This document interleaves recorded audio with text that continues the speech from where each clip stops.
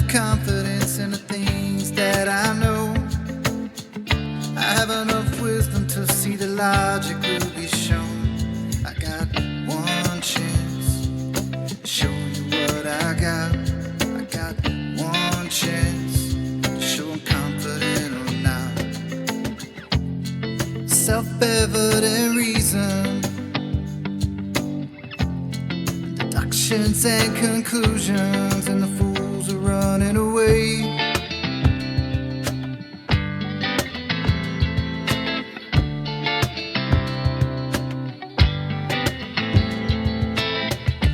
It's not what you say, it's only what you can prove.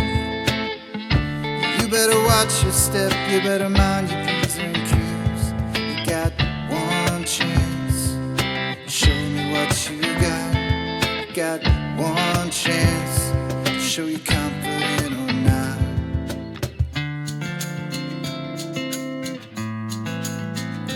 Don't get caught in the matrix of all of these fakers. Society's spinning, and I'm just here living on the ground.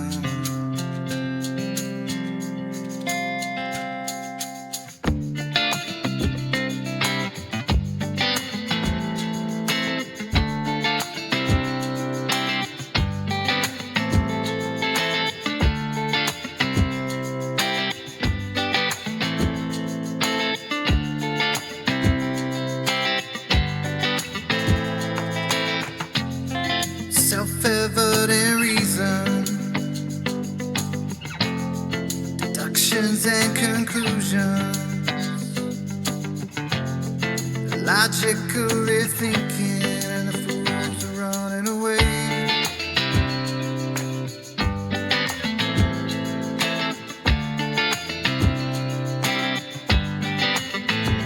You're flipping over backwards to show me where you think you are.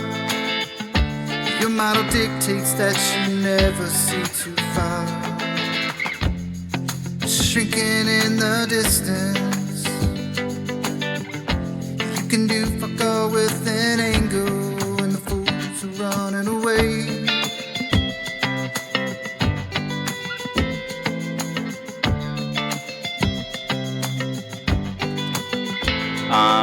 We wanted to try to pick Bev's brain if he's willing to. Okay. About what? Because, well, I think a lot of us appreciate your logically intuitive way of approaching things, and we were just wanting to see if where that extends to. You know the flattery's the devil's handshake, right? Yeah, I'm a Flat Earth is the devil's handshake. I'm just playing. Go ahead. It sounds I wouldn't be it sounds surprised, they've got a I'll tell you riddle that. or something that they have for you. He said flattery. Yeah, I'm Oh, flattery. I thought you mean Oh, flat. now you get it. Okay. Flat Earthery. Oh my. Sin cleanser is usually respectful. okay. Well, yeah, you know we only do the basic stuff, so yeah, bring them over. Let's have a go. Well, Who- yeah, no, because Have you I'll, got, are they already in here? Do they have the role? Or no, they'll be in here soon. I don't know if they have the roles Steve A? for it necessarily. who do we know who it is? I've just Well, I mean, I can vouch for them. They're just some normies over on Nathan and QE's channel, but it Shines. Here we go. Shines is one of a couple. Yeah, hi. We I know think Shines. yeah, we know. Yeah. What's up, Shines? Shines Oh, is good. Shines. Yeah.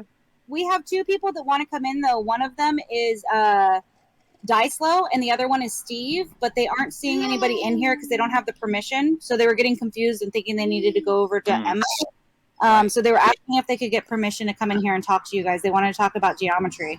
Okay. Well, where Steve is sorted, and who was the other one? dice like The other one was Dicelo. Yeah, I know Dicelo. Steve, I'm not so sure about.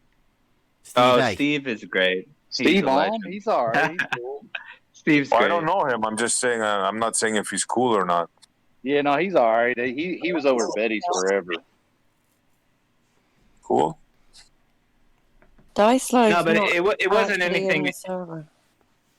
Yeah, Bev, it wasn't anything like purposely like you know, it was just a couple of just questions about logic and understanding things. And I know you come from a background of there's a premise from which all things can be known type of thing. And I think we had a lot of people that were just curious from, you know, a lot of different just questions. I don't want to put words in their mouth.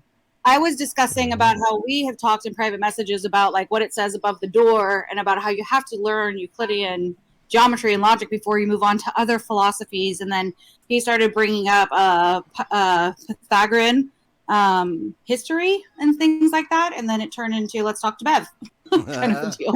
Yeah. We went straight to the source, Bev. That exactly.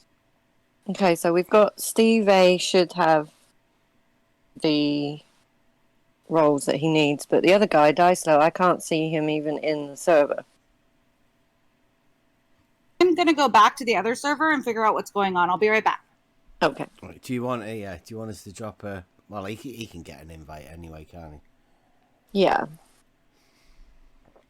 Yeah, I would. Dicelo, he's a really big Ken Wheeler fan, and I don't know how much you know about Ken Wheeler, but yeah, I would feel like it's like a worlds collide type of thing. So it would be pretty cool to hear you guys kick it around.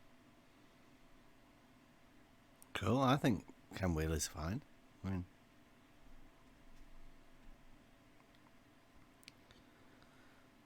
I wouldn't mind a word for Ken Wheeler actually. I think we could. Wouldn't we all though? Come on, he doesn't. I think, from what I understand, he's not really the debate or even conversationalist type of personality. He likes to stay in his comfort zone, unfortunately.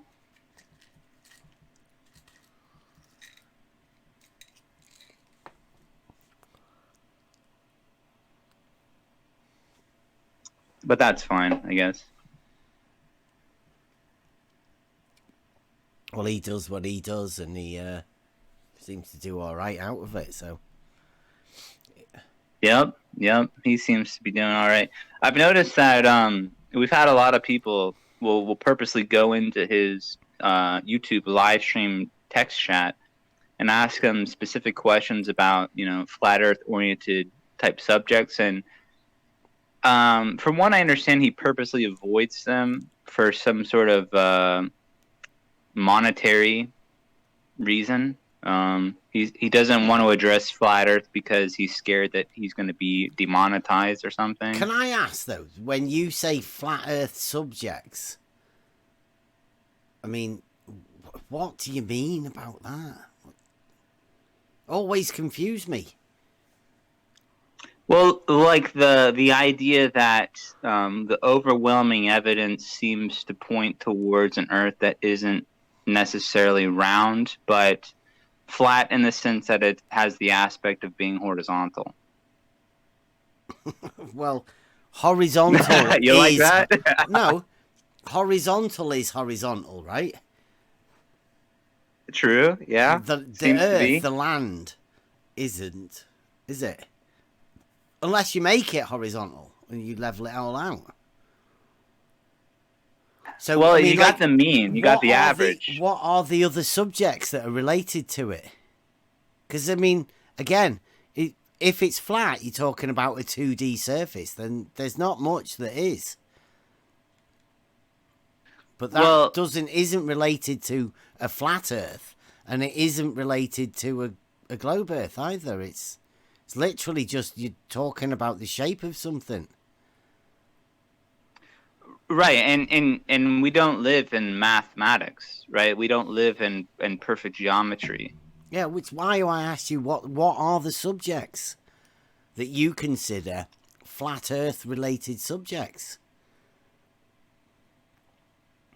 Well, a flat Earth related subject would be, to me, an empirical understanding that the Earth appears and presents itself to be horizontal, or a planar type of I don't know, realm of some So you sort. talk about surveying then. Surveying is a flat Earth subject, right? Well, not to me, because typically surveyors, from what I've encountered, usually like to appeal to geodetics and geodesy and all this other type of mathematical formulations of understanding things, and the way that they approach things, I can't just get on board When with you say that, stop. Yeah, how many surveyors have you talked to? Just in the community, probably at least 4 or 5. I'd say. Can you name them? Well, you have one, Larry GPS. He's not a surveyor, right? Forget about him. Next one. Who else? There's a guy named Jesse from Jesse. It's not Jesse Kozlowski, but it's I know. like He's not a surveyor either. Right? Next well, one. these are guys that have rented out auto levels and have, at least online, said that they've done these observations. They've took an optical device up a mountain, right? That's not surveying. So who else is there? Exactly. You've gone 2 for 0. Who next? Well, I'm going off of the understanding that they are confessing themselves to be who they are. So they're identifying as surveyors. Right. So that's whether why you think them, that's why you think surveying is not a flat Earth subject. Okay, got that out of the way. No. What else do you think? No, the initial question was, what subjects do you think are related to flat Earth? And since we're not talking about surveying, which is the geometry of the Earth, right? The actual practical application of geometry, which is the study of shape, and what other subjects do you imagine are related to flat Earth? Well, if we're going to measure the physical reality of what we would say we live on, surveying would be one of many just different opportunities for us to discover whether it's flat or spherical. If you don't want to include surveying into that, I would understand, but then you're still going to run into people that would say that we have satellite imagery and you said all sorts of... We're not talking about surveyors. Right, all it was, I asked the question. You said subjects related to flat Earth, and I asked you, what are those subjects? I mistakenly asked you. Don't think surveying is related? No, I mistakenly asked you if surveying would be one of those topics, to which you said no. You said no. Yeah, I would say no because I've talked with them directly, and they're going to appeal to a mathematical conceptual reality that I wouldn't say is grounded in empiricism. Okay, so you're trusting people that have told you they are surveyors, right? Whoa. That's not... Sorry, I got a contention there. What he just said with mathematical is not empirical. Which is better, a mathematical proof or an empirical proof? An empirical proof will absolutely be more substantial. Are you sure about that? I can give you a mathematical equation for pretty much anything I can think of. That's not going to be as substantial as empirical reality. Empirical is inductive, which is not as good as mathematical proof, which is deductive. Well, think about this. I can make a video game that has an algorithm to create any reality that I want virtually. Does that make it as useful as empirical reality? No, I wouldn't say. No way. Isn't it different because there's difference between measurement and calculation? So we're talking about like actual mathematical measurements versus a calculation that you can make. But to use the measurement, you have to have the geometry, and the geometry is proof on proof. It's deductive. Yeah, which is different from a calculation, right? Like we're not calculating it; it's geometry, kind of a thing. But geometry is the foundation of math. There's proofs in geometry that are deductive. Yeah. No, I think I just confused onto whether when we're talking about geometry, that's not necessarily like a basis in just like creating a calculation, right? Like it's what we actually observe. We do the geometry. The geometry gives us the geometry, right? Then from the geometry, you find out the data, right? What can be known from pieces of this, where you can deduce the rest of it, right? Totally. That's what I mean. So when they're talking about like, oh, I created this, this fictional world on a computer, that's not the same as actual natural observation, which gives us geometry. It's something where it's different, so it's not the same, right?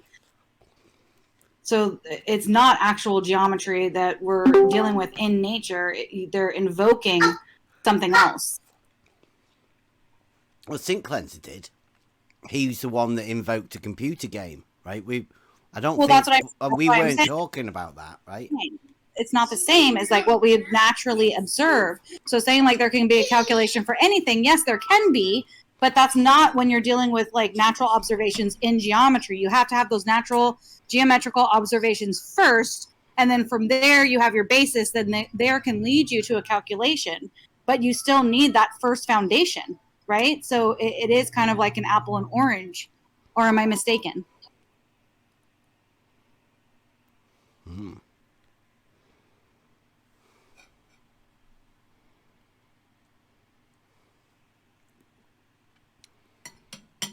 Hello, Dyslo. Are you talking, or is my mic connection weird? Well, wait, I do want to understand this first really quick. So what I'm saying is that we have geometry, right? And from there, once we get that data, then we can calculate. Well, without that natural observation, we wouldn't be able to collect those measurements that would therefore create the data that we can do calculations off of. So they will come in with just calculations. We're just going to calculate, right? We're going to make things up and we're going to calculate. So that's, I think, where a lot of these differences come from, right? Well, right, the geometry's set first.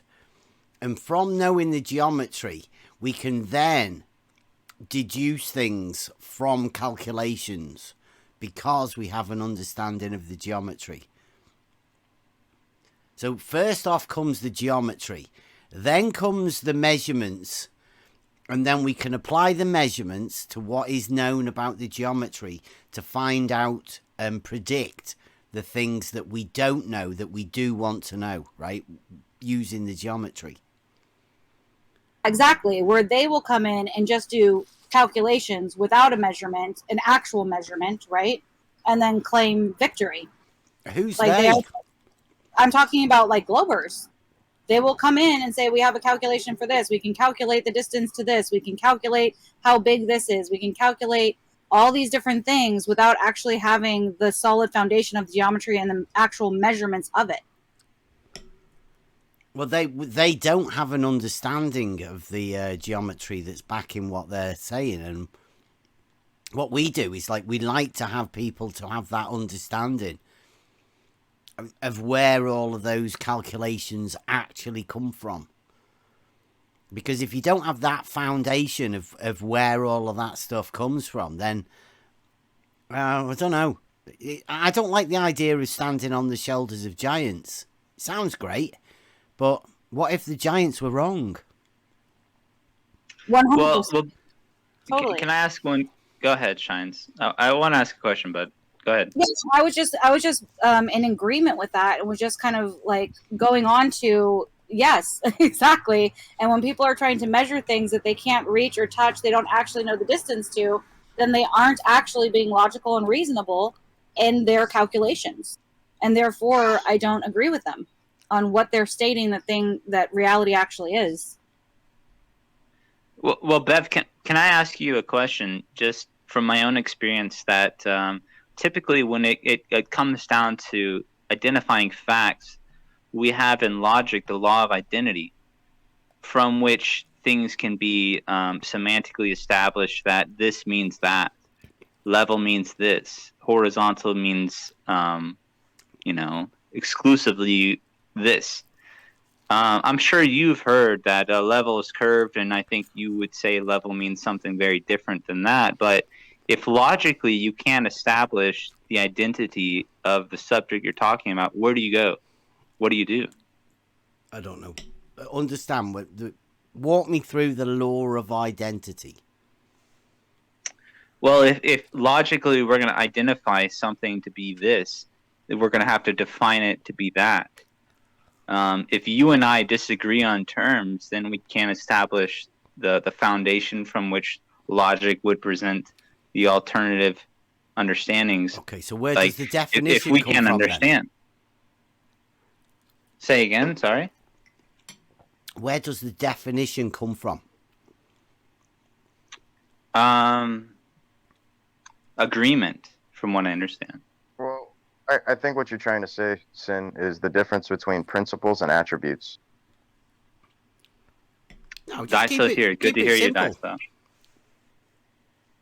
Keep it simple. It's Well, like Bev, no, Bev, no. I came to ask you that question. If you and I disagree on terms, how do we substantiate or even found a mutual foundation from which logic can progress? If you and I disagree on terms, we don't have logic. But the logic is based upon the definitions, right? The very first thing you have to agree on Exactly. is the definitions. Now,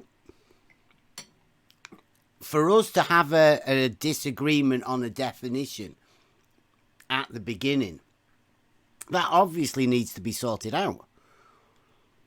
Yeah, I agree, 100%. So you would have to present your evidence for your definition of a particular thing, right? And then we would agree on that. No. We're dealing with logic here, to... right? The definitions are set at the beginning of the logic, right? Yeah, but you just went to, if you and I can't define our terms, we don't have the law of identity. But what you went to immediately was convincing evidence. Well, you went to convincing evidence, right? That's a good start. I would say we'd have to convince each other first before we define things. But, I mean, you've probably talked to ballers or glopers that would say, you know what, level absolutely means something 100% different than what you interpret it to be. So you can never agree on the logic. Therefore, you can't have the foundation. Well, like I say, with most of the logic and everything we deal with is set in foundational stuff. So, for me to say in a logical argument, level is horizontal, that's a statement, right? That's the statement that we then go into present an argument about, right? That's what the logical argument is. Call it about whether level is curved or whether level is straight, right? I'm making the case that level is horizontal. That's what I would be putting up evidence for. I think the problem lies in the fact that there's a multitude of principles that have the same attributes, such as, for example, like flat and level, right? They share some characteristics. However, there's some defining features that differentiate the two things. And the problem is science is just kind of fallen short when trying to get to like a very concise verbiage at which they're going to explain the nature of the phenomena at hand. However, they settle for a description, and this is what happens all too often, is that when discussing very complicated topics, they often associate a description as an explanation, and as we know that can we not do the they, right? If you putting up a case for an argument, you put that case up. Let's not talk about. Yeah, when I say they, I'm talking about current science, academia, what their paradigm of a grandeur illusion is. That is a lot of people, right? And I wouldn't hesitate to talk for all of those people. And group them into That's a lot of people. Yes, this is all of academia. Well, okay. Well, what is the specific thing that all of academia is saying that you're bringing the case up for? The specific thing that they're saying is essentially that atomism, materialism, relativity, and quantum mechanics is what our reality should be comprised of as a mechanism at which to understand. Ooh, relativity. What's relativity? Relativistic. No, hold on. That's a deterrent, because we had a long conversation about why people like to use relative terms. and it's for the purpose of confusion. What we were trying to initially get at, Bev, was that if we want to establish terms, the law of identity requires that we agree before we can have any other preceding understandings. No. But if we can't establish an agreement of identity, then we're going to go off into the netherworld here. Well, there's no communication at that point. You can, right? Because certain definitions are already set, right? They're namely the definitions within geometry. I'm talking specifically within I'll give Euclid, you an example. right? So they're the definitions that we go with, right? I'll give you an example of There's no need a for us to definition. argue with those definitions. Well, I'll give Bev, you- I'll give hold you on, an example of a Dyso, 1 definition that second. should be argued. No, Dyso, you're missing it. Bev, if I don't agree with your definitions, I would say you're just appealing to authority from which I haven't grounded myself in the same way as you have. If I was to define just a a difference of circle opinion. and a triangle, right? Do you think you could just not agree with them? Like, would you go that far? I mean, I know a lot of ballers do, and that's Right. a Show me a particular debate tactic, right? Can you show me either one of those in ultimate reality, or is this only a conception upon a It is a two-dimensional piece conception. of surface, i.e. paper or computer screen? Yeah. Well, I don't know. Dyso's What are we right. talking Bev, about? you're Are we stuck with talking the about conception. definitions now, or are you talking about proofs? Can you point to anything in reality that is a circle?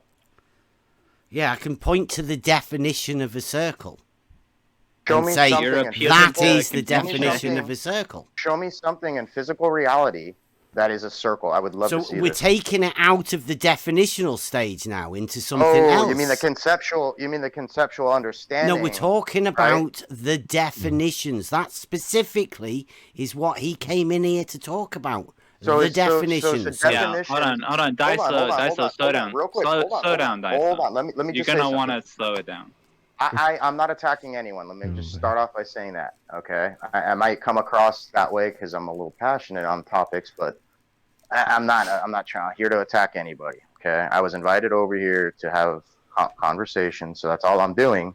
I'm just simply trying to point out some facts here when we're talking about logic. Now, when you're going to talk about numbers and two-dimensional geometry, you have to admit that this is based Euclidean upon geometry is abstract- three-dimensional. Don't get confused. Okay. Well, okay, but he was very concise when he said a circle or a triangle. He didn't say a ring, right? Or trapezoid. He said something in regards to a two-dimensional. Right. Yeah. So that's what we were talking about, the definition of such. Correct. And definitions should be based upon ultimate reality and logic, something that's verified through validity, right? Not just some mechanism at which we have to agree upon, right? And that's Sin's point that he's trying to make, is that we have to agree upon this definition without any representation within reality that a circle Right. Well, I'm circle. just trying to start off with the foundations, right? The contention was that we have to agree upon definitions. Now, I said there are certain definitions of things that are set in stone because they are based within the geometry, right? Now, there's no need, surely, for us to argue about what is a circle and what is a triangle, what is a straight agree. line, what I is a agree. tangent, We all agree. right? That's kind of a silly argument. I agree. Okay, But so we however- can however, he has a use point. those definitions in order Here's the to problem. describe and argue with, right? Without us having to Here's go the- back here's the and problem. have an argument about those particular definitions. Here's the problem: is when you're not able to differentiate the difference between an abstract, conceptualized mirage versus something within reality as it's defined. For example, a wave, then it's quick. It's very quick to get misguided upon your understanding of the nature of something. So when you invoke that a wave, right, is a thing, Who's right, invoking? rather than what something. Who? Oh, What well, are you doing? Look in the definition. Yeah, Daiso, hold very on. You're confounded upon your jumping into definition. some shit, Daiso. Hold on. I don't even think Bev is Giving an gonna example. disagree. But hold on, you can't just jump to different shit like that. Well, no, but this is important, man. I'm not just jumping a different No, shit. but I'm just I don't saying even that think Bev. definition. Listen, I don't think Bev is gonna jump on board with the logic because you have a precondition of your understanding that I don't think he's gonna follow with. It's based You know? in logic. Based in logic, and you can't deny That's it. my That's the problem. My initial problem with what Bev was saying is that he has a precondition of his understanding of logic that requires certain definitions to be this or that. And I'm saying that if we define things differently, Sink cleanser. then just we're a going to have minute. different You're missing the conclusions. Sink Right? cleanser. You're making an assumption. Just You're missing the point. a fucking minute. Right? All you've done is come in here and now you're off talking about it to each other about things that you say that I've said. No. All you didn't said put was what we have to decide on definitions before we start an argument or Yes. whatever. Right. Now, Absolutely. all I said was there are certain words and things that we can use for definitions that there is definitely no argument about.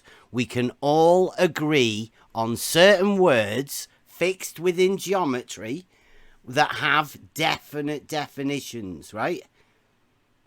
Yes. Right now. So there are things that we can base on, right? That we can base an argument on. Now, for definitions of words that aren't there, yeah, now we're on to somewhere else. But I would suggest where we should. that if you were to have an argument and wanting to bring in these other terms, we would have to say at the beginning of that argument what the definitions, and we would have to agree on them, right?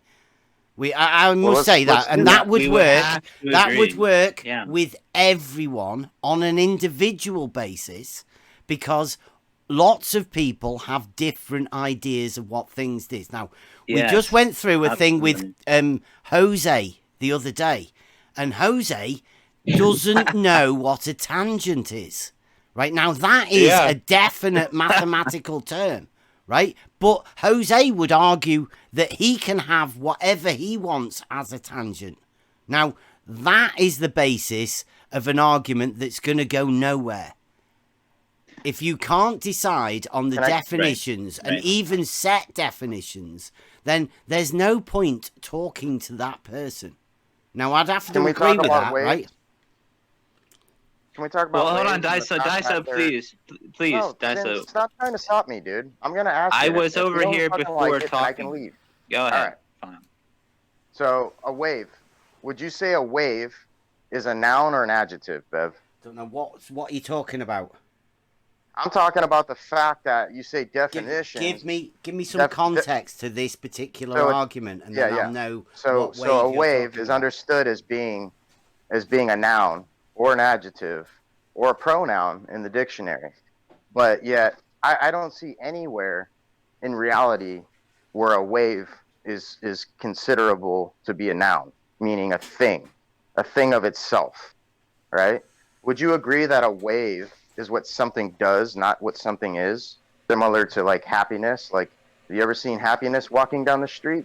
Or have you seen somebody expressing happiness because it's consubstantial to an individual? It's not a thing on its own. It's an expression. A boring argument that I would say. What is the point of what you're saying? Tell me about the wave that you're talking about, and then we'll discuss that. Wave duality. Sorry. Particle wave duality. I have a law that I stand with is the law of non-contradiction. Okay, so logical. We're not going to talk about particle wave duality. That's what you're. Absolutely. I mean, like, can something be something that it isn't? Like, can it be one thing and another thing? Well, no. I don't believe that. Right. Yeah, Daiso, I think you're going to find that Bev is probably on your side on most things.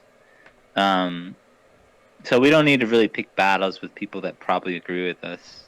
on these Why things. are you conceiving this to be a battle, man? I'm trying to have communication. Because the wave particle duality isn't a thing that most everyone agrees with. He asked for me to expound upon the reason why I'm bringing up a wave not being a thing of itself, and I simply brought it to that conclusion because this is what quantum mechanics is based upon, their understanding of the nature Quantum of light. mechanics is bullshit. Mm-hmm.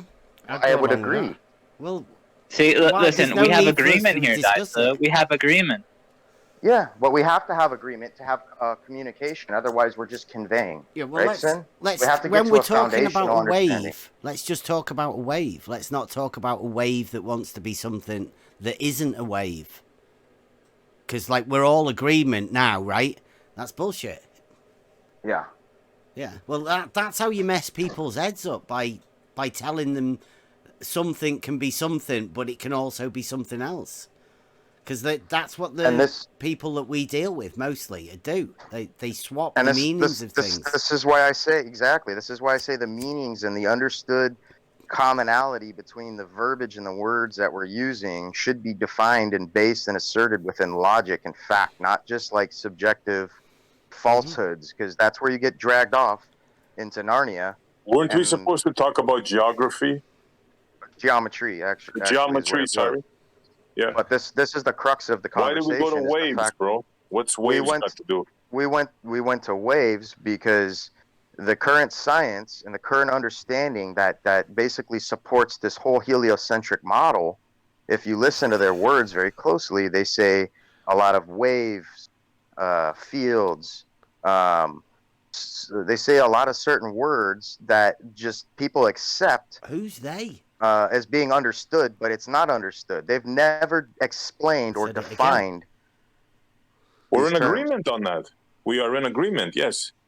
So when you say, why do I mention waves? Because it's very significant in destroying their understanding using logic. And this is why we need to like really, really listen closely to the words they're using and make sure that they're not just like, we're just skipping past it. Hold on. That's initially why I wanted Daiso and Bev to talk with each other, because I think that the mutual foundation from which you guys approach things is more similar than it is differential. And unfortunately, there's a lot of problems in Flat Earth that seem to present themselves as, Bev believes in the Earth isn't flat, but what he really means is a technicality of understanding based on definitions of what flat. Yeah, it's kind of bullshit though, Bev, I feel like. And it's like, I feel like most of us are on your side. And which is why I brought him over to you, is because it's not that we disagree with each other most of the time. It's more of the fact that, like, holy shit, the definitions of these things can get very convoluted. And how we approach these understandings is probably the most profound that's what we really get from this. Well, it all boils down to hubristic. I don't know if you've ever heard of that word, but like hubrism or academic hubristic understanding, like never looking for answers to the things that you think you already have the answers to. And this is the main issue that academia has fallen into. They just accept things to be understood when it's never been defined properly to be used in the context they're using it in. Use they again. Yeah, I said it. What do you want me to say? The academia every time I talk? Yeah, you're talking the academia. Come on, Bev. I mean, come on. Academia, Bev. Bev, let me ask you a question. What are the two postulations that's ever been presented in the history of science as to which the cosmos has been predicated upon? Can you give me those two foundations? I'm making a break. See, the fact that you only know one, Bev, tells me that when I say they, I can throw everything into a handbasket, because it's very sad that no one knows this. You should know this, Bev. No. Listen. But here's the thing, Daiso, you and Bev have so much more in common than you have in some sort of differential opinion. It's more of a clashing of realities. Again, please, not again. Can you get to the point? I mean, you The had a, point is Point that, is, you right? know, more You had people a Point is, found topic. out. Hold on. Listen to me for Okay. one second, please. there's only ever You been came two in. You postulations. came in with a topic, didn't you? There's only ever been two came What's in up? postulations. with I a think topic, you're a didn't you? clown. Shut up. You came in with a topic, didn't you? Have There's you only brought it ever up been yet? two postulations, bud. Have you brought Let's it hear him. up Let's yet? hear him. Dicelo, what are they? Go ahead. It's Oh my. ether and Why quantum would you be mechanics. against hearing? Yeah. Why would you be against Ether and hearing quantum that? mechanics. Okay. Those, What about those are them? the only two postulations that have ever been set forth in the history of science What as do you to mean? what the cosmos is What do you predicated mean upon. by postulations? Well, look up the word. What do you mean? What do I mean? You mean a word is a postulation for the cosmos or against the cosmos? I mean, Yes, boy. Euclidean postulations exist too, Bev. like, I You don't wanna talk understand about what you're What are you talking doing? about. Relax. You Ladies guys, first. come on. Let's please, You know, let's start this you know from the anything beginning. about the right? conjugate geometry, Bev? You Let's- want to talk about geometry? Let's Let's talk about start this conjugate from geometry. the beginning, right? Dysa, relax. Say- Yeah. All right, guys. Yeah. Welcome to the server. What is it you would like to talk about?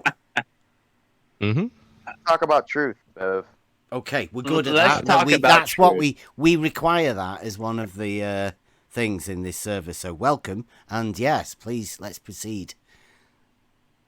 How can we talk about truth with you? We would have Well- to find agreement. Yeah. And For I one, think that I'd most say of us may- having hold on, Dyslo, shut up. Not shut up, but having heard Dyslo and having heard you, Bev, and having heard a lot of people in this community, there's more that we find in common and then we have disagreements about. So Actually, Dyslo, do we know each other? Not that I know of. Okay, we've never talked before or anything, no?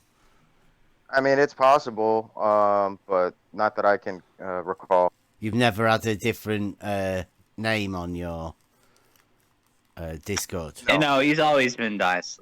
Yeah. Right, okay. I'm sure I've heard your name before. Did you join this place or something? Just think about in the name. I was given an invite to come talk with you because, I don't know, somebody said that we have some similar understandings. Yeah, would that be Sink Cleanser? Because he said it'd be good Like- for us to get It together. was actually Shines that mentioned it first, and Sin said, "Yeah, I've always thought so myself," and we just kind of decided to come over here and talk. Sweet. Yeah, Okay. no, I mentioned geometry, and then Bev got mentioned. I didn't say you guys. It was Sam. See, the thing is, Bev, I have a lot of respect for you. I think you're a man of complete understanding when it comes to certain Wait a topics. second. Oh Do my. you really? And the fact, hold on, God Scapel, you want to really? interrupt? Oh my. Yes. Okay, Should I God remind Scapel, you of go the thing you ahead. said 2 days ago, or what? Well, do you want me to Well, respond to should I, or you? should we just let you continue with your bullshit? God Scapel, do you want me to respond to you or to Bev? Well, I'm just curious. So should we? I'm talk curious about who what I you should said 2 respond days to ago? at this point. Come on. Well, I'm just curious. Should we talk about the things you said 2 days ago about Bev and his server? Well, I have nothing to apologize myself for, so you could bring up the past, or you Well, could talk just about my opinion seems- now. Just I'm ready to seems- give my now. opinion. Oh, Now. so you changed your opinion from 2 days ago? No, I absolutely have not. Well, why does it seem contradictory what you're saying now compared to what you No, said no, 2 days because everything that I have to say is in complete harmony with Oh. what I've said before. Yeah. So how does this server being a cult and people need to be told what to think by Bev fit into what you're saying right now? I never said it was a cult, Oh, you did? which proves to me, yeah, it proves Really? to me that you never listened. Maybe you were too intoxicated to remember exactly what you said. Well, can you quote me verbatim? I do remember you asking me if I should go check. No, with and I Bev. want you Just- before hold God on, to wait, quote wait, me wait, wait, verbatim. wait. Right, let's not That would take be it nice. to this, like, right? We all know Oh, that okay. people Just have quote me problems with verbatim. us here, right? We do know that. And the simplicity of what we do seems to upset a lot of people. I can't help that. Let's carry on going forward, though, I right? have the utmost respect for Bev. Despite what you think, God Scapel. Oh my. I have the utmost respect for Bev. I think he's intelligent and strong-minded. It doesn't really matter. And it doesn't have anything to do with boosting your ego, by the way, Bev. So you can hush yourself of being excited. Anyway, so right? Let's just carry on with the what we Fair were enough. meant to do. I mean, I heard somebody wanted to come and talk about logic. Well, no. Hold on, Bev, because that's why I tried to bring some people over to you, because you do have a profound understanding of logic, and when you get into math, I think you're approaching it within a language that is grounded in mathematical understanding, which is in and of itself based in logic, and I appreciate that. And I don't want, if you're gonna try to understand proofs, you're gonna want to try to figure this shit out mathematically, and that's why I've encouraged people to seek you out, because you do that better than most, and that's the only reason. The arguments, other than that, who gives a fuck, really? To be honest. Can we find some common ground? Sorry. Do you guys agree in a straight line? Let's start from there. Do you guys agree a straight line cannot, in any way, shape, or form, curve? I would say that a man makes a straight line, nature makes a curved linear line. Is that, I mean, so you're saying, yes, it can curve. Nature can curve a straight line. So wait a minute. No, that's not what I said. I noticed the hesitation. Well, he's not defining it either. SE's not quite sorting it. Let's say a perpendicle, right? Nature makes that by you just hanging something from a thread, a rope, a string, or whatever, right? Now is that a straight line?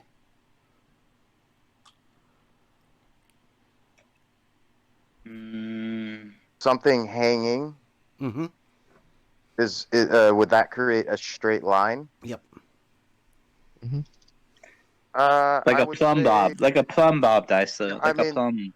Not to get too into it, because I mean, for one, a line is something that's conceptual, right? There's no line in nature. So, but as far there as are no lines in nature. Yeah. To answer your question, like a spider I would web. say it's straight. Would you not call that a Are line? you sure there's no, how about a hanging spider from a spider web? I mean, God damn. Ultimately, everything's curved linear. Never but thought of it. It appears to be straight.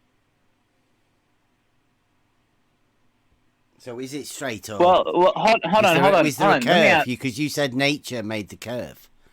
Yeah, curved linear. Everything's curved linear in nature. Even a perpendicle. Straight is a concept, I would say. Curved linear is bullshit, Dice, though. Come on. Fuck off. Is there a perfect circle? Don't say that. Don't say that. Just don't. Have you, Sink Cleanser, did you come here to argue with him? Or did it bring somebody here for a conversation with us? I mean, what's going on? Bev, I brought him here because I affiliate myself with him more often than not. But if him and I differentiate in opinion, I feel absolutely confident enough for me to... fine. Right, whatever. Okay. You're not going to hold my feet to the fire.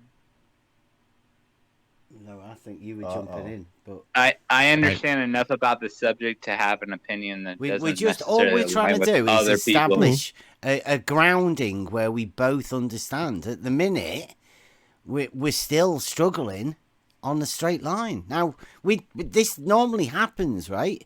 That's why we go to this particular question for the first question that we have, right? I would suggest that the first thing is we've already established it, that the law of non-contradiction applies, and it always applies. Like that would be my first basis for understanding of an argument, that at least we can agree that the law of non-contradiction applies. Let me ask you, Bev, do you think that if you've drawn a horizontal, mathematically, geometrically, perfectly horizontal line, do you think that line can be affected in any way? Did you say drawn? No, I'm asking you specifically in your understanding of mathematics. Did you say drawn when you've drawn a horizontal line? Well, the fact that you've repelled the idea of thinking about it means I shouldn't ask you about it. No, I did ask you whether you said that. I think if you did don't want to say think about drawn. it, I Do you want me won't to ask you about should it. I go back and get it? Because I mean, it's being recorded, right? No, So no, it has been recorded, but if you don't want to think about it, I was asking you, St. Cleanser, to clarify. Did you say drawn? If you've drawn a horizontal line, was that the basis of the beginning of your question? Yes. Right. Well, if it's drawn on a piece of paper. Now, that piece of paper or wherever, on a sticky tape or whatever, is somewhere in a location. Right? You're physicalizing horizontal in a linear form. It begins at a Cartesian location, I would agree. Yeah, you have an XY axis of orientation from which you can draw that horizontal. Can you move that paper? Because if you can, it's no longer going to be a horizontal line that you've drawn. Because the location of it is the identifier horizontal. You can move that and it would no longer be horizontal. So, yeah, you come up against problems the moment you say drawn. I have no problem with the problems. You've no problem with the problems. The problems from which you seem to be frustrated with is that you can't think outside of any other. Okay, well, that's fine. So we've clarified it, right? With the drawn. No. My whole point is that mathematics is the language from which you can understand all sorts of types of geometry. You don't agree with that?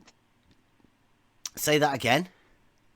I think you got. I said my understanding of geometry is that you can find the equation that accounts for pretty much every different understanding of directionality. That's changed. Do you want to try again and see if you can get a Why would geometry not account for directionality?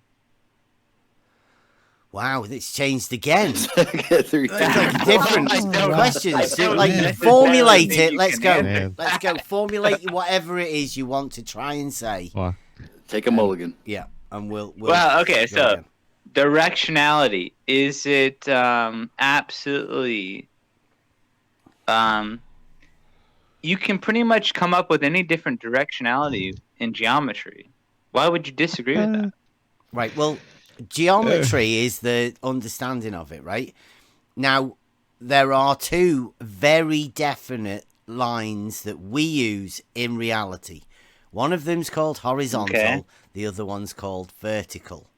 Now, geometry, I don't know whether you've noticed, has a basis around what's called a right angle and a right line. It's called straight lines, really. Good start. A very good start. Okay.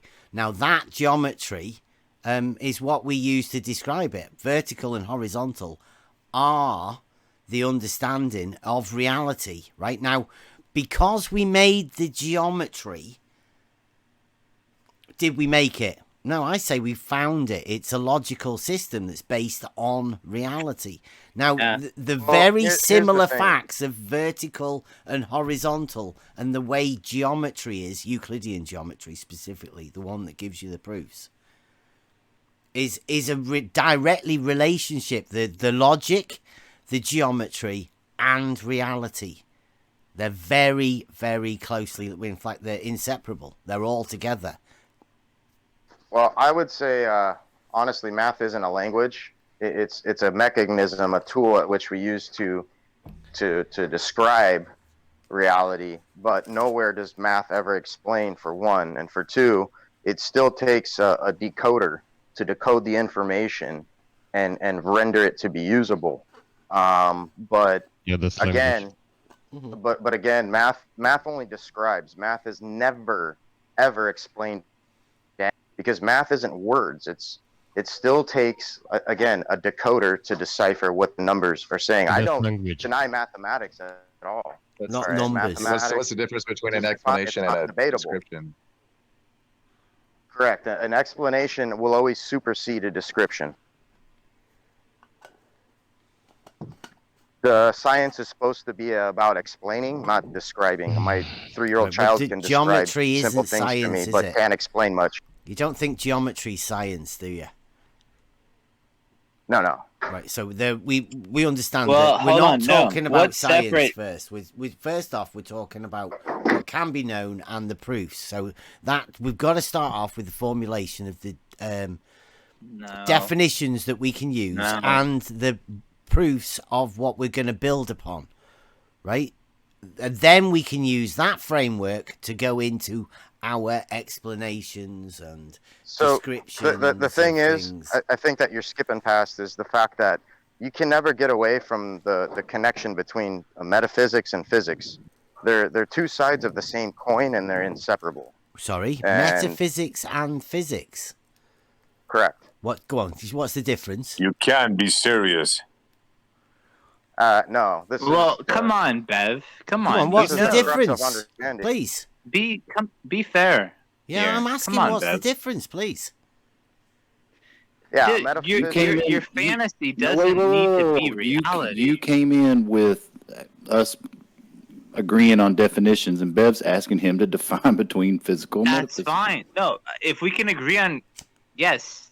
But if you don't want to agree, come on. We're in. He just alternative asked him to reality. define it, and you're like white knighting for him, so he won't have to. No. I see your point. I agree. I see your point. So physical is everything within our phenomenal reality. Metaphysics is the substrate of phenomena, i.e. noumena, which is what everything is predicated upon. Metaphysics, you could say, could be considered philosophy, whereas physics could be considered like mathematics or something of that sort.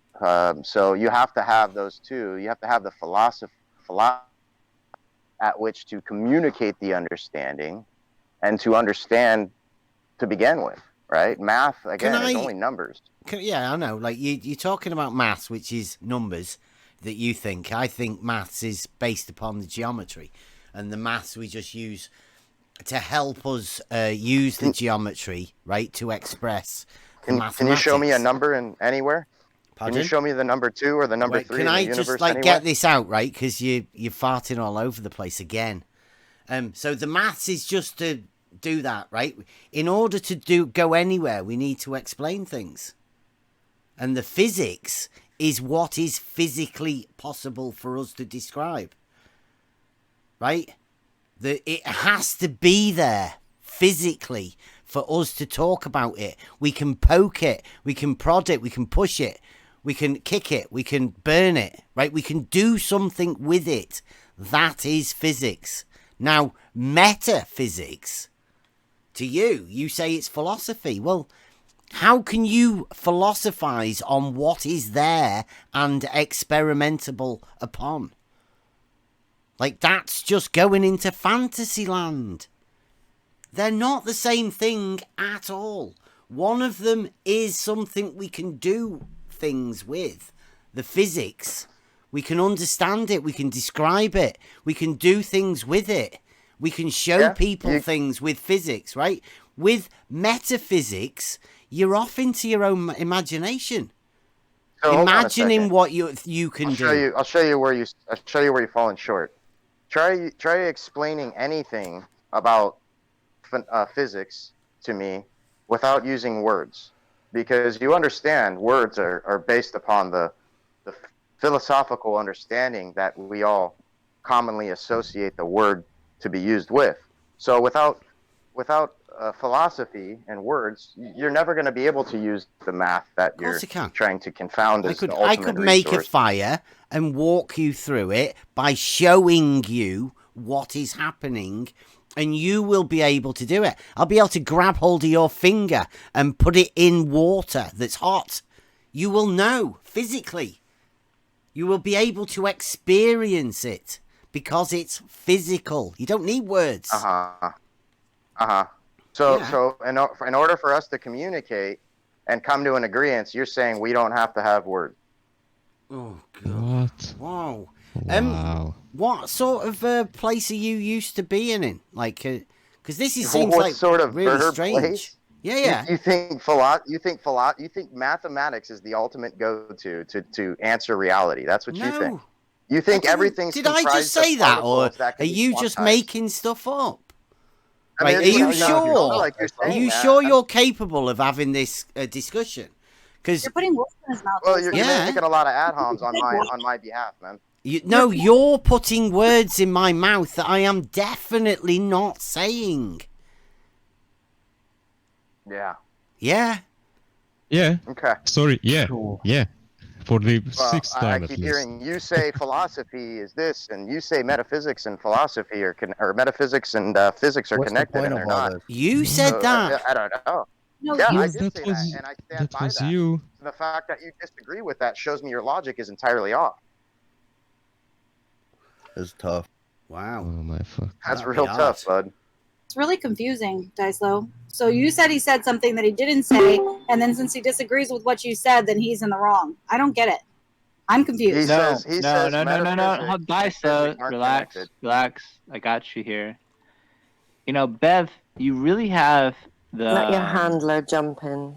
I'm sure he Yeah. can sort it all out for you. Please don't try Yeah. gaslighting, Hey, right? Bev, I don't maybe like we can gaslighting. have a conversation one day, All just right. one-on-one, Fine. without all your cronies there, bud. But until then, maybe you can stay in your safe little zone there and be protected. Who's that? Actually, You're talking why- about sink May I ask cleanser, you a right? question, We please? should be able to talk. We should Right. be able to Dyslow, talk. may I ask you a question, No, please? wait a minute. Let me Wait, get this, because he sounds like he's going now, right? And he's going because sink cleanser keeps fucking interrupting when he's having a discussion. It's sink cleanser that's doing It's not it. cleanser, Yes. It's your tonality, Bev. It's your tonality. Tonality. What? Go on. Yeah, Bev, you're I saying want a metaphysics and conversation physics with aren't him and connected. you. wanted, I want you wanted that. to tell me that's not the case. Come on. I completely disagree. So if you would like to have a conversation on the matter without your patronizing ways, then maybe we can have a conversation. What? But I'm not Okay. going to deal with Off I'm you not going go to deal then. with your little cronies over here trying to jump in every 2 seconds, and then you want to beat on sin. I just want a good conversation. Come on, Bev. That's not fair. How are That's you just fair. saying that Dude. against Bev, and you're not seeing what sink Here goes your cleanser cronies. I'd is like doing? Bev's not Bev. capable I of want talking Bev for to himself. be honest. Wow. Come on. Can Bev That's not fair. talk for himself? What a mess. Well, can you not talk for yourself? Do you need sink cleanser to jump in every I don't 5 need minutes for anyone. you? No. I don't So need instead of anyone. Like having I a go said, at we us, can go down to why the not next room. tell him? But for some reason, you're We can go protecting down your to the next room, handler. It's Bev, if you really want to have a weird. conversation. Yeah, that's cute. We can go down in the next room, Bev, if you want to communicate with just me and you I'm sorry, one-on-one and have a Shines. You came conversation. in wanting to talk about certain Yeah. things, I'm but sorry, these well, men, Shines, I these don't know. men, they can't handle it. That women want to actually join the conversation, so they have to act like Dyslow is right now, What's crazy being a about condescending little jerk. hold on, let's Oh boy. Come on. Sin, stop. Shines and myself Stop. are in agreement. Say something. Shine, I love Shine. Sin, we're all Go good. ahead, Shine. What happened over on our server is that we started talking about geometry. We were actually talking about philosophy and logic and like how you break it down. And so I brought up the fact that I had discussed with you, Bev, about that Charlie Kirk thing I sent you, and you sent me a better version of it. So I posted that video about like when you go into this building, like you need to start with Euclidean logic and geometry before you can go on to any kind of other philosophy. Then Sin was like, let's bring this discussion over there, Die, because we, there's certain things I want you to talk about. I was like, cool. I love Bev. I precisely was talking about the incremental geometry discovered by the Shines hadn't Pythagoreans finished. and was held within Plato's Republic. Do you think that the woman finished? No end. Exactly the problem is that we can't just have a normal conversation. People are interrupting. It's almost like you guys came in here like aggressors. Like the Bev is doing something wrong. Bev has been nothing but peaceful. Exactly. He's been polite. He is not being condescending. He's asking questions. We're trying to have a regular conversation, and it's divulged and does nothing but nonsense. Like, Well said, Shines. bring it back on track. Let's just have a peaceful conversation. We are not each other's enemies. There's no reason to treat each other as such. And let's just have a logical conversation, starting with Euclid, because that's where it all began. And Dyslo, you brought up Great start. Pythagorean or whatever that you wanted to discuss, and I was like, oh yeah, that sounds like a great topic. Let's discuss it. And now it's like totally divulged. There's no reason for any of this. Please. Let's bring it back. Let me ask Dyslo a fundamental question. Dyslo, can we have physics without an object? Without a physical object? No. Very well said, brother. So there's no existential, there's no metaphysics, brother. There's just the real world. Yeah. Okay. Hey, Bev, That's very simple. Yeah. Hey, Bev. Very good. Well, for one, hold on. What you said, what you asked me is essentially what you invoked was emptiness, right? And you asked if emptiness exists.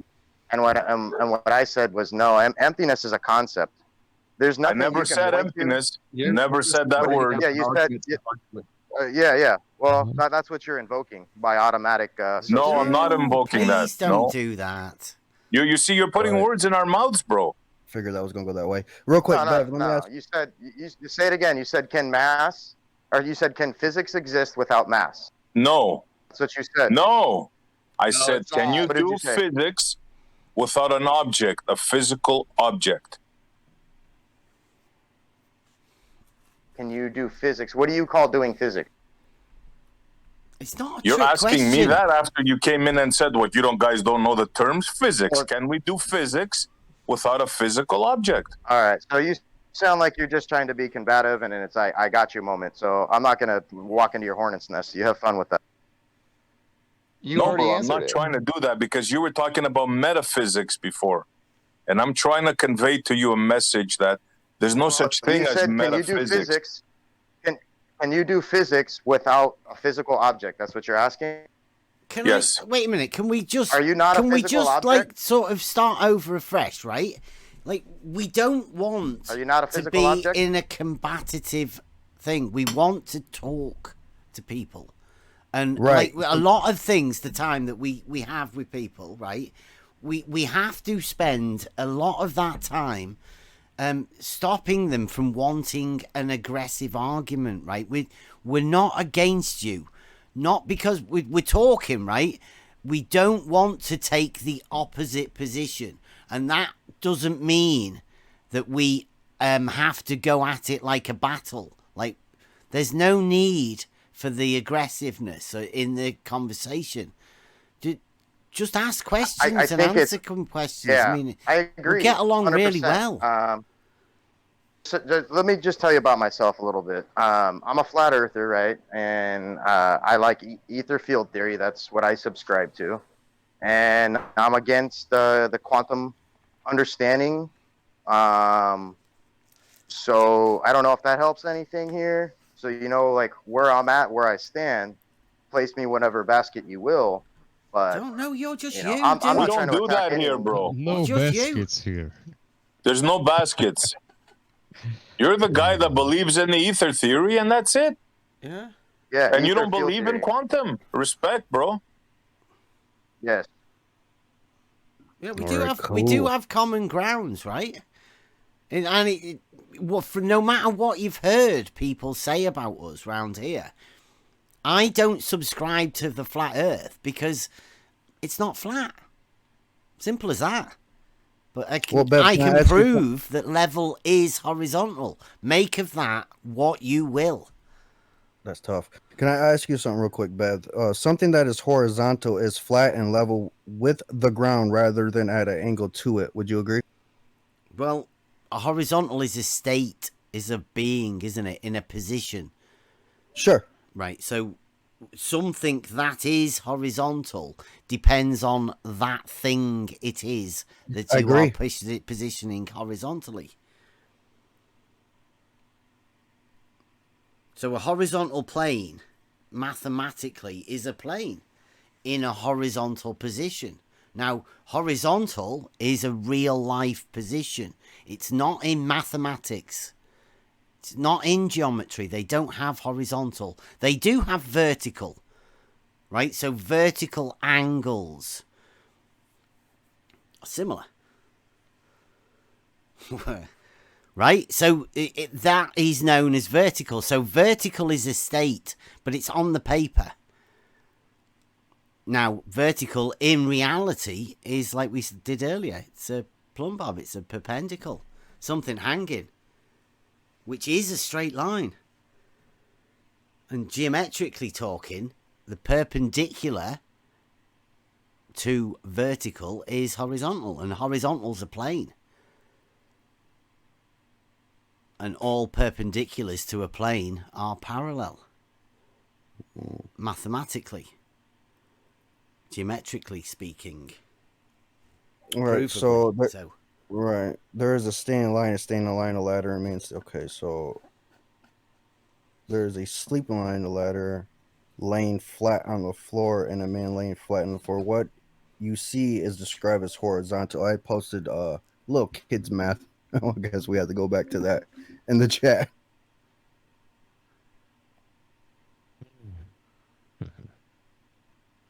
So are you Don now? Was that Dicelo? Oh no. Don. That was Dawn. That was Dawn talking to you, Bev. All right. It's me, Bev. Okay. Dawn.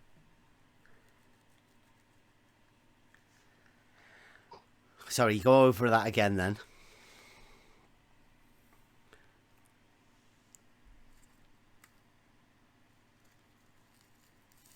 So yeah, I don't understand what's going on. Like, there are things that we can prove. Well, I'm just saying. What if we go back to the basics, 5th grade, right? What you see is described as horizontal. If you pull that up, you'll see some screwdrivers, thermometer, and it looks like a straw. A sleeping line is nothing but a horizontal line. A ladder laying flat is the same as a ladder laying horizontally.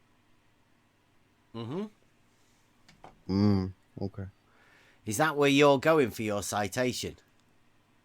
Well, I mean, that's where you're going, Bev. Pardon? You believe that shit too, bro. Come on. Hold on. I don't understand. Bev, you're a flat earther. I hate how you act like you're not. What the fuck, dude? You're just equal to us as anyone else, man. Okay, wait a minute. If you can't understand why Bev doesn't claim that he is a flat earther, as if he is this group look, there is a difference. He acts like he's not a flat earther. It's retarded. Get what he's saying. It's not flat. There is topographical changes. Oh my god. Things I get label. Hold on, I get the label. This is why I don't respect Bev, is because he acts this like come on, bro. You know exactly. Didn't you say that you did respect me? Respected him before, Sid. Yeah, what's going on? You said you sounds like you don't say what you actually mean. You don't sound like a horizontal. Are you kidding me? Have you been drinking again? Goddamn well. You've been drinking again. Chill out on the Adahams. Come on, bro. Are you kidding me? Real quick. You're on my side. Trigger everyone, right? Let's go real quick. The Earth is what, 71? Something. It fucks up the whole conversation altogether, right? That's what I hear for the past 40 minutes. Absolutely. All right, so and it's getting old. It's getting old. Right. Bev, so what? The Earth is 71% of water, right? I don't know. Like you're putting a number to it. Where'd you get that number from? Give or take. So there's more. What do you mean give or take? Give or take what? There's more water. There's more water on Earth than there is land. I don't know. Come on, Bev. Please. I haven't got a clue, dude. Right. So is water level? Please, bro. Think its own level? Are you kidding me? What? No, I understand what you're saying about. Oh, he's trying to talk to Don, by the way. No, I understand what you mean by dirt and soil. That's what Earth means, is just dirt, and it has undulations, it has dips, grooves, valleys, and all that rigmarole. Brilliant. I get I get what you're saying, but relatively in all, it's a plane of our existence. I understand why you don't say flat Earth, because as soon as you get that as soon as you tag yourself with that name, then you get bombarded. you get attacked. Because it's not true. It's a misnomer. That's tough. You would be foolish to go into an argument holding the position of something that is blatantly not true as your starting point, claiming, right, that's your starting position. I don't do it because you'd be fucking ridiculous. Real quick, is a OSB board, right, relative to itself, is it level, horizontal? Is it flat? Say that again. Like OSB board or birchwood. Apply about. 8x4, 8 feet by 4 feet. Is it flat if you lay it down? Now on the quantum scale, it has jags, grooves, edges, right? Are you suggesting Earth is on a quantum scale? Yeah, Don, he's not a flat earther. We are looking. Care. The Earth is extremely bigger than us, right? We're seeing it on a quantum scale. It's a very, very small scale. There's dips, grooves, mountains, small things, but it's not a sphere. It's definitely not a sphere. And when you go with, I don't know what route you guys are trying to go with. It's kind of like making things complicated. Are you checking up on us? You know what's really like, do we have to comply with whatever that you say first, just to make sure? Is that what you're doing?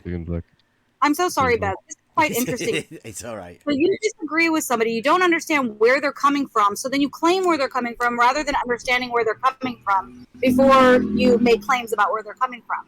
If you want to understand why he is saying he's not a flat earther, how about we just ask him, let him explain himself so then you can fully understand before making claims about, oh, it's this and it's that and it's whatever and causing all this drama. If you want to understand, say, hey, Bev, why don't you call yourself a flat earther? It's really that easy. Well, maybe if you understand if that question has already been asked once before in the conversation that has already taken place, right? I already have asked Bev why. And it's very simple. The label, flat earth. Well, no, he told you that it's fundamentally not true, and you'd be foolish to enter an argument taking a position that's not true. There you go. He already said it very 5 minutes ago, dude. Yeah.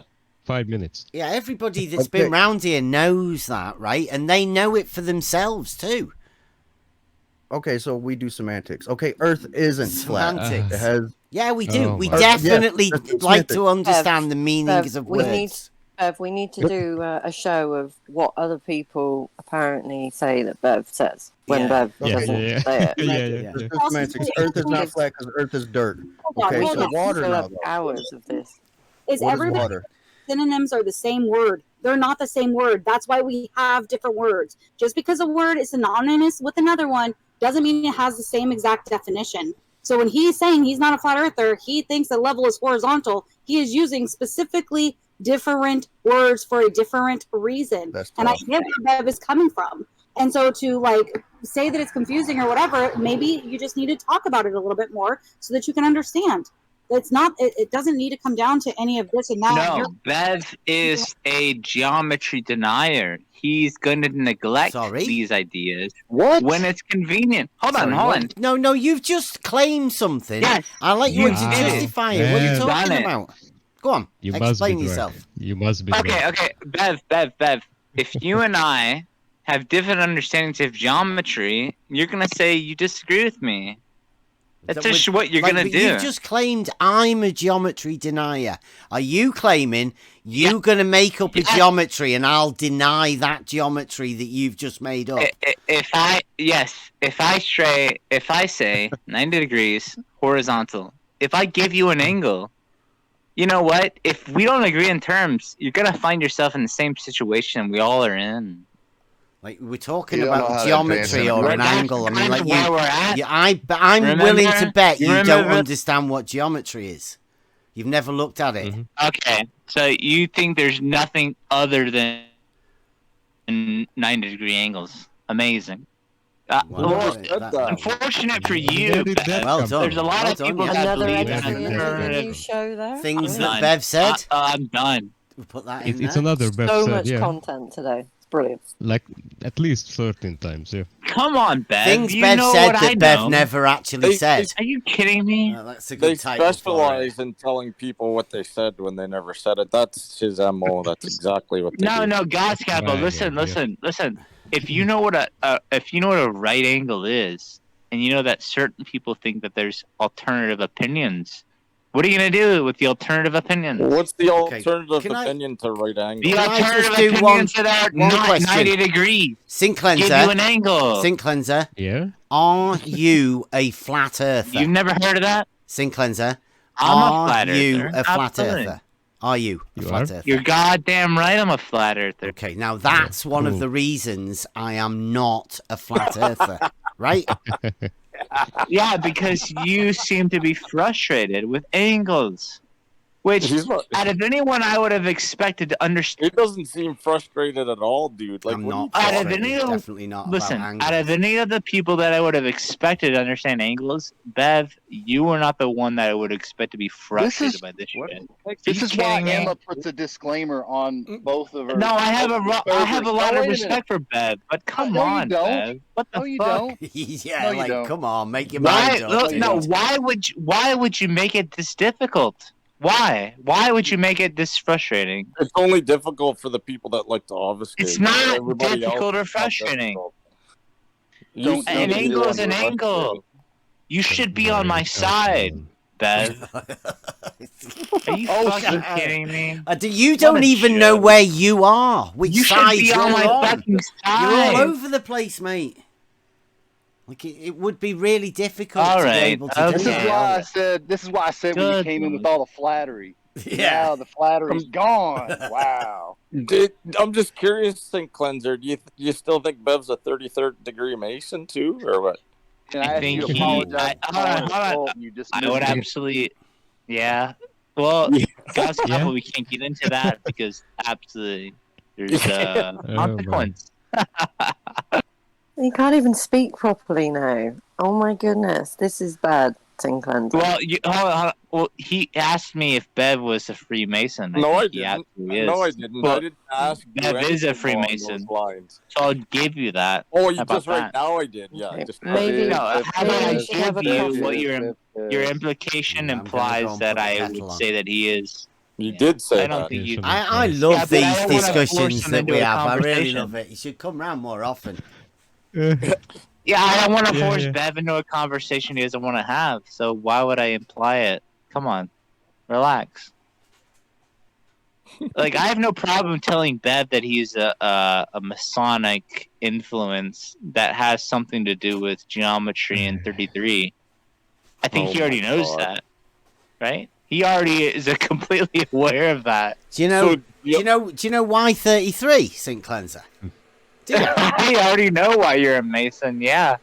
No, You're I mean, Masonic, do you know why? indoctrinated. Do you Go know? ahead. Do you know why 33? Tell me the glorification of 33. Go 33 ahead. feet. Oh, tell me the glory. You don't understand the significance of 33 feet. Tell me the Well, glory. I'll leave that for a bit. That's another level. Right, we have to start off with for the you to horizontal tell me. first, and then that would once, be beautiful. Once we've got the understanding of 33 feet. 33, huh? Yeah. Go ahead. Vertically, right? You'll be be able to understand why the horizontal's so important and why the 33 feet is so important. Bev, I actually like you, Bev. I don't want to talk you into shit. I don't even need to convince you of saying things that you just unwittingly will tell me yourself. You are a believer of 33. That's fine. Yeah, 33 You're gonna feet. tell me Yeah, we're going to whether check I it. want to hear it or not. Experimentable, right? Yep. No, I don't have a problem with you believing in I think 33. that's okay.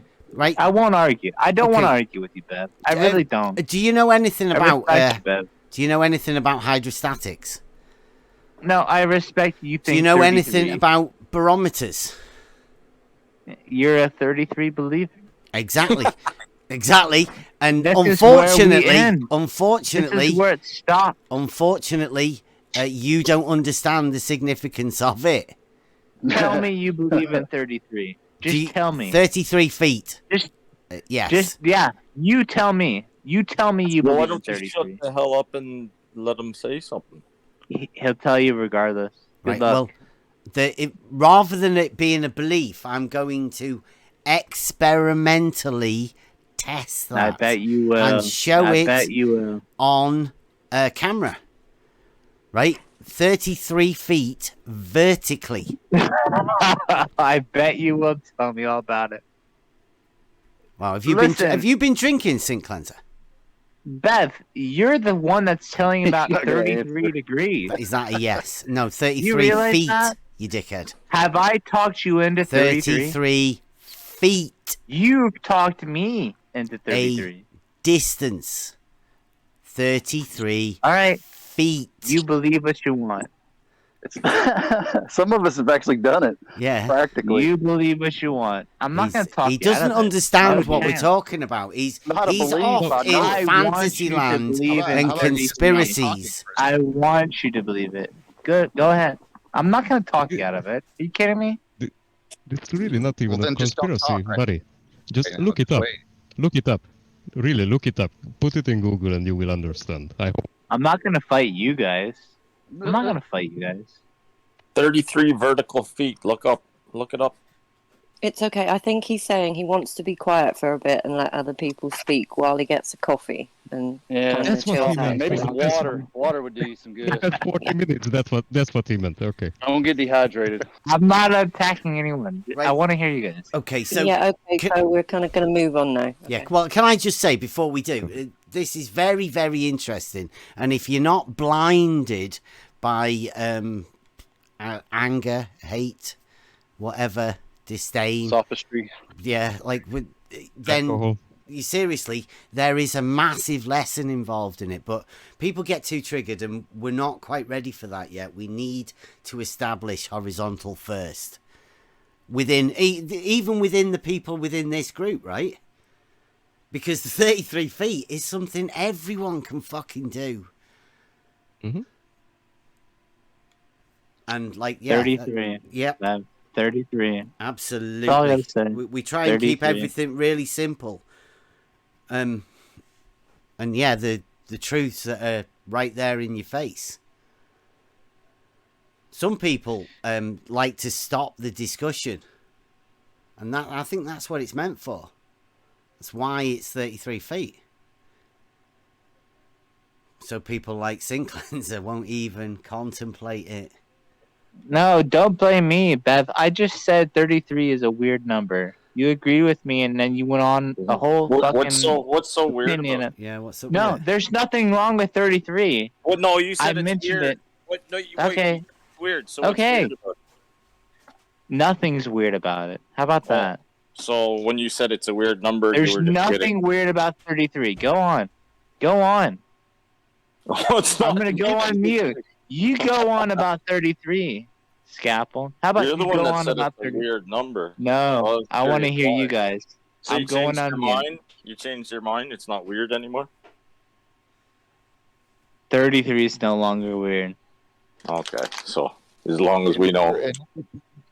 Yeah. In order for you to be able to hear somebody talk about it, you have to shut up and listen. I have no problem hearing Bev or any of the other people because I think they're intuitively smart. I don't think you're smart because I think you're probably retarded, but Bev... How about you shut up and listen? Right, Yeah, that's the second time. Wait, all right. excuse me. That's the second time. I'm going to go on you've used mute. that I'll go word. on mute because I want to listen. I think you should because you've used that word twice now. Don't use it, okay? You have no idea what you're talking about. Thank you. I have no problem hearing people more intelligent than myself. That lasted all of about 3 seconds. Well done. Yeah, I thought you were going on mute. You know what it sounds like? He said, Sin Cleanser, that is. He said he came in to bring some friends. But it sounds to me, Sin Cleanser, that this was all about you. It's like you have some sort of personal vendetta against Bev or something. No, SC Montreal, I respect you. I think you have a lot of good arguments. They're kind of funny and ironic simultaneously. And I think Bev also has a logical standpoint from which he fucking crushes people. I have nothing against these people.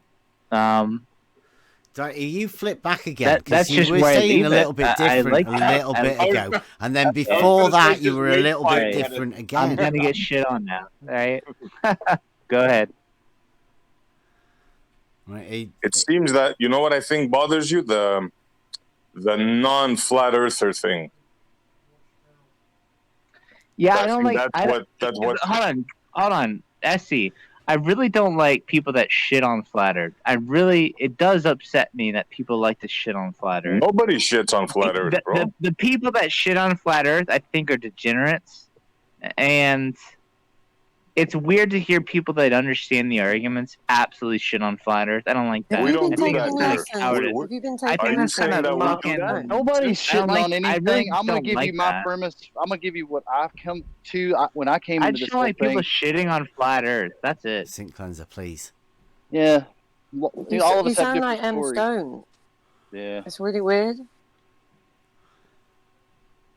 a lot of us have different stories. Like when I first came into it, I got some good advice to not join like in a group like that because you have to take on all those problems of that group. So you take on the moniker of flat earther, you got to deal with people like Brian, Leakey, and Lemon. And sink cleanser. And so, yeah. So we just choose not to take the term on. I'm not Brian. Try to Leakey find or... truth from an objective reality. We try to do that here. Rest my case. I'll take a half a day off to go fishing on my birthday, and it comes to this, right? What's going on? Hold on. I do want happy birthday, Dave. Happy birthday. Happy birthday. Happy birthday, Bubba. Thank you. No life, hey? I'd just like to say... Y'all can't handle Sing Cleanser by now? I'd just like to say happy birthday, but I'm not going to. I'll mute you if I learn how. Y'all have a good day. You too. No, I gotta be honest. Rakia helped me in my flat Earth understanding. You gotta realize that there's a lot of people that just bullshit, and the confidence that I found in SC and Rakia is something that I'm not gonna forget. But I'm also not gonna be talked into some bullshit, and I really like to guard myself and not being talked into bullshit. So you're just another group of people that want to try to convince me of shit. And I've learned from certain groups that I don't need to just believe shit. I don't need to do that. So levels, horizontals, bullshit? Yeah, what is it you think we're trying to make you believe? What I'm saying is that I heard from Rakia and SC Montreal that just because people say some stupid shit, it doesn't mean I need to believe in it. And I've really tried to, not be caught up in different ways of thinking about shit, because it doesn't, just because it's logical, it doesn't mean I have to fucking believe that shit. I don't want to believe that shit, and it doesn't make it true, so fuck off, alright? That's where I'm coming from. Wow. I mean, that's the way you should think. Well it's bullshit until I proved it right. That's it. So logic doesn't matter.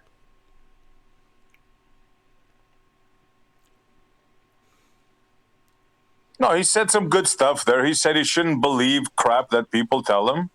Yeah, he said just because it's logical doesn't mean shit. Yeah.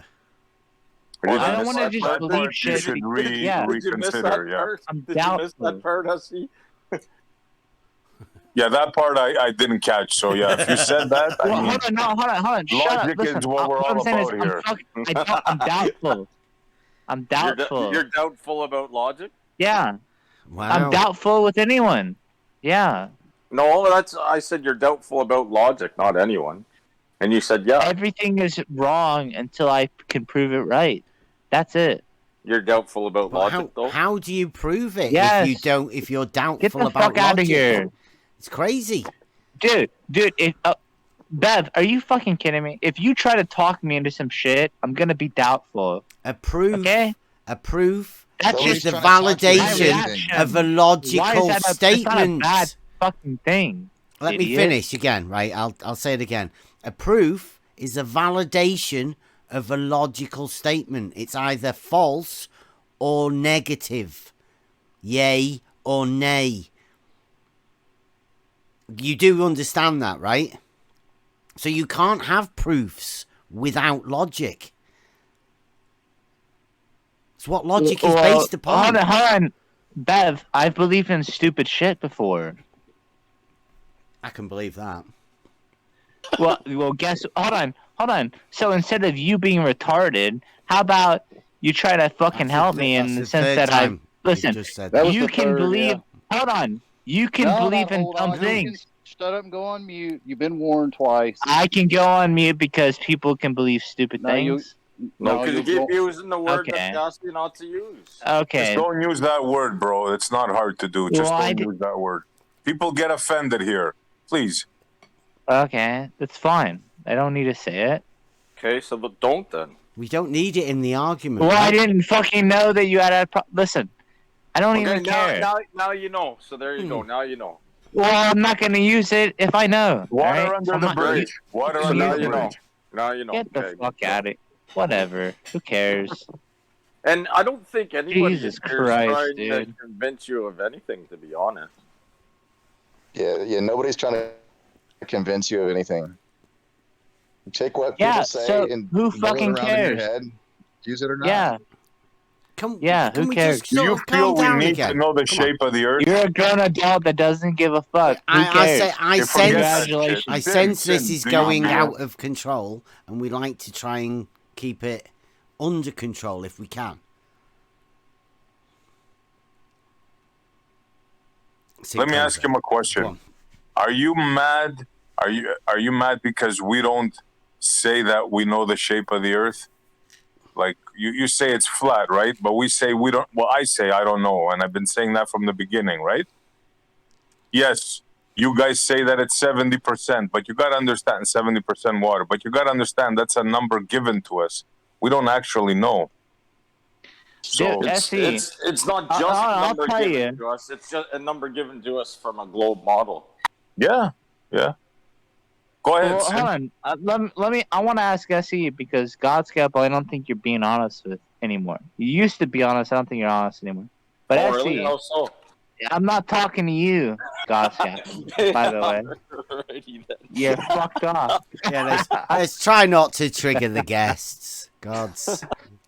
Well, hold on. I have a lot of respect for SE because his arguments are like empirical fucking what do you think kind of shit.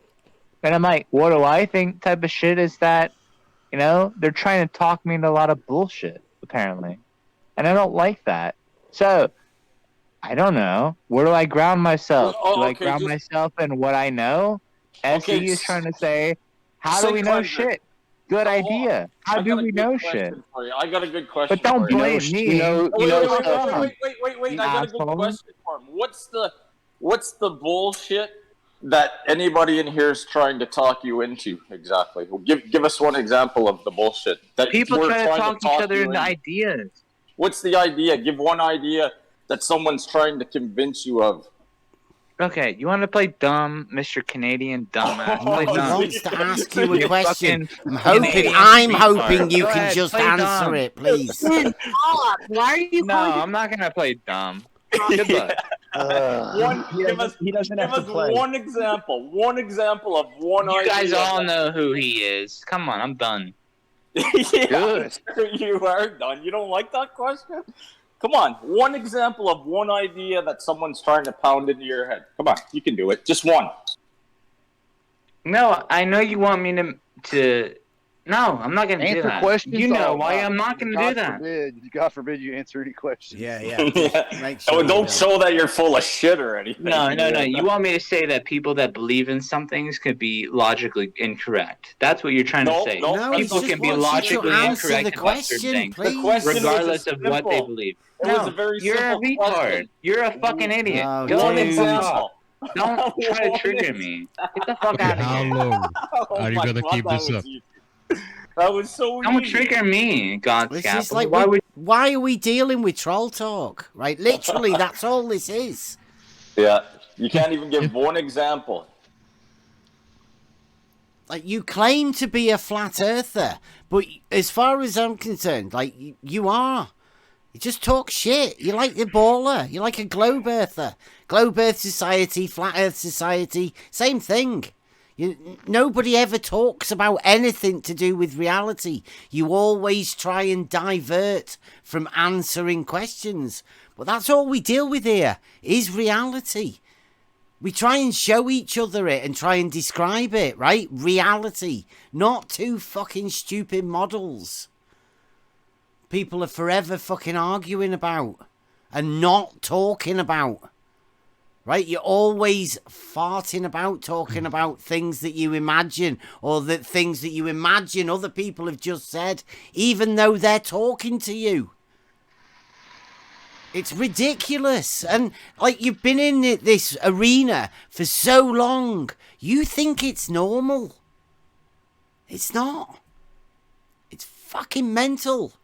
Bev, to be honest with me, I've only asked you questions that were logically understood in the sense that you could probably come to a conclusion. Listen, there's a lot of people, unfortunately, in the flat earth community that aren't trying to learn shit. Like, when God Scapple says that, Sin Cleanser doesn't know shit, it's not that I don't want to talk to him. I've never My whole said objective... that you don't know shit. You're just trying to bring somebody else into the conversation. He knows what he's doing. This is a tactic. Alright, fine, go ahead. You win. Fucking hell, it's not a win, fucking lose situation. Are you kidding me? Come on, dude. You really suck at trolling. Alright, I'm going on a break. You guys... You should. Dude. You should. Jesus Christ. Go take a mulligan, have a cookie. Have another crown. Listen, God Scapple, come on, you should feel ashamed of yourself. On him, though. God Scapple, are you fucking kidding me? I never shit on you. Like, you're trying to purposely misunderstand things. That's not a win in anyone's book. That's a fucking complete lie. I heard you shit on him. Question. One simple question. That's all I did. That's all I asked, and you spiraled out of control. Sin, Dawn, Dicelo. I mean, I'm kind of taken aback by everything that's occurred in this channel right now, and I'm really disappointed. There's a lot of history. I'm disappointed too. There's such an Come on, please. Let's Shines finish. But I'd like to say before you do that you can obviously tell these guys have a history with us, right? And that history they've obviously talked about amongst themselves. They've heard a lot of things about what we are here, and that has clouded their judgment on what we actually do here, that's right? bullshit. Yeah, now I have please a lot of respect let for you, Shines say. Okay, okay, and you just said that again, but earlier you said you had no respect for him. So there's this flip-flopping between you having respect for him, not having respect for him. I mean, you guys came in here, when we first talked about this, it was like, let's go to Bev's because Bev is awesome. I was like, cool, let's go over there. Oh, hold on. No, Shines. Yeah, I think that was Shines. before he got Hold on. Everyone, listen. Shines, when I asked you, I said, let's go over to Bev. I like Bev. He's an honest guy. He understands a lot about logic. That's what I said. Right? So now the fact that he's being a complete shithead exposes himself, because when I said, let's all go to Bev's channel. Sounds like a bit of projection there. Yeah. Because I thought he was an intelligent guy. Again, I didn't think he was an asshole. You have to have heard him before. Like, what are you doing? He has been nothing but polite. I like that. I like that. Hey Sam, why are you drinking? Sam, why are you drinking again? Come on, Don. No, You and him are teams. You know why he's drinking all the time. You talk to him every day. Well, you talk to him every day. Well, so Don's got an opinion, all right? Well, Yeah, all right, trying Don. to figure it out, man. Okay. You know what Sin Cleanser's like. Well, Don. here's the Come thing. on. I've always really respected Bev. I've always ever had the utmost respect for Bev. I've encouraged. Like, just keep going round again. Yeah, it sounds like you don't want to hear it. Don't drink in Discord, please. Yeah, it's not good. But what do you think about me, St. Cleanser? Do you like me or not? Don't ask him any more questions. Why? Right. No. Hang on. Ask somebody else a question for the love of God. I've muted him. Hello. Okay. Can we move the conversation on? We're going to give him 5-10 minutes to chill out on the sidelines. Well, he's already had like an hour. I'd like to hear from Shines, please, because exactly. Yes, thank you. This is nothing new to us, but obviously Shines wasn't expecting it. But this is always what happens when people come here. They come here as though they're on the defensive or something, and I can't understand it myself. Okay, I number one was not expecting this at all. I thought we were going to come over here and it was going to be awesome. Now it's divulging into this, and even Dawn, you said, I forgive you. Like, what do you forgive me for? What have I done wrong? Like, I don't understand this whole entire thing where there's, like, this animosity over because somebody doesn't want to call themselves a flat earther because words have synonyms and they don't all mean the same thing, and you don't want to be labeled in with a group or, like, whatever. Like, I just don't get this. I don't get why there needs to be this division when Bev has been completely polite this entire time. He's asked rational questions, and it's turned into nothing but chaos. Like, I don't get it. I don't understand why it has to be this way. Can I just say something? It's called trolling. Yeah, Shines, I know you're newer to all this stuff, and don't let it discourage you and stop you from looking into things. That's all I have to say. They do it because there is no. They don't want resolution to the argument. What they want is, I'm right, you're wrong. So then they just say, well, you're a flat earther, you're wrong, I'm right. Then there's no argument over the topic, no discussion about the actual logical debate. It's just, you're stupid, this is what my model says, this is what your model says, you're a flat earther, so therefore you live on a pancake, and they just make the argument for each other. You mind if I chime in real quick? I think what it boils down to, because I agree with Bev on the fact that it really is a belief system, and I tried to separate myself from beliefs due to the fact that it's just what it is. It's a belief. Like, I think if we hold to the fact, right, and we stick to that, then we can all agree with them in saying that, nobody's verified it to be flat, right? Just as nobody's verified it to be round. So to assert yourself upon, saying I'm a flat earther, automatically puts you into a belief system, right? And the whole point to all of this is disassociating with beliefs and asserting ourselves upon the facts, the logic, common sense, the things that are testable and true. Shines is a psychological game, nothing more. That what you just experienced is a psychological game that is going on and has been going on at least for as long as I've been around, which is like 3 months. That's why I partially left the 24/7 or Jump Panda or every other place. It's getting boring by the minute. Yeah, but that's what they want. They want to frustrate the average person looking for any kind of new information, right? Yeah. Yep. It's a confusion tactic to obfuscate away from the ultimate truth that it can only be one way. And the fact that we don't have any evidence to show. The only thing is I can tell you, it's from my observations, I don't feel that it is a round sphere due to all the evidence, right? But I've never been to the edge. I've never been to space, right? I can only tell you what I know. And anything else aside from that would just be a belief. You take people like WhatsApp and Shines. They've only been in these servers for a short time, and they start to run across these servers that have these people there, and all as they do is cause havoc. And if they're any kind of normal people at all, they'll say, "Well, these people are weird. This is kind of screwed. I'm out of here." And that's what I think that happens, right? Lots. God, with Don there, right? You said about evidence and stuff. Do you believe there is a proof for you to gain? Oh, what's that? Proof. Proof of what? Whatever. What do you want proof for? Yeah, that was Dicelo. It was Dicelo, sorry. What's that? Yeah, do you believe there's a chance for you to get a proof? Guess this goes to everyone, right? You're saying, is there something like that will tell you definitively the true nature of the Earth's shape? No, do you believe it's out there? And can you personally, do you think it's out there for you to gain? Is there possibility, I'm trying to understand at the least? It. What do you mean by the it? What's the it?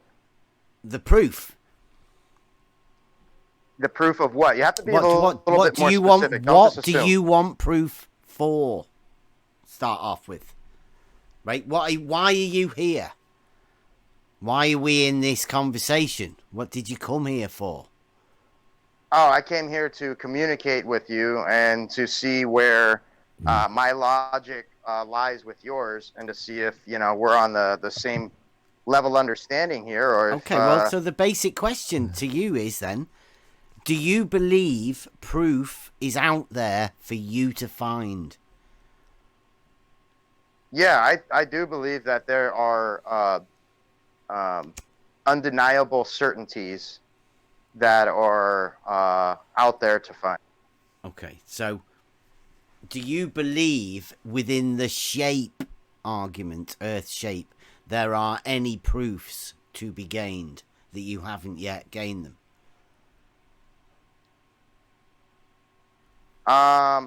Sure. I think perspective, would always help. I've only perceived from the vantage point from the surface. I've never been, up high enough to really get a ultimate view, like a bird's eye view.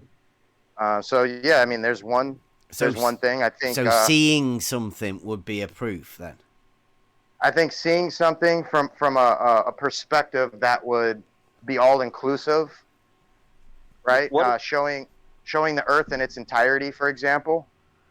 What about seeing how things interact with each other? Would that, like, if you had a ball on a table and you tilted the table and it rolled off, like, would those physical interactions lead you to make any conclusions about the Earth and how it's shaped and how it's oriented?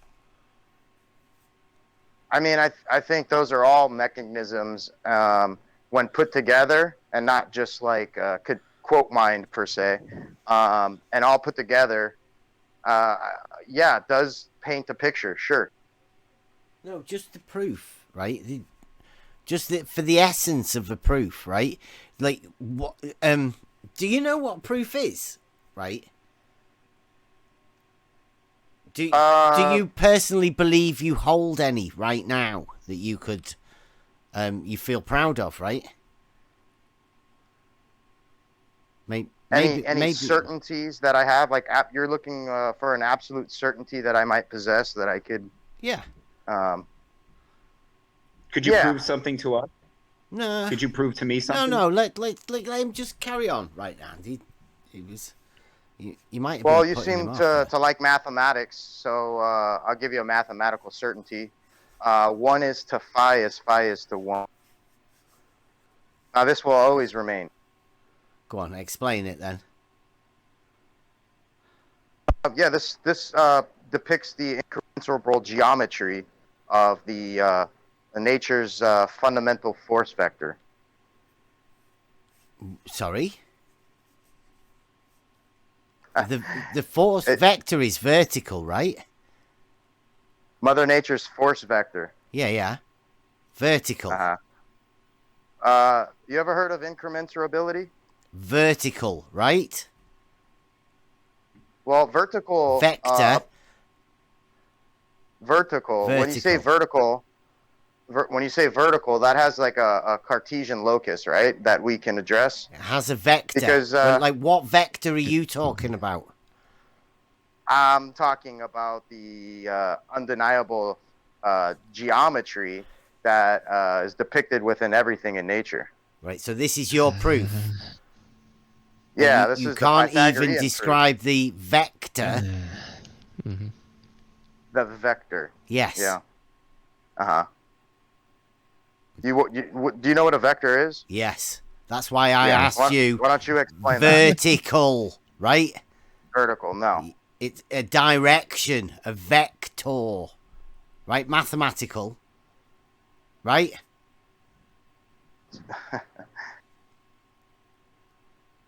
What's your fascination with vertical? And I was just asking you, was the vector, Mother Nature's vector, vertical? And you don't seem to understand what it is you're talking about. I understand what it is I'm talking about. Okay, and then. No, well, what do not. you mean about the vector then? Which vector is it that you are talking about? I offered you up vertical. I'm talking about a single force vector, which is not merely spatially divergent, but also necessitatively so mutually curvilinear. Like I was trying to express earlier when you were asking about straight lines, and I told you that only man draws straight lines. Mother Nature doesn't deal in straight lines. She only deals in curvilinear. And herein is the double vortex formation and the genesis of gyromagnetic precession. So if you want to understand what if you've never heard the word incommensurability, Bev, I suggest you look it up. This is the lost secret of the Pythagoreans. You can't just take a whole bunch of words and put them together. He obviously can. He just did. Oh. I was just gonna say, of course he can. I like French dressing with my salad. Yeah. I like simple words like vertical. That's gonna sum it up for you. Why can't Mother Nature deal with straight lines and curved lines? Why can't she have both? Because you had the example earlier of a spider on its web hanging from a tree. How can you have a curved line? Right? How can you have a curved line without a straight line to say that it's not that? Right? Yeah. So if you don't have A, which is the straight line, then you can't say that something isn't A. Right? When people say things like curvilinear, that seems like a tactic just to keep the argument circular chirping. Of course it does. We're now arguing about a straight line being different to a curved line. Like Right the Hand says, there are both. They're both described in geometry.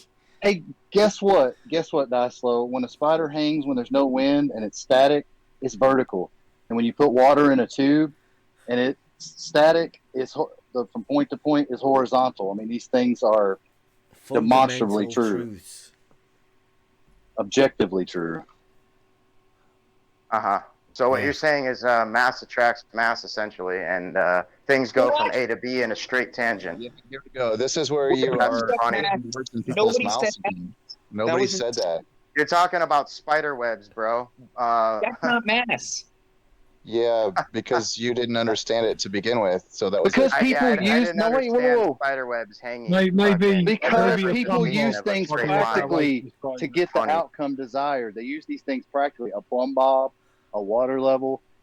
It's demonstrably, objectively true. I'm actually a general contractor. I'm very well versed, on how to use these things. So thank you. So you don't use curvilinear. Nobody's bringing up. I mean, you're putting an argument in somebody's mouth that they are not arguing. That's what you did last time around too. All right, guys. Well, I guess this ain't the room for me. You guys have fun with your 33 vertical, whatever the fuck you guys were trying to depict, and I'll be on my way. Have fun. Yeah, thank you. Thanks for popping in. How would a plum hang curved? Like, how would it do that? It would have to be suspending itself somehow. Nah, they like the word empirical because they think it's like above everything else, and it's not. It's just reasonable expectations from empirical. It's not deductive. These are picture you're like you got to use like mental ability, right, to get past a certain boss, and you're looking at his processing. But like these are the people that are like holding all the answers are not smart. They can't handle debate. They can't talk. That was horrible. Like both those guys, Sin Cleanser and this guy, were just disappointments. Yeah. Well, are you trying to say that mass attracts mass when you just said that? Right, like oh right, exactly. How do you get, man, like none of those words were used, but that's what you heard? Yeah. Like they did that like 2 or 3 times, right? Literally put words right in your mouth. You were like, you're stunned. You're like, how the hell did you get that? Yeah, I think it's a tactic, and I think that they know that they're doing it to be able to have an argument. I can tell you exactly what it is. It is a well-known tactic to do that because they have to place you in their framework because they can't get outside of their framework. They're stuck in it. They can't look at things objectively. They have to do it subjectively. So they say, so what you're saying is, so it puts it in their framework, and then you're all fucked up. Right. So that's what you're saying is mass attracts mass. Wrong. And then they go and argue with themselves. Yeah. The main because they're in their own over, framework. The main people over at Betty's server, that's what they do. They just tell you what you say and then continue on the conversation without you. That's their tactic. And then call you names for something you didn't even really necessarily say in that situation. Right. Yeah. And then go around and tell everybody how that's what you said. Yeah, and wait till you leave and then discuss what you haven't said for hours. Make sure that everybody is that. I mean, that's why I think a lot of people come in here combative, right?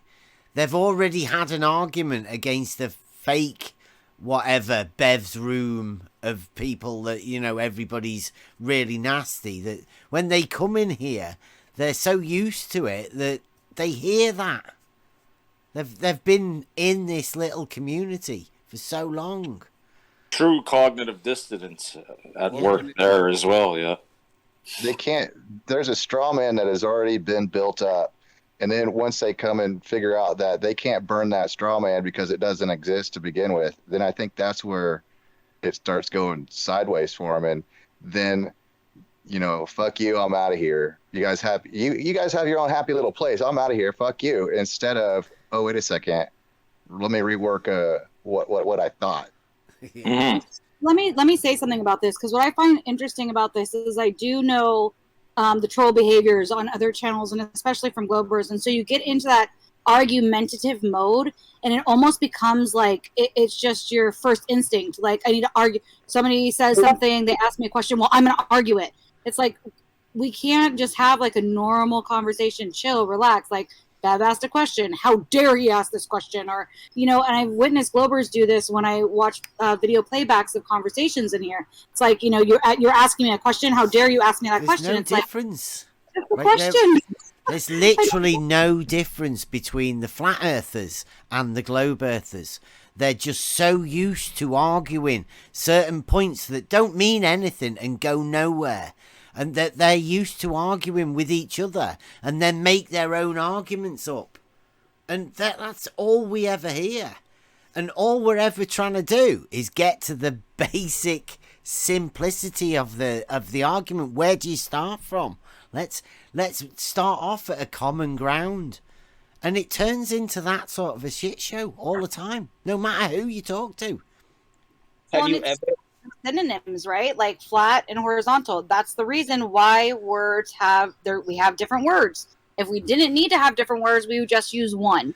And just because a word is synonymous with another one doesn't mean it's the same exact word. That's why we use different words. So when people get hung up on the whole flat earth thing and, oh my gosh, how dare you not call yourself a flat earther? The world is flat.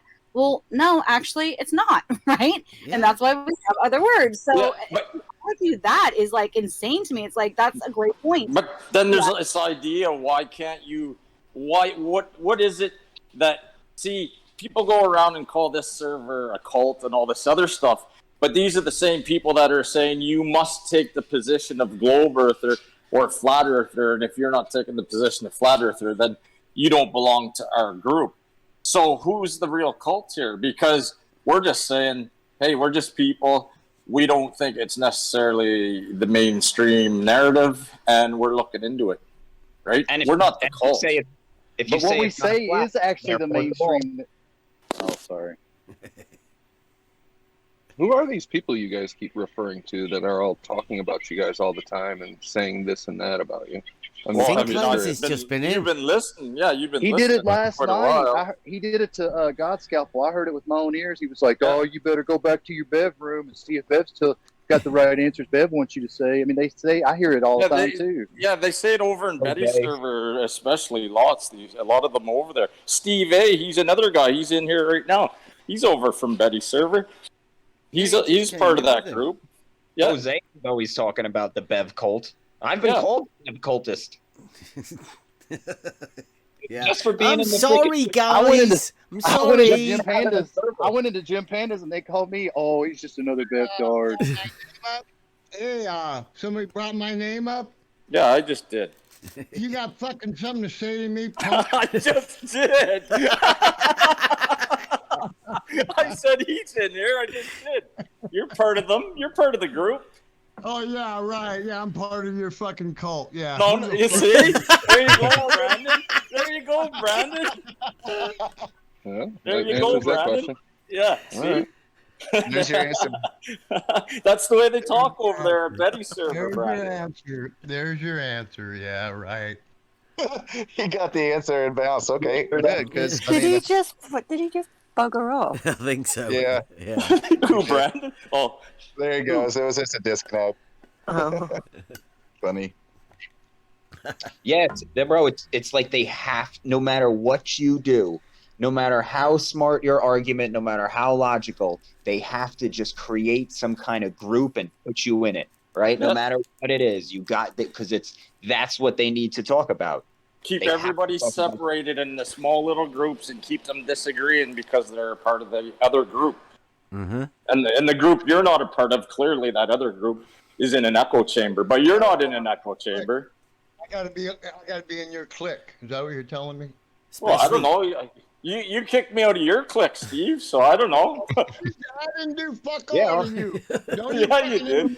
Oh, come on. Oh, really? Let's not go aggressive, all right? Let's keep it calm. Wow, do I Keep ever it civil. Do I ever know the nerves to push around here? Hey God, you know you're running your mouth right now. Oh, really? You want me to post? You want me to post the It's screenshot? not even started yet. This You is want me to- literally. Well, run it. What do you got going on with me? You got a problem with me? Go ahead. God Scalpel Oh, no, come can't on. help but have the inverted troll come out in him. all the Please, time. He can't right? help We it. were just getting into a good conversation with Shines. There's no I'm need sorry. I'll to be take quiet. it into this sort of. I'll leave the trolls alone. Sorry. Steve isn't really a troll. Steve is actually pretty awesome. So if you have something to say specifically about him, I wouldn't lump him into a group. I'd say he's lying right now, and I could prove it. Yeah, prove it, God Scalpel. You call me a liar, motherfucker. I've about had enough of your lying ass. Okay, bullshit. right. You're always going to get people that That's enough. disagree and don't like Yeah. each other in any community. So Yeah, okay, God. we'll move on from you Oh, two not liking each other. I just want to say, Steve, right quick. I'm not lying. I have screenshots of you removing my mod ship from Betty's server. Like I said, What part of you not kicked me out talking of the about club. it don't you Oh, understand? I'm sorry. I'll be quiet. I'm sorry. I'll go on mute. I'll go on mute. See what Hey, I mean? asshole. Pretty Hey, chill. asshole. Did I deny I didn't take your mod power over there, asshole? Well, I said you removed me from the group, so then I guess I wasn't lying. Yeah, I took your What the goddamn. heck? Well, apparently we're talking about this. So. Let's carry on going on about it. No, I'll go on mute. I'm sorry. You I'm asked sorry. me to, you lying little fucker. Oh my goodness. This is how it just goes, right? Like like he can't have the last word, and we You know took my how mod. it goes. You took my mod. I got your ball. You two are going to get your heads banged together in a minute. No, I've been on mute. I'll Seriously. stay on mute. I'll stay on mute. God. Why don't you, Shush. my turn to talk to you guys? Do I get a turn now? You said I took your mod power. That is correct. No, I didn't stop the conversation for you to carry on the conversation. Jesus Christ. Yeah, let's Yeah, no, we're do gonna away just- with that sort of thing as well, please. You two just don't talk to each other, maybe. I'm sorry. I'm good with that. I'll stay on mute again. No shit. You're a thick motherfucker. And 3, 2, 1. Okay, everyone, can we just reel it back in? My goodness. I get what everybody is saying. Like, this is ridiculous. We have so many people and so many different servers, and all this drama happens, and then we're pitted against each other, and then we can't actually have good conversations amongst ourselves. Not only are we infighting, but we're also outfighting. Like, we need to reel it in. Well, let me say this. I'm going to give my 2 cents, and then I'll go on mute. But I came into this server because I started finding answers. I started finding proofs. I could work it out myself practically, and that's why I stick around here, because nowhere else have I found somewhere to prove things to myself. So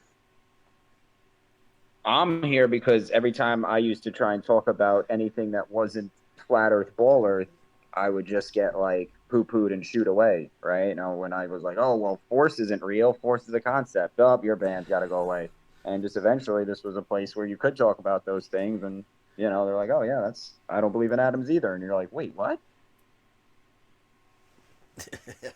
Well, that's a good thing to know, because I have issues with force and inertia and all those kinds of things as well. So that's it to know. Like, yeah, if Bev does horizontal and level, like this would be my horizontal. Yeah, those are all just words for just an logic, object. right? That's what we do here, right? That's why right the hands, especially, I think it's great, because we think exactly the same. It's just pure logic.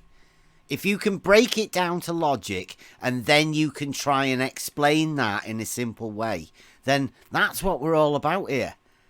Just talking about reality in a plain and simple way.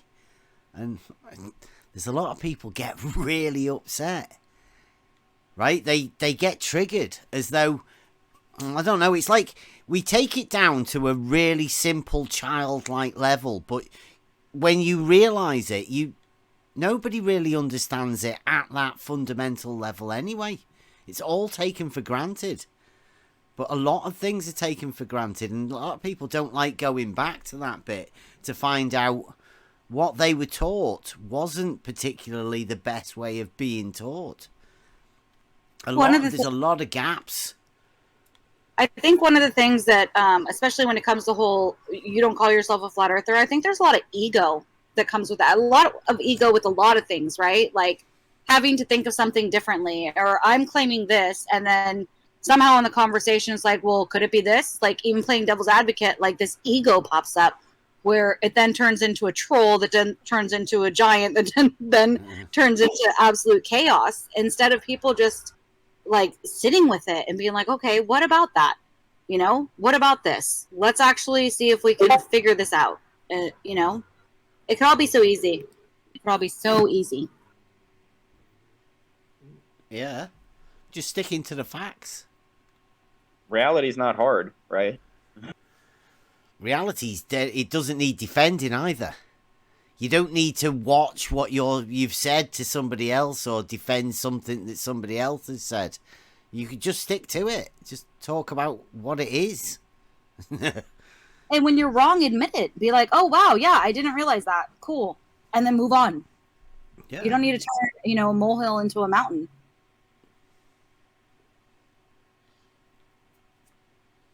Yeah. I mean, the base thinking that we do round here is so easy. But there's a lot of things that you have to drop to enable you to be able to access the simplicity of what it is. And I think that's what a lot of people are scared of. Like they're frightened. I don't know. Say frightened. They're scared. Yeah, they're scared of what they think we. Well, obviously, a lot of people around here have surety whenever they say something. That's because proofs are attainable, and once you have a proof, then I mean it's worth more than anything. You have a certainty, and then somebody has to beat that proof, right? Well, seems like it's dangerous in this community if you got a proof. Yeah, because I don't think people actually know what a proof is, and that's what we deal with here, right? It's a personal thing. You can never hand it to somebody. You can never make a video to give it to somebody like that because they're scared of even asking what it is. We've got a water level test, right? That's a straight line proof in reality. But it's not a proof unless you're willing to look and find what a proof is and how, you have to work it out for yourself to make it a proof. It's really weird because people don't even want to have that conversation. They get scared of that. They'll fight to not have that conversation. Sorry, I didn't mean to interrupt you. I was going to say I'm glad that they did come in. I mean, to be able to show, kind of exactly what you're saying. But we do that all the time. Maybe with they everyone. can watch and learn. Yeah, St. Cleanser's been in here before, ages ago. I mean, we know what these conversations go like. I call them trolls because there's no end to the conversation. Once you've finished dealing with one question, right, that they're trying to trap you on and make you say something that you didn't say or imagine you said something, as soon as you've dealt with that, they're on to the next question.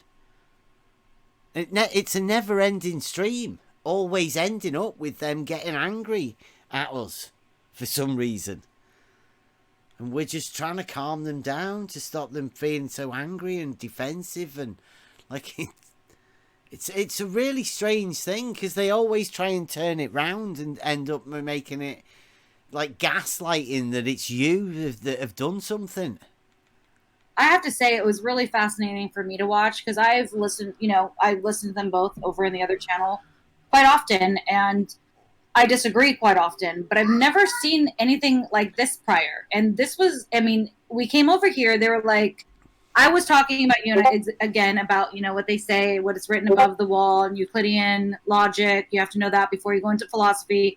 And then Sin was like, oh, let's go talk to Bev. Bev is great at, I thought it was going to be like all good and dandy. So I was like, yay, let's go to Bev's. This is going to be awesome. And then I was like sitting here like, what is happening? And then listening to what was being said versus what they were actually saying, the doubling back, saying that you were being rude. I respect you. I don't respect you. Like, it was so all over the place. And it wasn't just Sin. It was also Dicelo. And it was fascinating to me. It was absolutely fascinating to me. Like the psychology behind that. Like, what actually happened there? You get it, right? Yeah. That's why I came in, right? I heard a minute of it, and that's why I came in. Why are y'all letting this go on? Yeah. Because it's just troll tactics. That's all it is. Disruptive, time wasting. I just don't get why, though. Like, why? When we can have a productive conversation, I still don't get the reasoning in their brains that there was some kind of glitch that, you asking a question, like, oh my goodness, now you're rude. And it's like, I just don't get that at all. Because there are places you can go to get answers, and most people in this community just want a circular argument to go back and forth endlessly. So they'd rather argue than come to like reality. Yes. I get that. Yep. And I tell you, now he can go back and say I got muted at Bev's. they've You understand what I'm saying? They wouldn't let me talk. I got muted. Well, they've been round here, right? Before. So they know how simple the questions can be from this place. Right? That's why they can't let us ask them questions. Because the questions that we ask are they unanswerable, right? They know it, but I don't know, they have to, they've been so used to an argument that they have to be able to come up with an answer because it makes them feel good. Right? When people are listening. I think if they use fancy words like metaphysics, for example. Yeah. Then I ask him, can we do physics without a physical object? And he's like, huh? Huh? What? Not even a fancy word. Yeah. Even when he was talking about language, math is a language, so you don't need to speak in order to do math. right? Like you can look at the numbers, you can put a couple stones down and like show what that is. Like when you're giving the fire reference, I can show you how to build a fire. You don't need language for that. You know, in math, you can just write down what it is. You don't need to speak it. You can show a couple rocks. Here's 5 rocks. I take away 2. You know, I didn't get the argument at all. I didn't see the purpose of anything that was raised. Okay. Or anything. May I ask you something, Shines? Like a very simple thing. What did you gather? What happened here? What do I gather that happened? Uh-huh. What do you reckon? What happened actually? Because, okay, we get that you didn't expect this, because when you said that you don't understand, you actually meant you didn't expect it. But what do you think happened here from your viewpoint as an outsider, you know? Yeah, from my viewpoint, I think it just divulged into chaos. That there was misunderstandings that it's almost like you know, sorry, genuine misunderstandings are you talking about? Yeah, so like I'm saying, like when Bev would ask a question, that would be taken offensively. Like, how dare you ask me a question when it's just a simple question? There was no reason to be upset about that. Bev makes a statement. Oh, we're upset about that. Like, there was no reason for there to divulge into that when it was a peaceful conversation from what I witnessed on Bev's part. I didn't see Bev do anything disrespectful, out of line. Yeah. So was it genuine? Was Bev genuine? I think he was genuine. Their approach to the whole conversation. No, I don't think it's genuine at all. I think the misunderstandings, the misunderstandings could have been misgenuine too. Or, ingenuine too, right? I'm sorry, say that one more time, I'm confused. The misinterpretations from their part, when they try to say that, oh, I don't get it, or they try to act like they didn't get what Beth said, those might have been disingenuous, right? They might have been ingenuine, and that could have been from a subconscious level or a conscious level. So they might have subconsciously, like their ego comes into play, so then they just, react without even really realizing what they're doing. I don't think that they necessarily came in here like, I'm going to pick a fight or whatever, but I think that they're so used to arguing with people, and they're so used to Glober trolls that even when they talk to a flat earther who disagrees with them, then like this, it's like becomes this subconscious, becomes this conscious reaction rather than just being able to hold a conversation about things. Well, I thought it was very interesting also when SE said, how about a spider hanging from its web or whatever? Because that was in response to saying nature doesn't provide any straight lines, they all curve. And so I think once he gets something like that, that is something that's, obvious and clear, that goes totally against something that he's seemed to have planted his flag in, then there's a short circuit there. And I think that instead of going, okay, wait a second, I didn't quite think about that, I got to rework what I'm thinking about here, it turns into kind of a more adversarial type of conversation, or not even a conversation at that point. But hopefully that makes sense. Sorry, it wasn't a conversation at all. That's what I'm trying to point out. And what I wanted to say to Shines, by the way, is that if she sticks around, not here, but anywhere, she will experience this more and more. Well, I mean, I've been in this community since 2012. I've only been on Discord for a little while. I came in here because I'm a writer. And so the place that I'm taking this class from, they have a Discord server. And I was like, oh, there's a lot of flat earth communities on here. So I started joining them off of YouTube channels. So I haven't been in here long. And I tell you what, like watching videos and actually being in the conversations and what isn't posted on YouTube, all the things that happen that aren't in the videos is quite fascinating. And I've learned a lot over the past couple months, and I'm still I'm in disbelief, I guess, just over all of it. It sucks. Do you create are you a content creator? I'm not, no. Oh, okay. No, yeah, I used to do like music and stuff, and now I'm a writer, but yeah, I don't do any flat earth stuff. I would like to, but I've just never really gotten around to it. But my content wouldn't really be like talking with people. Like I really like old dictionaries and how, definitions change and just, beautiful. We have got a guy called Steve, and I said that ages ago. So it's all about how words change and everything. Did you know flat used to mean horizontally level? Yeah, I have a dictionary from 1846. Yeah, and so it'd be similar. They changed it. Yeah. Same like vaccine and herd immunity and things like that. They just changed the definition willy-nilly, and here we go. And then people will say, "Oh, it's because we broadened our knowledge and now we know better." And it's like, really? I don't know about that. Yeah. I don't know. Makes upside down world easier if they can just change the words. People are a lot more accepting to it. They changed pandemic a couple of years ago. Well, that's the. Yeah. You're cutting out. Yeah. I was just going to say that, I mean, it even comes down to people, again, like words that are synonyms. They try and use them as if they're the same exact word. Well, they're not. Otherwise, they would be the same exact word. And if flat earthers do this just as much as Globers, just as much any human being does it, just because one word means one thing doesn't mean in they're synonymous with another word, doesn't mean it's the same word. That's why we have different words. That's why we speak in, context and use our words carefully, as we should, And I think people get lost in that. There's no difference between horizontal and level.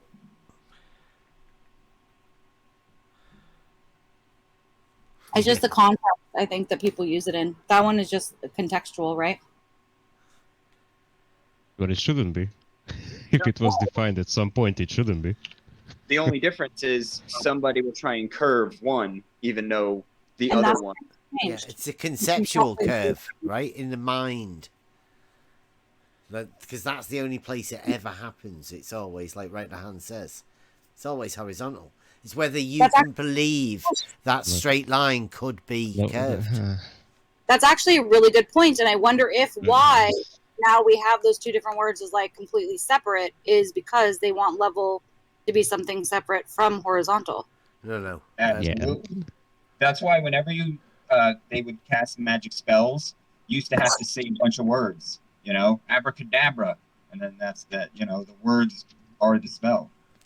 The idea of level is practical, right? It changes. You've got vertical and horizontal that are like geometric terms, right? In the bridge between mathematics and geometry, right? That's the bridge. Now, the real life terms, to separate them from the physical things, you have plumb and level.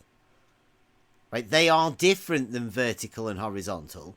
That makes sense. In the fact that they are practical tools that establish them. That's the only difference, right? That's why they're called different things, because they are a practical example of that. And then you have the link to the geometry through vertical and horizontal and perpendiculars right through to the geometry. And then you've got the logic of the logical statements that formulated the geometry that came from reality. It all backs around on itself. That's why it's proof. That's what a proof is. Something you can be absolutely certain of. Fundamental truths. And that 33 thing is a vertical height of 33 feet. One of the only things that you can be certain of. Yeah. I just want to say thanks for that, because that makes sense why now in my mind, level and horizontal are two different words rather than just one. That just totally clarified it for me, so thank you. Yeah. You have Sing Cleanser back in the room, but he's still muted. Server muted. Yeah. Well, he might want to come and say sorry, but I mean, I don't know. I would imagine they're trying to impress you, Shines. They don't want to lose you. especially to us as well. That would be terrible. Imagine that. Mm-hmm. See, I have no qualms with any of them personally. I mean, I've had many great and grand conversations with them. I wish that everybody could just like get along and have a rational conversation. And it doesn't have to divulge into what it divulges into. That's the only thing. That's why I'm asking, what do you really think happened here? If you personally had such good conversations with them, then what happened here? Yeah. I don't know, and I would only be able to guess. I can't say what was happening for them. I can only guess. Well, sorry, I don't want to be an asshole, but it was fucking obvious. After like 25 minutes, it was, even if I didn't know anything, and I do not know anything about Synclansor, by the way, or Dicelo or Dunn, but it's fucking obvious. That's why I tried to cut it off at the head, because I've heard him bash Bev and other servers assassin if he was going to come and apologize. And then he has the flattery, and I tried to call that out. Tried to, but it gets totally dismissed. They came in with an agenda. Or they were here because of Shines, They tried to show Shines that this place is, how bad this place is, It didn't work, so they went into the slandering part. That's it. Okay, I'm gonna unmute and see if... Yeah, let him have his go.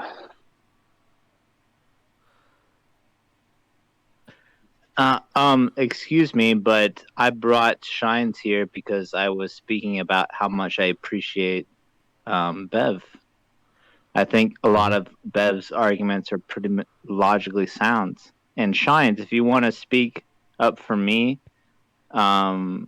before I said let's go over to Bev's, I was saying that I appreciate the way Bev approaches these conversations, right? Yeah, he did. I mean, I thought it was all in good faith. I thought that everything. So apart from them just completely talking out of their ass, where does that set things? Because if you're gonna have people that are just completely disingenuous, like everyone pretty much here, apart from them hearing our intentions, that's kind of a little bit of a bullshit way about going. Because let me say something. When you came in here, everything was cool. Then it started getting to, I respect Bev. No, I have no respect for Bev whatsoever. You said the R word multiple times. When Bev would ask a question, you would get like offended and it went into these loops and these circles that nobody here was your enemy. Nobody was like being mean whatsoever when you were, and Dicelo was, and even Dawn was being mean to me in the chat. Like, there was no reason for any of this to happen. We could have just had a normal conversation. It could have been all good. And if you respect Bev and you think he's logical, then I don't understand why there was so much disrespect when he wasn't showing you any disrespect. He never raised his voice.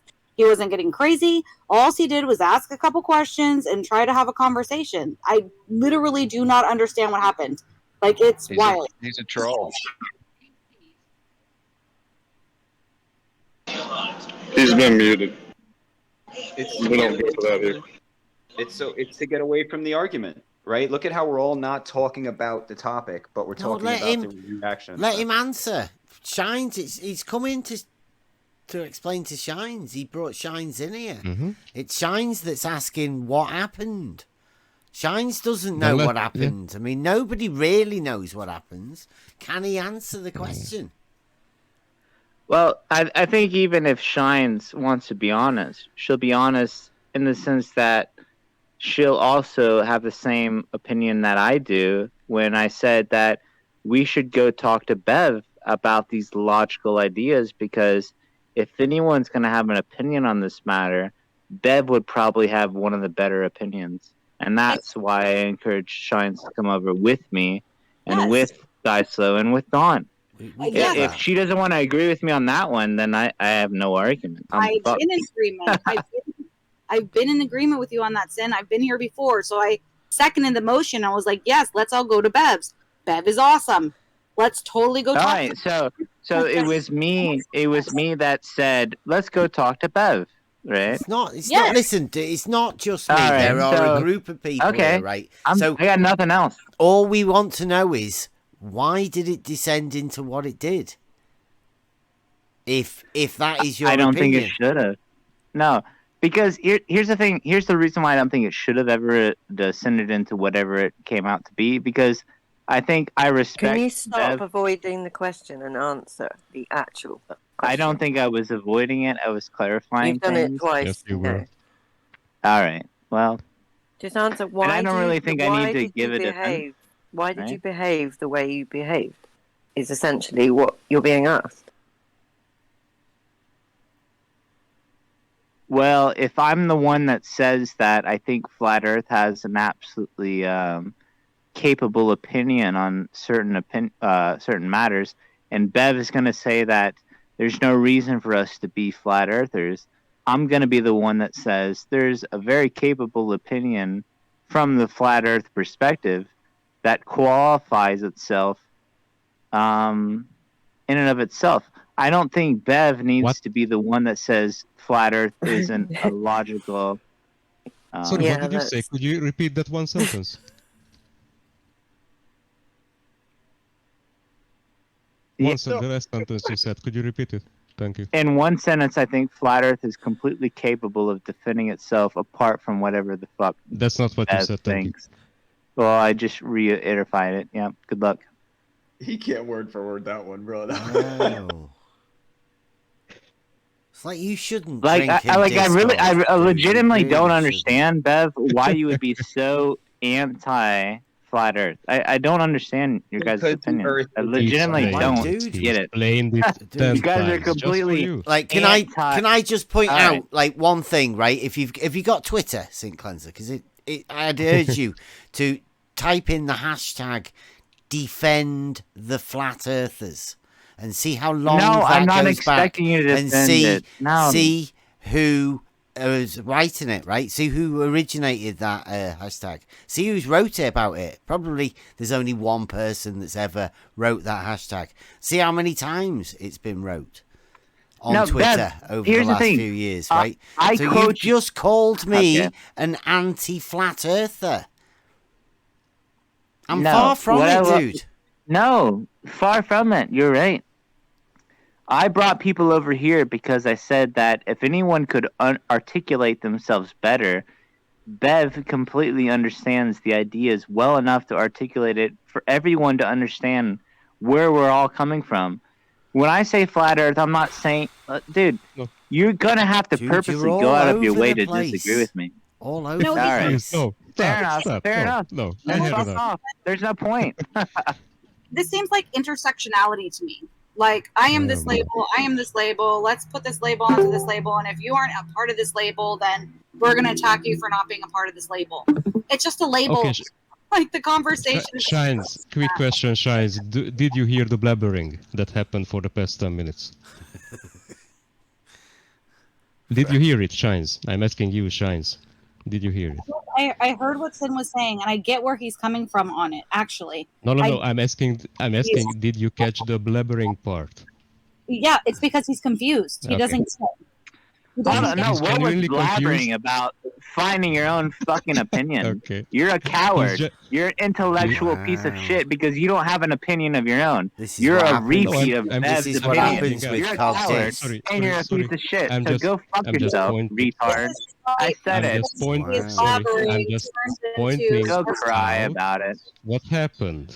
That's all I did. Yeah, but this is what happens is when you say, "Oh, you're a coward, dude." Then this happens. By the way, and we don't mean. How am I a coward? Please explain. I think that what is happening is that people are still confused over, oh my gosh, the trauma of Bev saying he's not "quote unquote" a flat earther. I don't understand the big deal behind this. I don't understand why that would disqualify him. He's flat Earth. I mean, none of this makes sense to me. Why this is such a topic and such a hot topic it makes people so angry. Like, so they can pigeonhole you into a group, and they can say and do whatever they want to about that group because. Like it happened right now towards me, by the way, right? Just to recap it. Okay. Now, what's up? I think you're an absolute retard, and I may be muted for saying that. Say but it like 10 more times. Yeah. If you say it 10 more times, it makes it real, right? No, it's like he's recording. Like he has to do that. The orders have gone out that you have to badmouth this particular Discord server, and obviously they get paid for doing it. Like now, it's just how people are going to have to come in there. Yeah, now he's going to go around and say, "Hey, look, they muted me over there. They wouldn't even let me talk." Yeah. Sorry, that's why I asked Shines of her opinion about this. Yeah. I think I got my point, by the way. Again, I think it's because people are stuck in this realm of labels and what these labels mean, and what we're in a group and we're in this together, and how dare somebody go outside of what that, like, there's so much to it, and it could all, like, it's really not that big of a deal. Like, I honestly don't see what the big deal is, but I can understand how other people do find it to be a big deal, and I know that there's multiple options for why they would find it a big deal.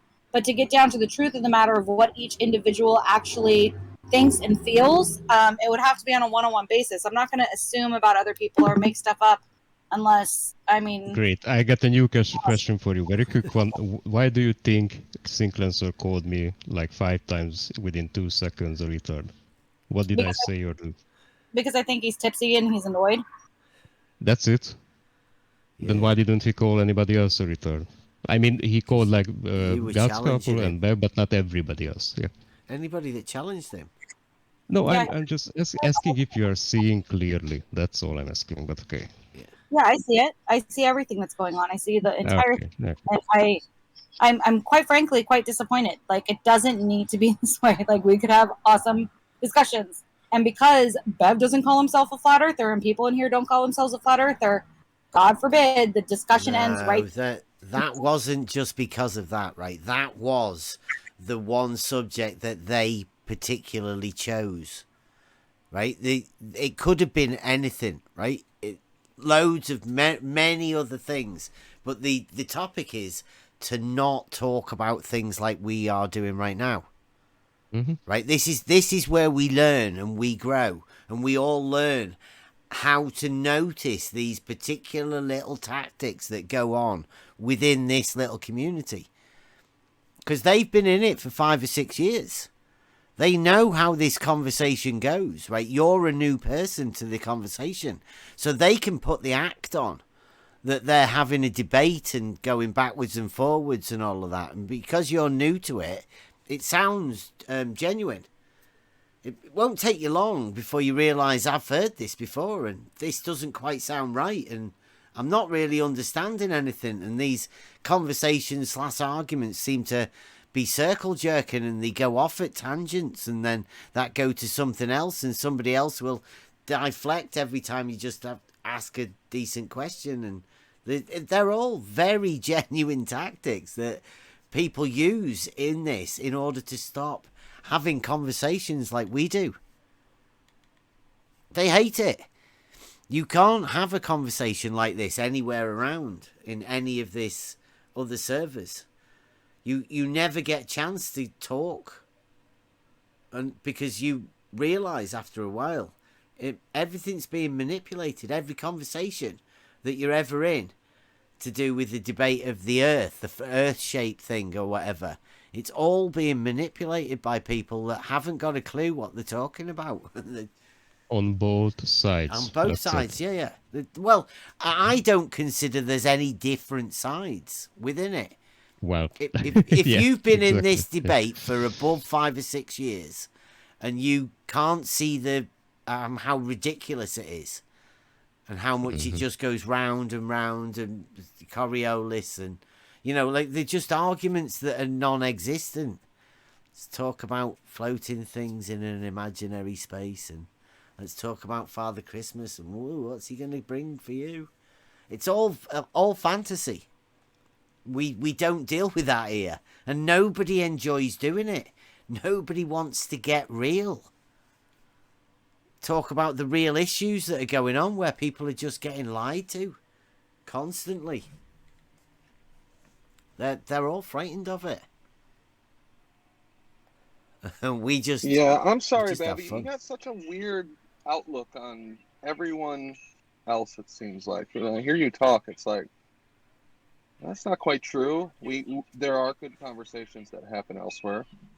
Not everybody is afraid to come in here. Well, not everybody is the same everywhere else. Well, I think this I'm might be saying the reason why people say that it's the Bev cult, is this kind of talk you have where you're putting yourself as kind of like, or your group as, this is the model, this is the standard, and everybody else is doing something that's not worthwhile. That isn't what we were getting at, Brandon. What, but interesting you'd think that. Well, that's how I interpreted it. I'm letting you know that that's how it comes off to me when I hear it, as another flat earther who is trying to further another the to whom, by the way? discussion and investigate and experiment and stuff. Is I hear you saying we're the only ones that are worthwhile, no one else is. I've not, and they all hate Brandon. us. Again, I think you've definitely put words in our mouths. Exactly. No, what we've stop just that, had other please. people do. I had enough after seeing Cleanser. Okay. Yeah. Thank you. I paraphrased. You're right. Everyone can do whatever they want, Brandon. They always do. Oh, I don't want to argue with you about it. I just wanted to let you know how it came off to me. That's all. Okay. Well, I would agree that you're putting words in his mouth. I didn't hear say that whatsoever, like at all. And this is what I mean. Like people come in here and then they get like offended. And I think it is just the I'm not a flat earther thing and people like to argue on other channels because they're arguing around things that don't have proofs and whatever. And that offends people. And then people hear what they want to hear. And then it turns into an argument that never needed to be had because there's misrepresentation of what they're hearing and what was actually said. I mean, if I'm wrong, tell me.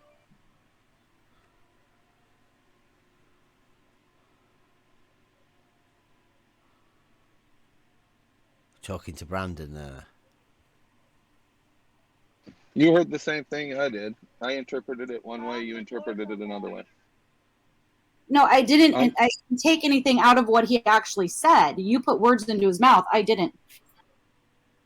Well, yeah, I put words in his mouth because I'm saying this is how what you're saying sounds like to me. No, what you're saying is how I'm repeating back. I'm repeating back my understanding of the general vibe and what's being said. I'm not claiming to quote him word for word. I'm paraphrasing back. The way what you guys are saying makes me think. That's it. Good thing that I'm not gonna do that with any of my videos, by the way. Oh, I couldn't care less about your videos. What's that? Nobody does, really. No, I wasn't talking to you, by the way. I was talking to Bev. Sorry. And I'm stating what you were doing is you were saying, this is how this makes me feel rather than what he actually said. So you're projecting like your own emotions and how what he said made you feel rather than what he actually said, which means you're putting words into his mouth, which means, I mean, it's fallacious. So that wasn't what I stated that I did. I'm not here to have a formal argument about it. I'm just saying that is how it made me feel. That is what it sounds like to me. And again, that it's not a formal argument. It's just like, a conversation. And if you're putting words into somebody else's mouth because it made you feel some type of way, that doesn't make it true. Well, during conversations, when you are trying to understand where someone's coming from, sometimes you repeat back how you took it or how you interpreted what they said. That's all I'm doing. I'm not accusing Bev of anything. I'm just saying that's how it comes off to me. But Brandon, I think that you just said that during conversations about it, and then when Bev tried to, I think, clarify, you said it's not a conversation. So it's just something you're just throwing out there, and then just letting it sit. Is that what you're doing, or do you actually want to talk about? Well, I mean, if you guys want to talk about it, I got accused pretty quickly of, misquoting. I'm happy to talk about it, but it's just going to go nowhere, right? I don't want to waste all our time talking about how what you guys are saying makes me feel. I just want to tell you that I kind of understand where some people are coming from when they say that, because some of the things you guys say makes me think you don't value what anybody else is doing. Well, just to clarify, that is not what we have said. We take note on everything that most people are doing. Right? We do. And like I think anything that people are doing is worthwhile, right? When they're doing something. So I mean, yeah, definitely not saying that. And I think you may have misinterpreted what I was saying. Well, I think you guys were just speaking generally, Bev, and that maybe is where there's room for misunderstanding your approaches when you particularly say talking like, about what had just happened in this very room. Yeah, specific to that, I have no disagreements. But when you say stuff like they are afraid, flat earthers and globers, they're all the same. Those are pretty broad statements about a lot of people. To me, yeah. No, I did say to me they are the same thing. Okay. Yeah. Yeah, people are people, I guess, right? Yeah. Yeah, and I've been in this community for so long. Call it a community arena, and I've decided we're done. There's no need for me to engage. Right? If people want to come, like I keep inviting people to come in. Every time I go out anywhere, it turns into this battle, which I don't really want. But that happens when people come in, and I invite people to come in here. Then we can learn, we can discuss things. Like Shines has come in, it's been great. It's a breath of fresh air to have a new, honest outlook and proper comments that don't turn into battles. I mean, but I guess Shine's watching and now and listening and seeing how people interact together. That's what we're all here for, to learn. Exactly. How to do this. Let's get back to that. This whole thing has been a meta conversation about the community, and it's just like, just stop. Let's get back to fucking. It's quite important. Talking about stuff. Mm-hmm. Quite important. Not a meta talk. When you sweep things under the carpet that should be talked about, that's when bigger issues arise. And that's when I get suspicious, by the way. But it's just me. Well, I'll tell you, I think there's a time and a place for it, and you're right. You shouldn't sweep everything under the rug. But the amount of time that we've spent on it now, holy shit. Oh, we've not even started yet, Brandon. I mean, this is what we're dealing with, right? We're not really doing a show. We were kind of all having a casual chat, so I'm not sure what we were supposed to be talking about. Yeah. This is the sort of stuff we like to talk about, right? The way people behave and react to each other. Yeah. It's what it's all about. Whatever. How we learn. Always learning.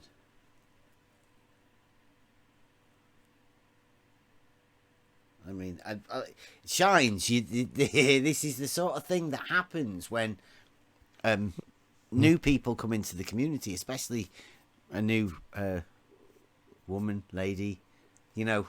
Get them while they're young, right? well spoken on all of that. There's going to be battles, right, to gain the attention. I'm sure you're aware of it, and you know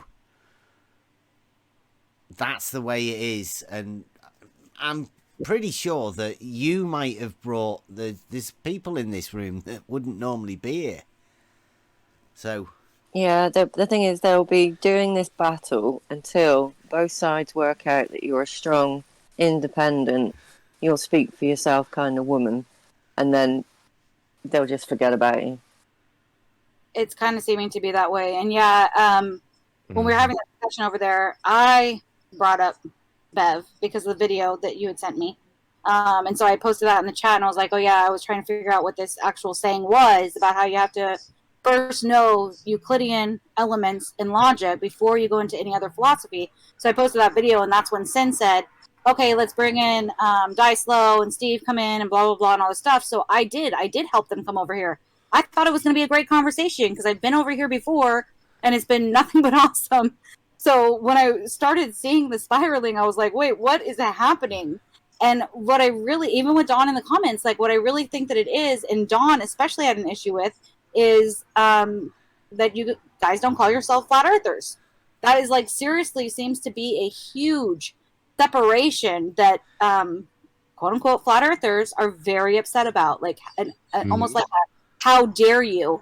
But I think it stems from that they don't even understand the argument, and they don't want to take the time to even really understand it, even though Don said he's been in here before and has had the conversation.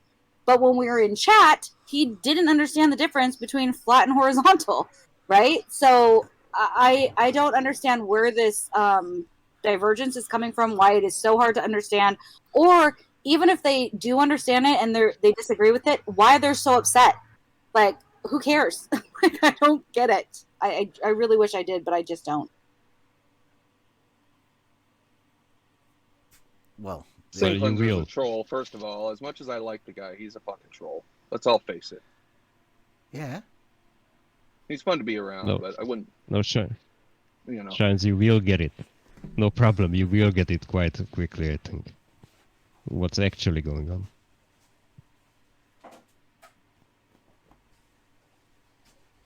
Well, then can you explain it to me? If you say that I will get it, can you explain to me easily, like, why this is happening? It's really one of the things that you have to see again and again until you see it enough to actually, believe it. Because some people do think that other people act in a certain way. They are in little groups for this and that reason. And especially if you get introduced to that kind of community very fast, then they will want to tell you their things all day, every day, and they will, try to prove themselves such and such. That's happened to me already, but I didn't buy it from the very first second. That's why I left all other places, by the way. Like literally. All other places within, I don't know, 1 month. Not more.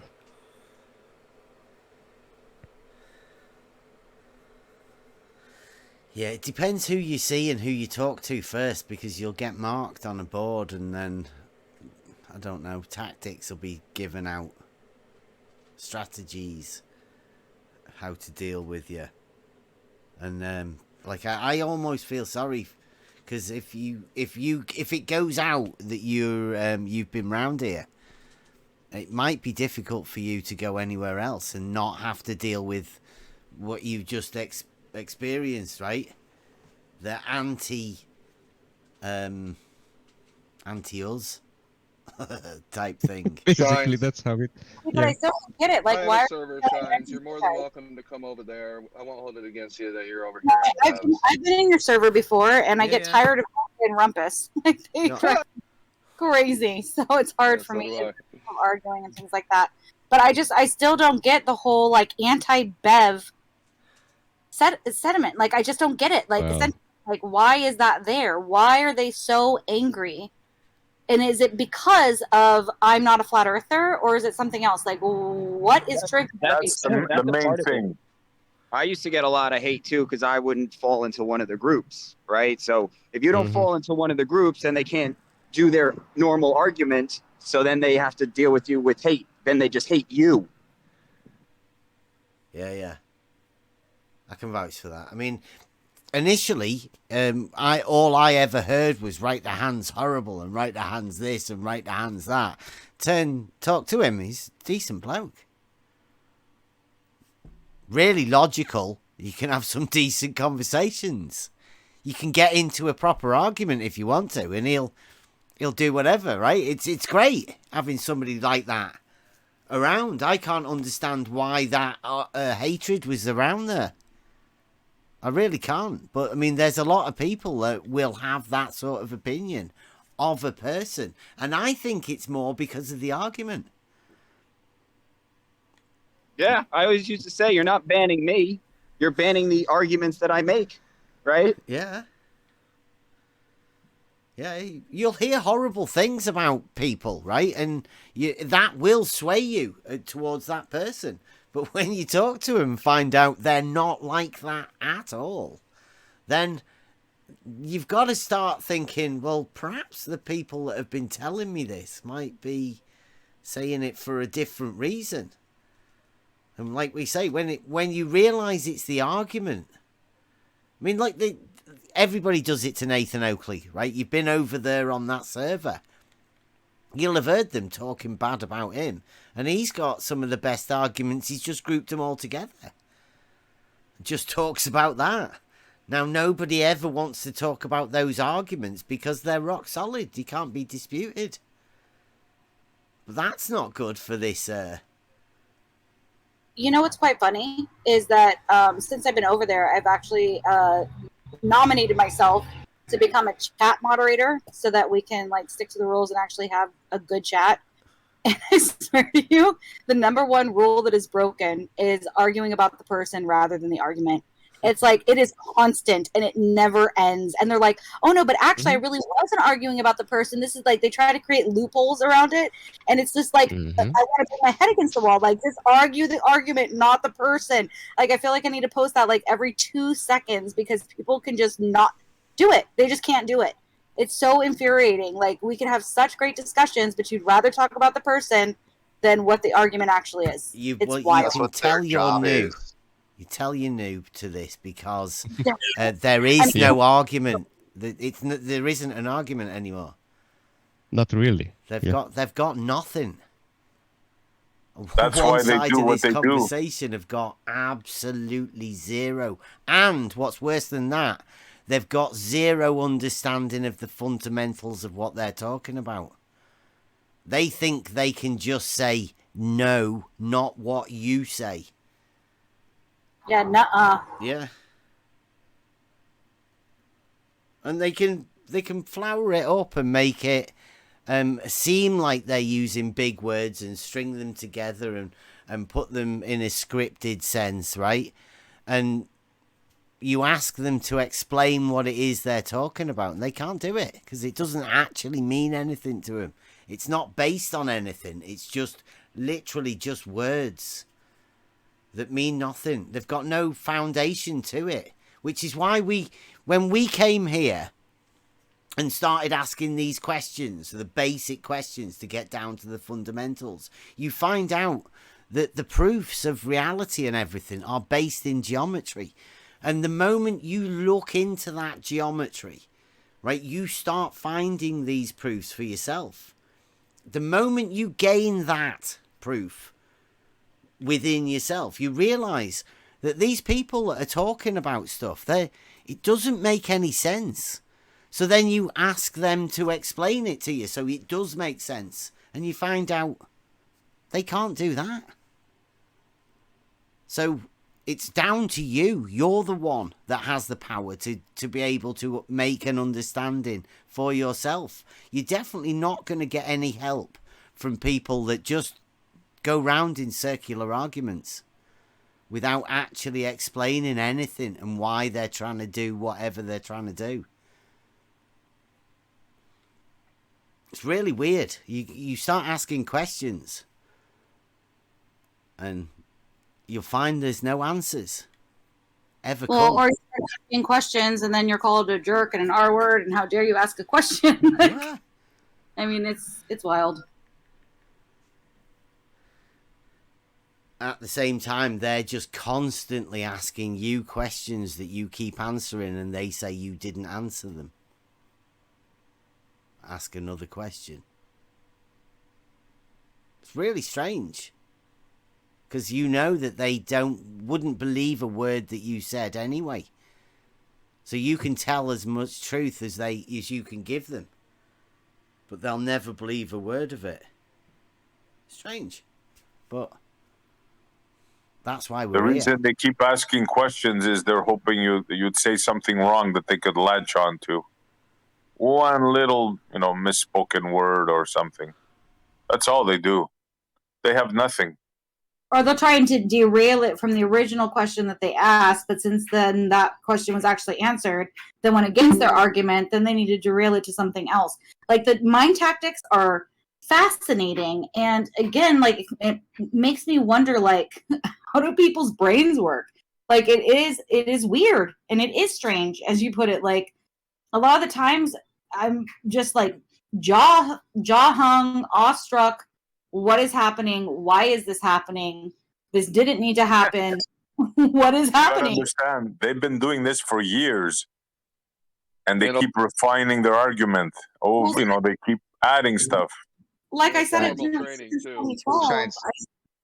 Shines, are you saying mass attracts mass right now? Because yeah, exactly. Yeah, they'll come up with something like that. Yeah, totally. You mean you don't believe in the Coriolis? Well, Dude, what are you talking about? We never said it. I've been around since 2012, but I've only been watching YouTube videos, just living my daily life, talking with people in real life. And then I joined Discord and started joining the actual servers I think it was 4 months ago. And what's happening behind the scenes is so much different than what people are witnessing out in YouTube land, right? And out in the internet in real life. It is what happens behind the scenes and what doesn't make it to videos is, I think, the most fascinating part. And I'm trying to learn as quickly as I can, but I think there's some things that I don't think I'll ever learn. It is literally that much of an enigma wrapped in a question mark. Why does this need to happen? I don't get it. And I don't know if we ever will. I think that ego has a lot to do with it. And I don't know. I can't get into it. It's just weird. Ego definitely has a major role. People don't want to admit they're wrong. They just wanna win an argument. It doesn't matter the knowledge they gain. They just want to win an argument.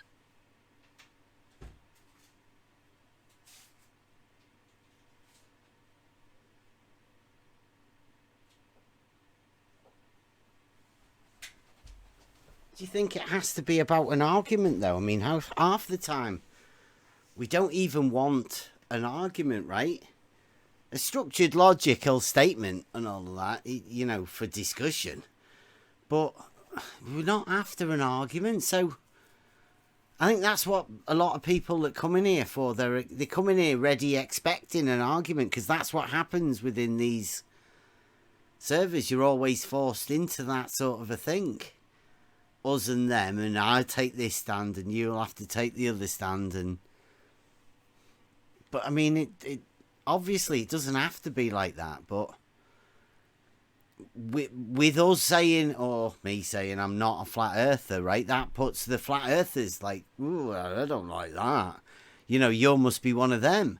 And then the globe earthers are well, you say level is horizontal, so that makes you a flat earther.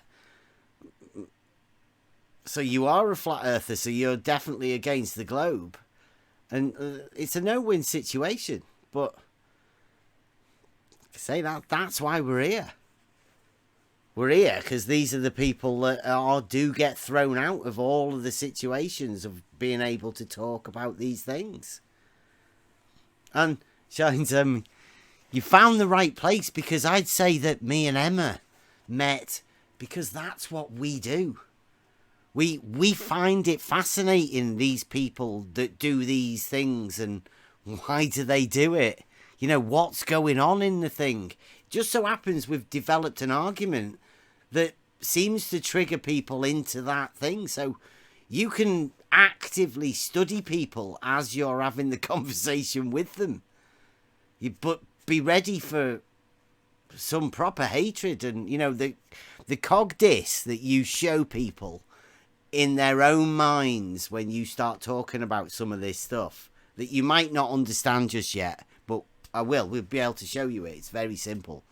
The cog dis that appears in people's minds can lead them to do many different things and react in many different ways.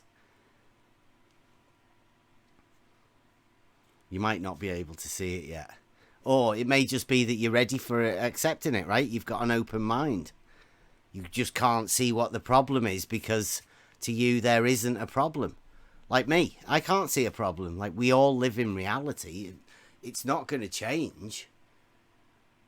The only thing that'll happen will be you that gain some sort of proofs for your own self, right? You just grow internally, right?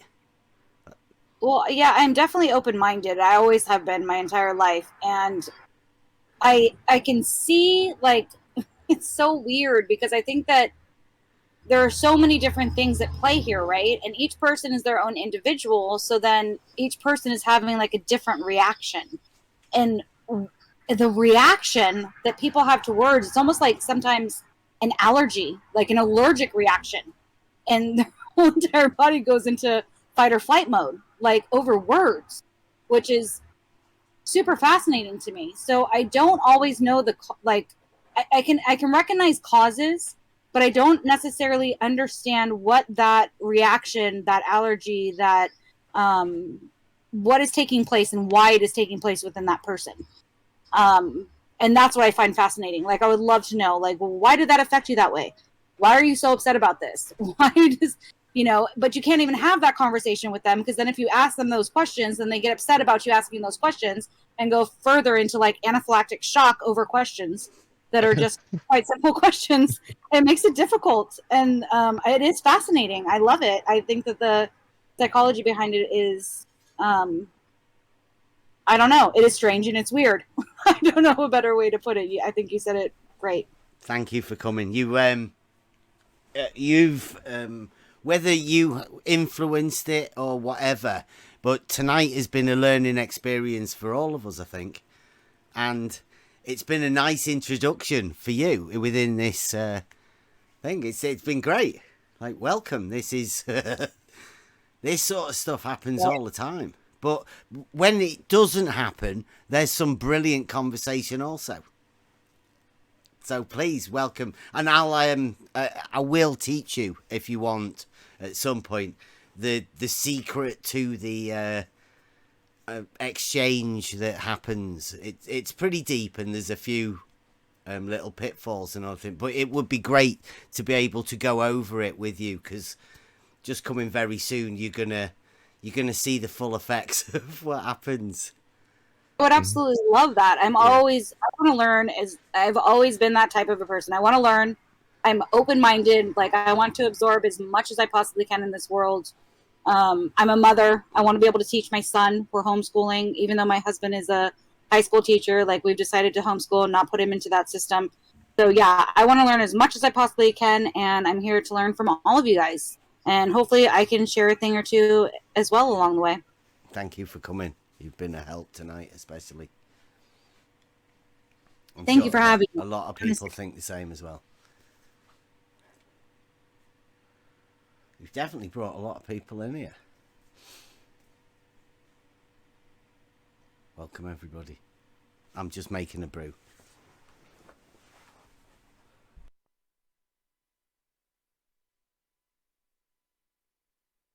See, part of the thing I believe.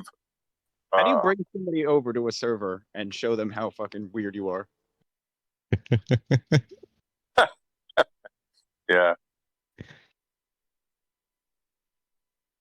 Part of the thing I was going to say, Shines, is you're asking why, right? I asked that myself as well. Part of the thing is I think is education, the education system. We got a couple of people, right? Engineers, and, they spent their lifetime and a lot of money, mind you, right? And they learn a certain system.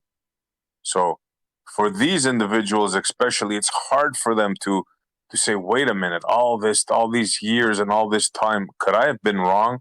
They just can't do that. They can't break that divide. I think that's part of it.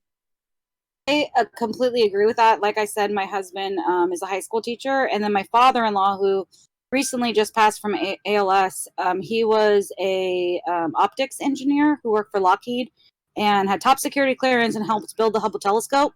And so I've been dealing with them in my lives upon these realizations since 2012. But upon his deathbed, he told my husband, I guess he freaked out because my husband was like, oh, now you won't have to hear Sarah and all of her crazy flat earth stuff. And I guess he like mustered up the energy to get a piece of paper and pencil and was like, Sarah is not wrong. He wrote that down. So my husband has like slowly been coming around. But even when he's able to talk, he said like they teach us a certain way. And if you even question that, like you're not allowed to. Because I would always ask him questions about this. Well, what about this? Well, what about this? And he would say, well, this is what they say. But is that what you think that it is? And he couldn't say certain things, of course, but he would lead me down like these roads. And even with my husband, we're homeschooling because he teaches in the school system, right? And he sees what this is doing to children, especially now with what's going on with everything. I won't even get into that. But it stops people from being able to think for themselves. You're taught how to instead think for yourself. You're taught how to look things up, right? You're taught to like Exactly. Yes. You know what I mean? Instead of actually like questioning what you even look up, you don't even dare to do that. Why would you? It's already written down. We already know. There's no reason to question it. That's the trick. That's the magic trick. They've convinced everybody that there's an answer for everything. It's already known. All you got to do is look it up.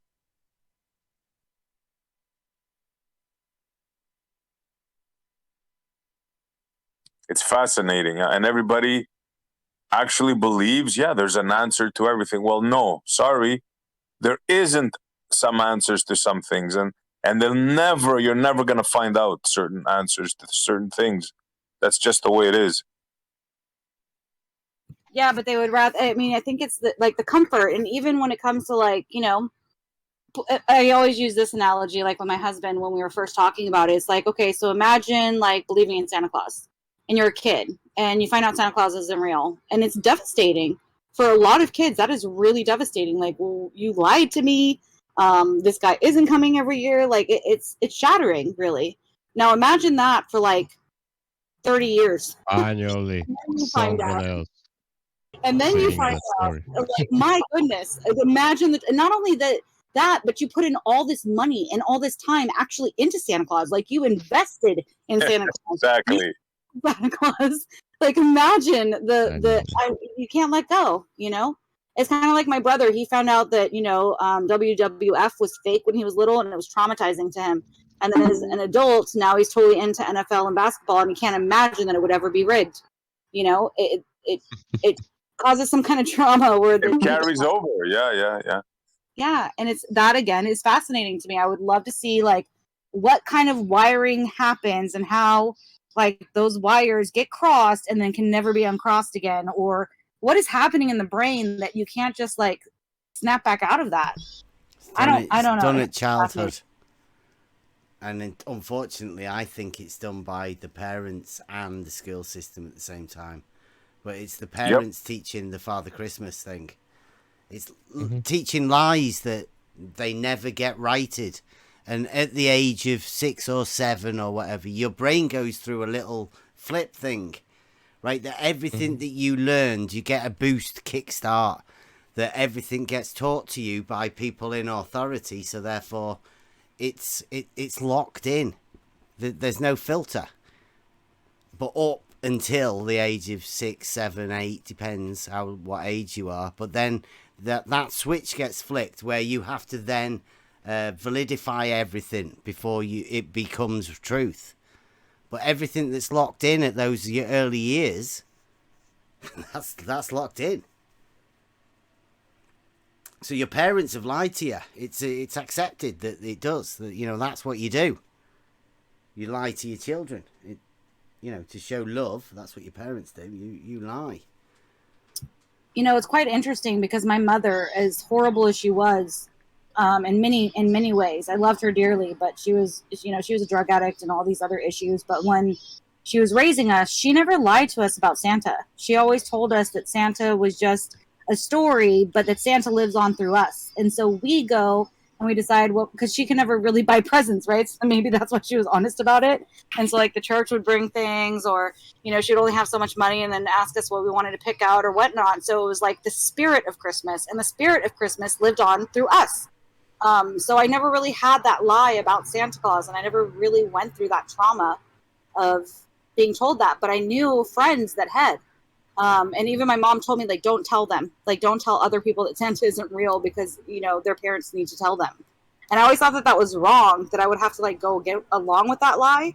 So I don't know if maybe parents that had something... never tell them, though. That's the thing, right? You think of it. How many times does a parent ever tell the child, hey, Johnny, Father Christmas isn't coming this year. It was just a lie we taught you, right? It's okay now. Now we're being truthful to you. I mean, that never happens. It's always left to the child to realize it.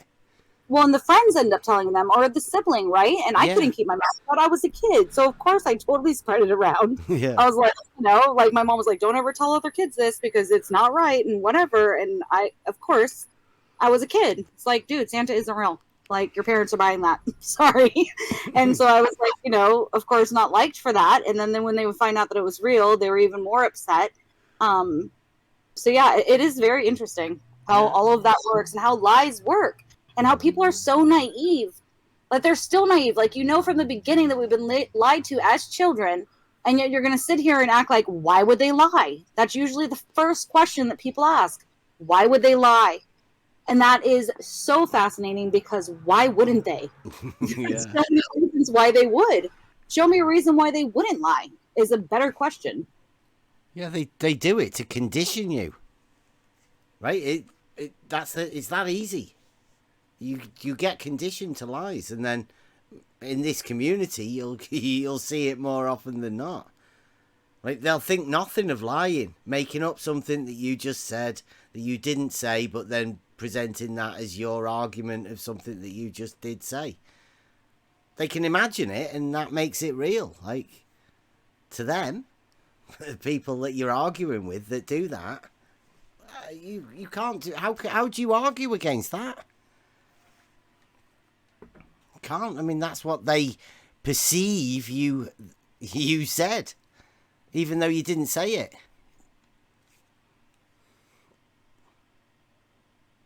Now, is it worth sticking in that argument, saying, no, I didn't say that, and then arguing about stuff that you didn't say but other people think you did say, or the way they heard it, or the way they interpreted it? Or do you just say, like, no, we're done with it, but we're going to have to point it out that it's going on? Like, you have to, really. Because otherwise, do other people see it or not? Do they perceive that as being normal behaviour? They're the fascinating questions that we always are asking each other, right? How do you find that out, and how do you talk to people to do that? Well, you have to sort of talk to them.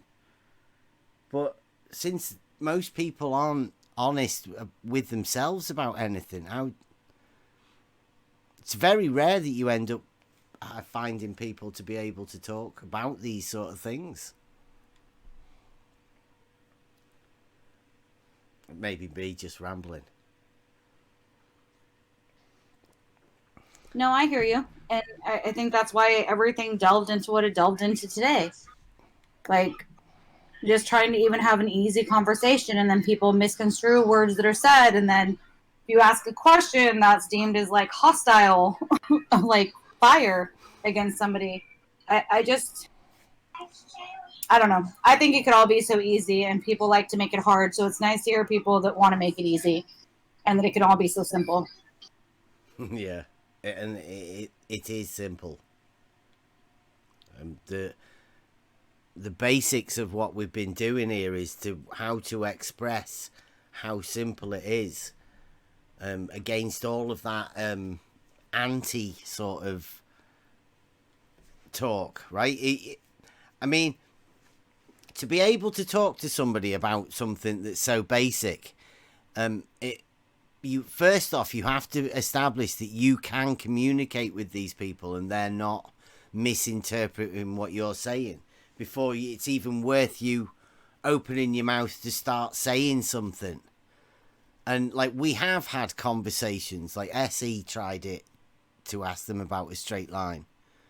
That's a purposeful thing that we've developed, because it does really show you. I mean, if you can't start talking about what a straight line is, how do you differentiate that from a curve and a curved line? Well, a curved line is just, if you extend that curve, it turns it into a circle. And the only way you can describe a circle is from the center point and the distance from that center point, which is a straight line, radius. So it turns out that you can't even define the curve without the straight line in order to define the curve. if you can't define that straight line as being straight and differentiating itself from the curve, you're absolutely screwed. Because that's about as basic as you could ever make an argument. Is a straight line a circle? It's what you're basically asking people. And when they can break the first law of contradiction, right? Non-contradiction. When they can just do that, then how do you know and how do you start to explain something to somebody if you don't know what a straight line is, or you can't agree on how to start? You can't agree on any sort of basis of discussion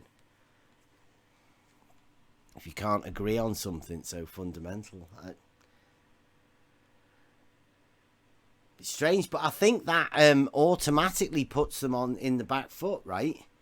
Because they have an opinion that they can't agree with us for some reason. You're not allowed to be in an agreement. This is something it's worth using as a tactic. Finding some sort of basis of agreement that then they will then hate, because then they'll know that everybody listening or everybody is hearing that they're in agreement with Bev, and that's not allowed for some reason at the minute. Well, that's also quite interesting that, the only disagreement that the people coming in with that I really heard an honest disagreement with was their misunderstanding of the difference between flat and level and horizontal. And so they were questioning that, and you saying you're not a flat earther, yet you had all these other things that you're in agreement about, but let's not focus on that. Let's focus on the one thing that we're in a disagreement about. So it goes both ways. Mm-hmm. Let's just disagree. Let's find something we're in disagreement about. Yeah, I think it's all to do with that cog dis that occurs when there's a conflict.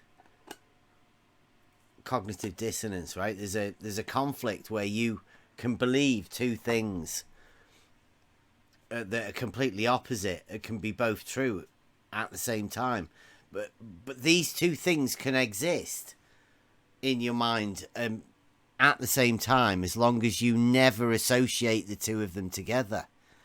But what we tend to do here by asking certain questions is we make it apparent that there is a conflict like that exists in most everybody. And it exists because it's been planted into your head at childhood, and you build things around that to build a model of something that doesn't really exist. But certain questions, you make the connection of that cognitive dissonance, and the reactions that you see are what happens.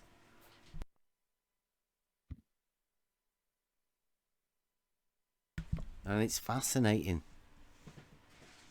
Absolutely fascinating watching it. So the argument formulated through the logic is the delivery method for us to observe like a very strange behavioral pattern. Now, I personally don't like to suffer people with it. That's why it's much better if people come here of their own accord. But you'll find if you stick around, there's not many people that actually get to the bit where we're able to try and explain the proofs of what we have and what we do.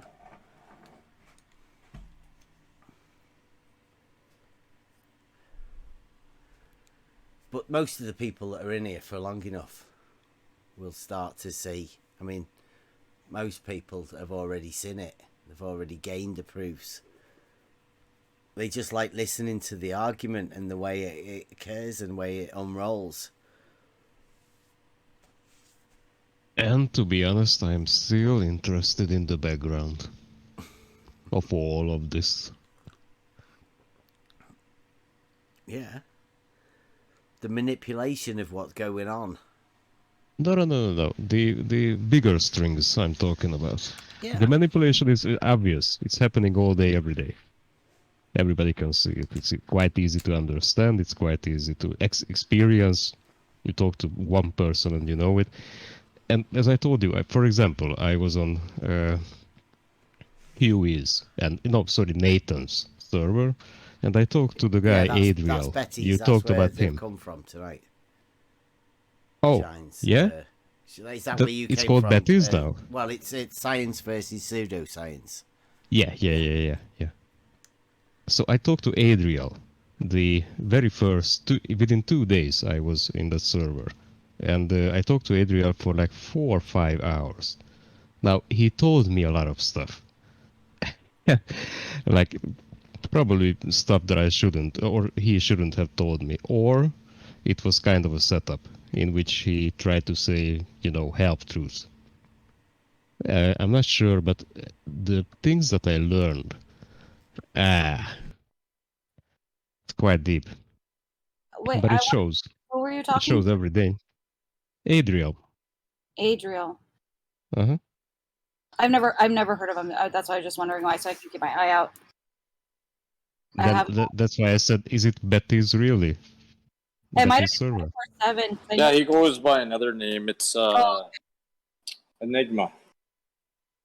Yes, Enigma. He banned me on my second day there after somebody threatened ass rape against me numerous times, and I got banned for calling them disgusting. But then luckily they came in and QE and whatever. They were like, no, unban her. But they were like, you're accountable for your own actions. I was like, really? I called somebody disgusting after 4 times of this. Yeah, that was my first incidents with him. Yeah, that's silly. Well, before that happened to me, because almost the same thing happened to me, by the way. Before that happened, I talked to Adriel again for 5 hours. It was a private voice chat, by the way, and he Sorry to told me a hear lot that. of stuff. No, he told me a lot of stuff. Wow. A lot of stuff. Interrogation. He didn't want to. He's all about psychological stuff.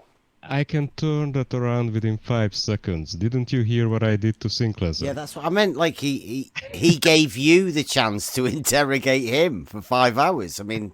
Oh yeah, who in a way, take yeah. it? Yeah. It was quite eye-opening because that was like after all together I've been around for 2 weeks.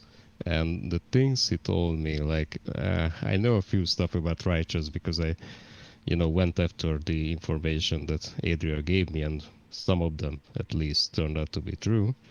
So Shines, again, if you are in this community and you want to stay in the community for the reason to actually open Pandora's box, then you are here you can learn a lot in this server, by the way, about that.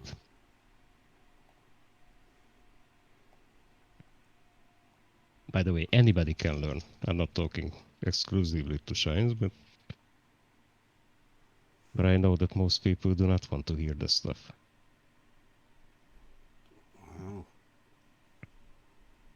Wow.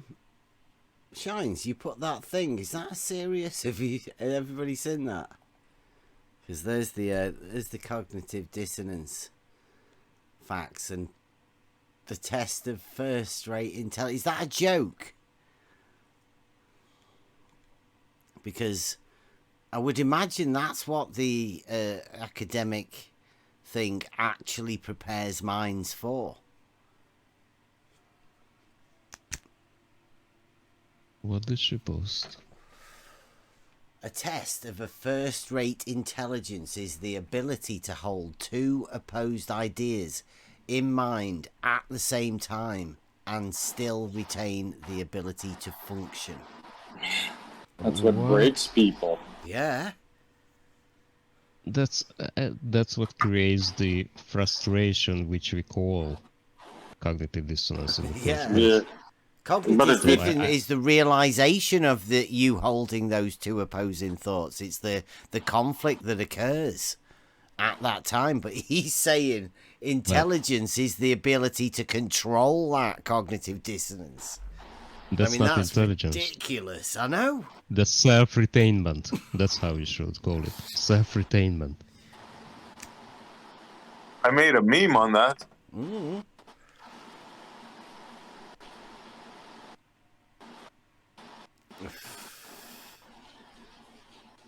But I called it delusional. Yeah. That's fancy, that, though, if that's a quote by somebody and it's taken as a quote, right? Because you can imagine people reading that and going, wow, look at the way it's wrote. That's really inspirational. That's what I shall strive to do. I'm really intelligent, mate. At first-rate intelligence, I can hold two opposing thoughts. Okay, wait. I got a phone call from my husband because he's out in Yosemite doing Star Trail photos. I posted that quote, so I'm sorry that I missed the discussion about it.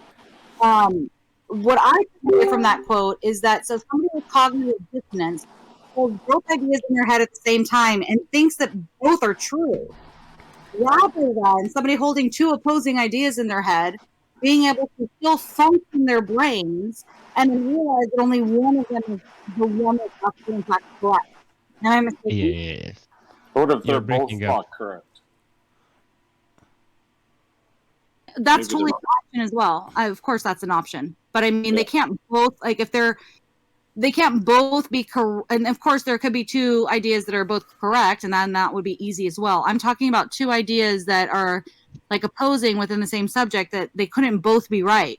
So you can hold both of them in your head without losing your cool and going into cognitive dissonance and then like losing your shit and not being able to function, and instead be able to decipher, okay, let me hold both of these ideas and figure out which one is in fact the correct one, right? So, like, that's a cat or that's a dog. Or somebody telling you that that's a dog when it's a cat. Yeah. There's actually another. You're smart enough to know. Wait a second. Hold on. To relate it to the subject, I would do like level is curved. Okay, well, this person is saying that level is curved. This person is saying that level is horizontal. You can hold both of those ideas in your head. You can see what the other person is saying, right? You don't need to go into total insane cognitive dissonance of like insanity. And you can come out the other end being like, no, you're wrong. This is the one that's actually right. Right? Or am I mistaking the quote? Well, I don't know. I think that's a sort of one of these fancyisms where you can make it believe whatever you want that quote to say. It's very confusing. I'm the sorry, way it's wrote. What you are talking about, Shines, is as if I'm correct, I'm taking as if you are talking about cognitive dissonances as something you can decide upon. Now, that's the very root problem with cognitive dissonance, that you cannot decide. No, I don't think cognitive dissonance is something that you can decide upon. It's not up to intelligence at all. It's not about that. It happens right at the time when you hear something that you have a belief against. No, but you can either realize that you're in it or you can stay within it. Like, and you don't have that ability to think your way out of that cognitive dissonance because you don't have that logical thinking to get you out of that mind prison of cognitive dissonance, right? Well, there's another quote that's similar to it, and I wonder if this guy was alluding to this other quote. Aristotle said, "It's the mark of an educated mind to be able to entertain a thought without accepting it." I wonder if this quote kind of parallels to that one or not. But I think it does. I think it probably stems from it. Maybe.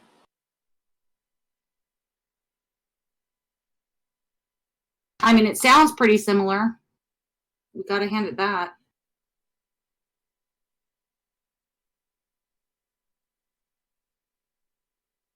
But who was that said that? Was that you? What's up? That cognitive dissonance isn't like an intellectual thing. Wouldn't you think that somebody could, like, yes, somebody can be in cognitive dissonance, but if you have the logical sound reasoning, you've been trained how to think and how to reason and how to use logic, then you look I'm like sorry, you sound very muffled to me. I don't know if everybody hears what I'm hearing, but it's very muffled to me. Sounds like you're breaking up. Can you hear me now? Can you hear me? I don't know. Oh, and it's also got scalpel. I think that's somebody else is going on. What? Did I do something? I think Yeah, I you're, think you're hot micing. yeah, your hot micing's bleeding Oh, over, am I? and it's interrupting us here it's in maybe that. Shines. Oh, sorry. All I good. muted him. No, so what I was saying is that I think that when it comes to cognitive dissonance, that yes, we have like, you can reach a cognitive dissonance and never, like, some people just never get out of it. But I think that if you have a basis in logic and reason, and the more you learn, the more you are less likely to stay within an element of cognitive dissonance, that you can work your way out of it. And yes, it is a hyper reaction that quickly you encounter, but some people that lasts a very, very long time, and even a lifetime, rather than instantaneously 5 minutes, 10 minutes, an hour, a couple conversations later, some studying later.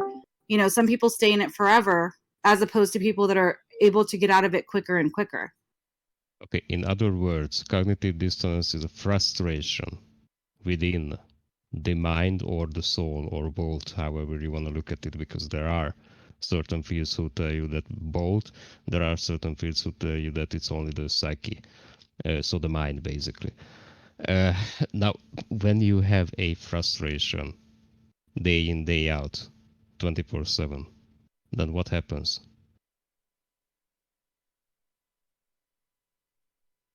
If you're frustrated 24/7, I would say you become a grumpy old troll.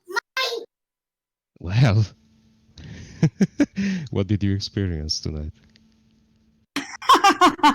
I mean, good point, but I don't always experience them that way. That's why I don't know. I think that there was a lot of other factors involved, like when you have one that's tipsy and then the rest fall into queue with that tipsiness and act like they aren't tipsy. Yeah, it was just a joke, by the way. If I want to take it seriously, then the real problem again with cognitive dissonance is what I said, frustration, and it has to be worked out in some way, because you cannot exist in that stance, because it breaks you down. It's like always thinking about your spouse having an affair.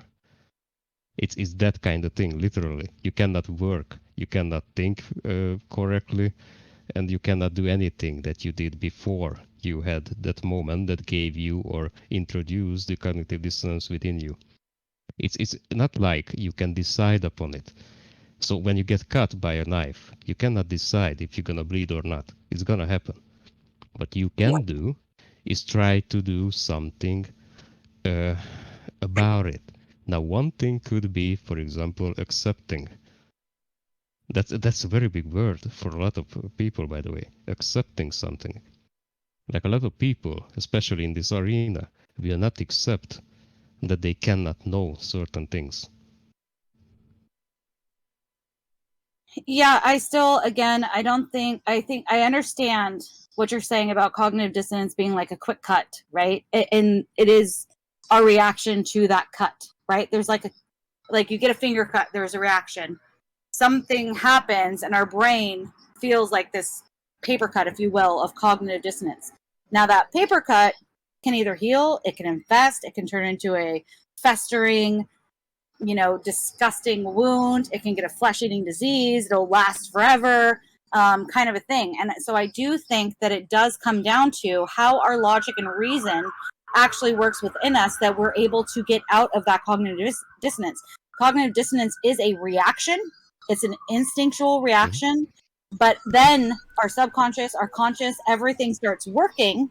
And if we do not have logic and reason, we'll never be able to escape it. If we have logic and reason, then we can actually get out of that cognitive dissonance. Right. We wouldn't be able to. You're if using cognitive dissonance a lot, right? You know when it came around the first time? No, I didn't. When they made it up? No. The 1950s. Really? I can imagine. Yeah. Right after the... So why would it come around at that point, right? Isn't that interesting? Wow. Yeah, that is very interesting. Huh, I never knew that. And my husband actually teaches AP psychology in high school. That's what he does. That's really very interesting. Yeah. I bet you he actually knows that and has never told me. We never had that conversation, but that is quite fascinating. Yeah. Glad to meet you. I'd like to have have a word with you. Oh, you would love him. He's a great guy. Yeah, well, you might want to have a word with us first and see what we hold. Because, like I say, this cognitive dissonance thing is a very real thing. Okay, so then tell me why it did come about in the 1950s. I have, of course, some, automatic imaginations in my mind why it would have come about, but why did it come about, and what are your thoughts on this? Okay, now, I can tell you quite simply, right?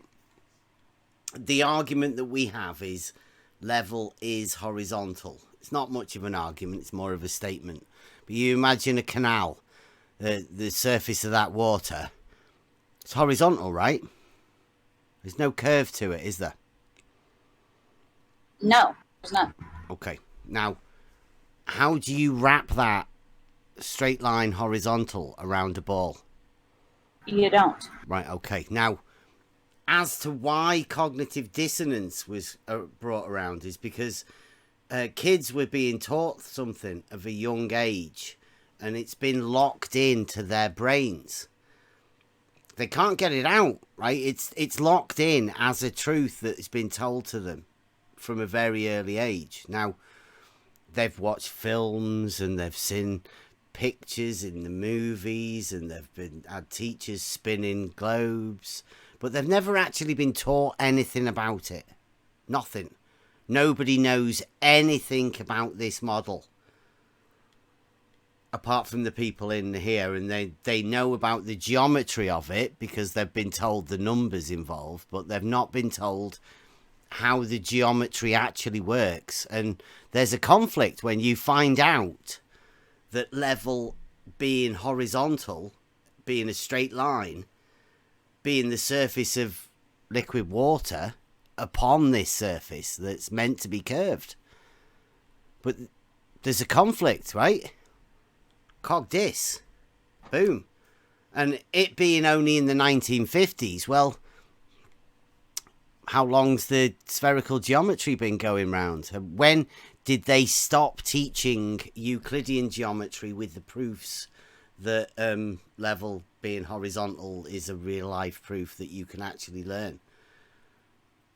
Well, see, this is what's very interesting to me, because for me, with logic, I can hold both of those ideas. I understand exactly what these people are saying when they say that level is curved. I get what they mean by it. It just isn't reality, right? I can hold those two opposing ideas in my mind and then automatically know this one's wrong, right? Well, that's not you've come to terms with it. You've dismissed them, right? Now they have to have both of them. One of them's reality that they can't get away from, and the other one is a locked-in model that they've been told by superiors, and they've watched TV programs, and they've added to this model themselves. Totally. But I was just bringing it back to the quote, and whoever it was that said Aristotle had said something about the holding the two ideas, and I was just wondering what that quote was again. But somebody else besides, because Fitzgerald, I don't it's even the mark know. of an educated man who I can't remember now. For Frank's sakes, I'll look it up. Thanks. I was just trying to bring it back to the quote because I'm trying to understand, I guess the true difference between, what does cognitive dissonance even really truly mean then? Was it really, because even Fitzgerald, wasn't this before the 1950s that he made this quote? So that wouldn't even pertain to it otherwise. Here's a quick definition. The term cognitive dissonance is used to describe the mental discomfort that results from holding two conflicting beliefs, values, or attitudes. So they're holding them as if they're both true. Yes. They cannot let go that they're both in fact true. Okay, got it. Okay, this is where I was being disrupted. Yeah, okay. It goes on to say people tend to seek consistency in their attitudes and perceptions. So this conflict causes feelings of unease or discomfort. Yeah, and they don't know the problem, right? Because the cog dis, it's a brain thing. It won't let them access it. to ease the conflict, because it's too much for them. They'd have to give up too much. Totally. So besides level is horizontal and level is curved, what would be another example of this? Like, I mean, this has to do with more straight of like lines being circles. Same thing. Totally. Yeah. But exactly the same thing, but the same conflict, right? The same conflict are there many comes other around. outside of this though? Outside of like this topic? I mean, what other Oh, I don't know. Like we've just been within this topic, right? You have to find the right person to deal this thing too.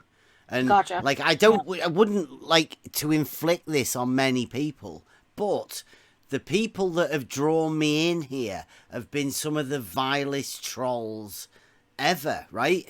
And it's a pleasure handing them this, because they're the ones that end up calling you flat earther, right? I'm not a flat earther, but they call me a flat earther. Well, then I can give them a glimpse of this cognitive dissonance, right?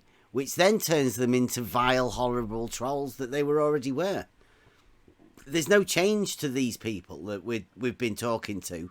Right now, we've developed an argument that we can hopefully try and access people to give them it. But I don't want to keep making trolls and make everybody angry whenever I start talking to people. Now, luckily enough, in the real world, people don't react like everybody does round here in these Discord servers.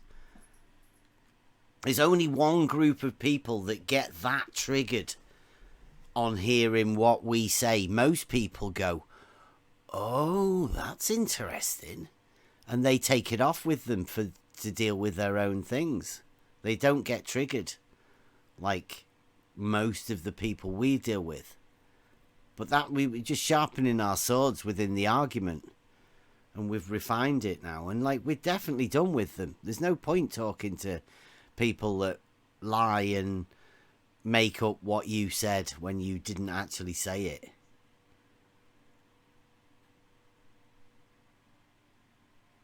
I don't know.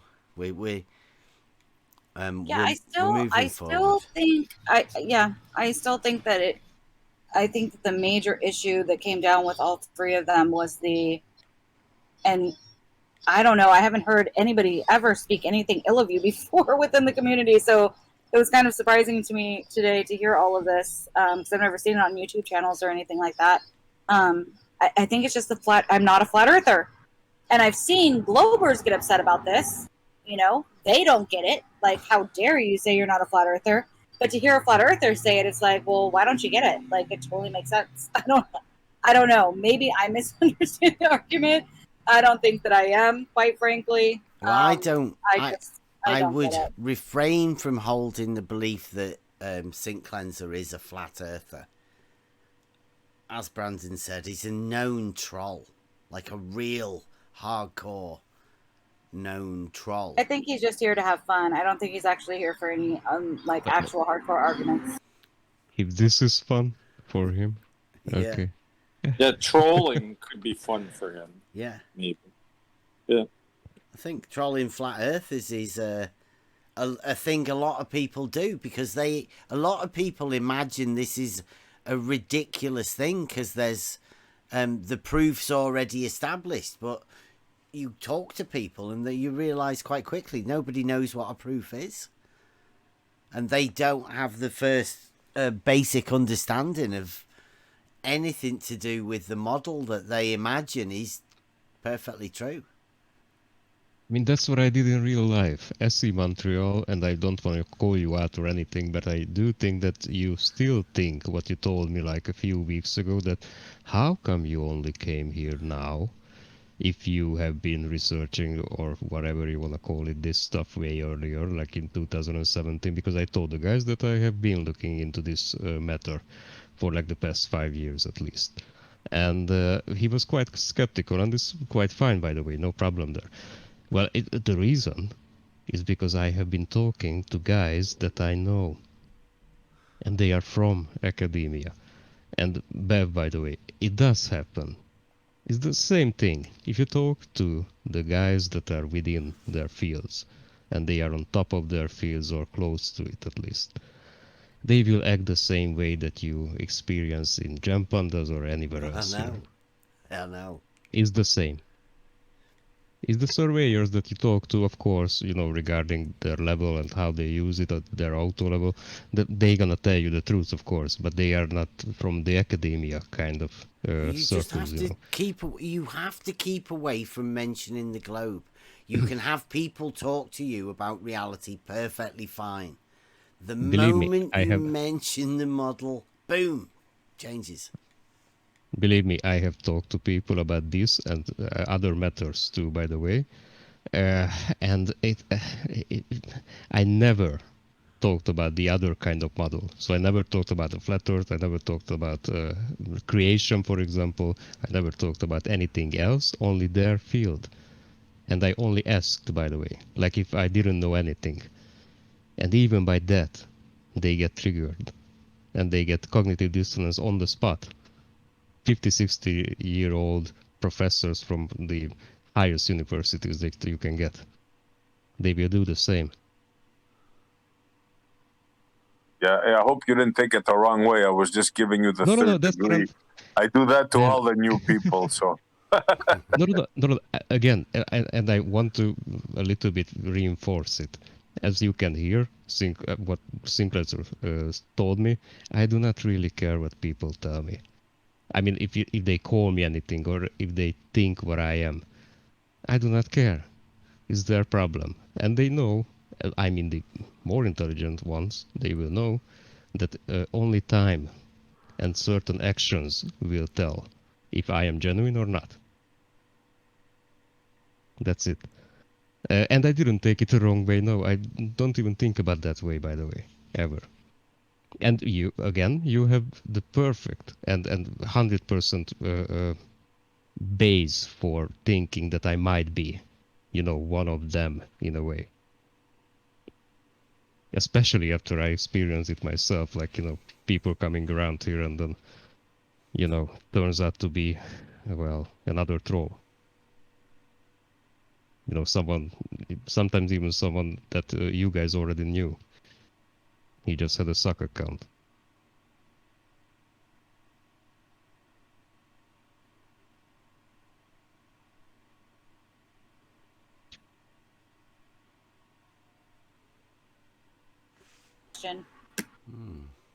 I just want to know. So when people anywhere are like, Bev doesn't call himself a flat earther, why on earth wouldn't they do that over there? I mean, this is ridiculous that they're not flat earthers. What is the most clear and concise way, like the easiest, without a long conversation, how would you say you are not a flat earther? So I'm a surveyor. I have trained in surveying. I've measured elevation changes in the land. I know how it's done. How could I possibly say it's flat? Flat's 2D. Well, a flat surface is a two-dimensional surface, right? Like we said earlier, you've got these different meanings of different words, right? You've got level and horizontal.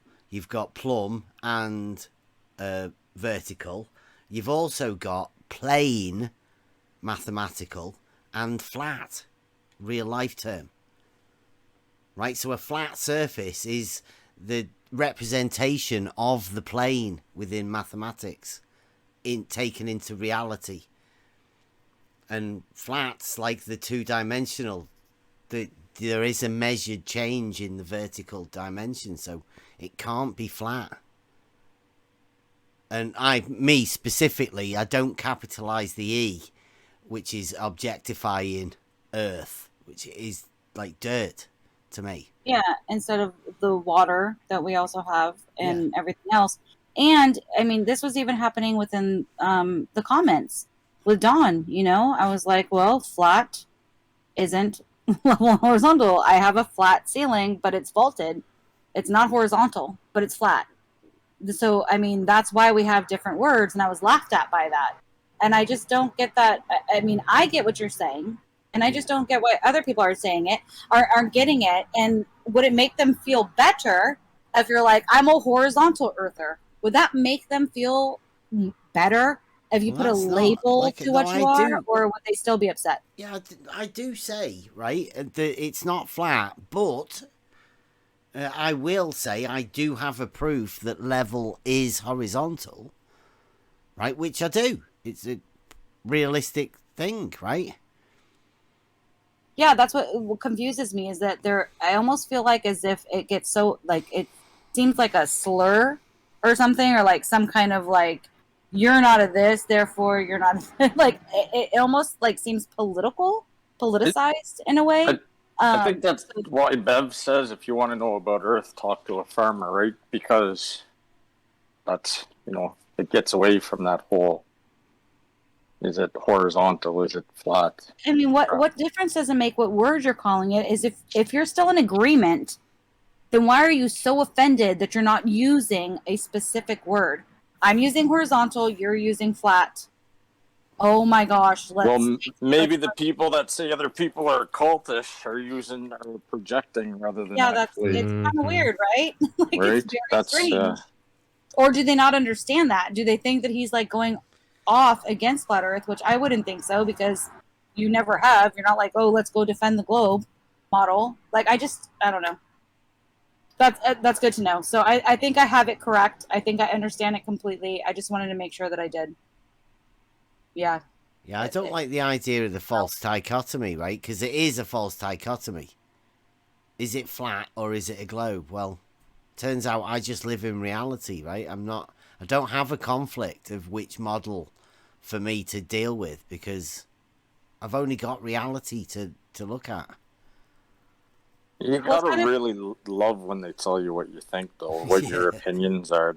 I think that's part of why they want to put anybody in the box, right? So they can tell you what you think and what your opinions are, and then try to deconstruct it.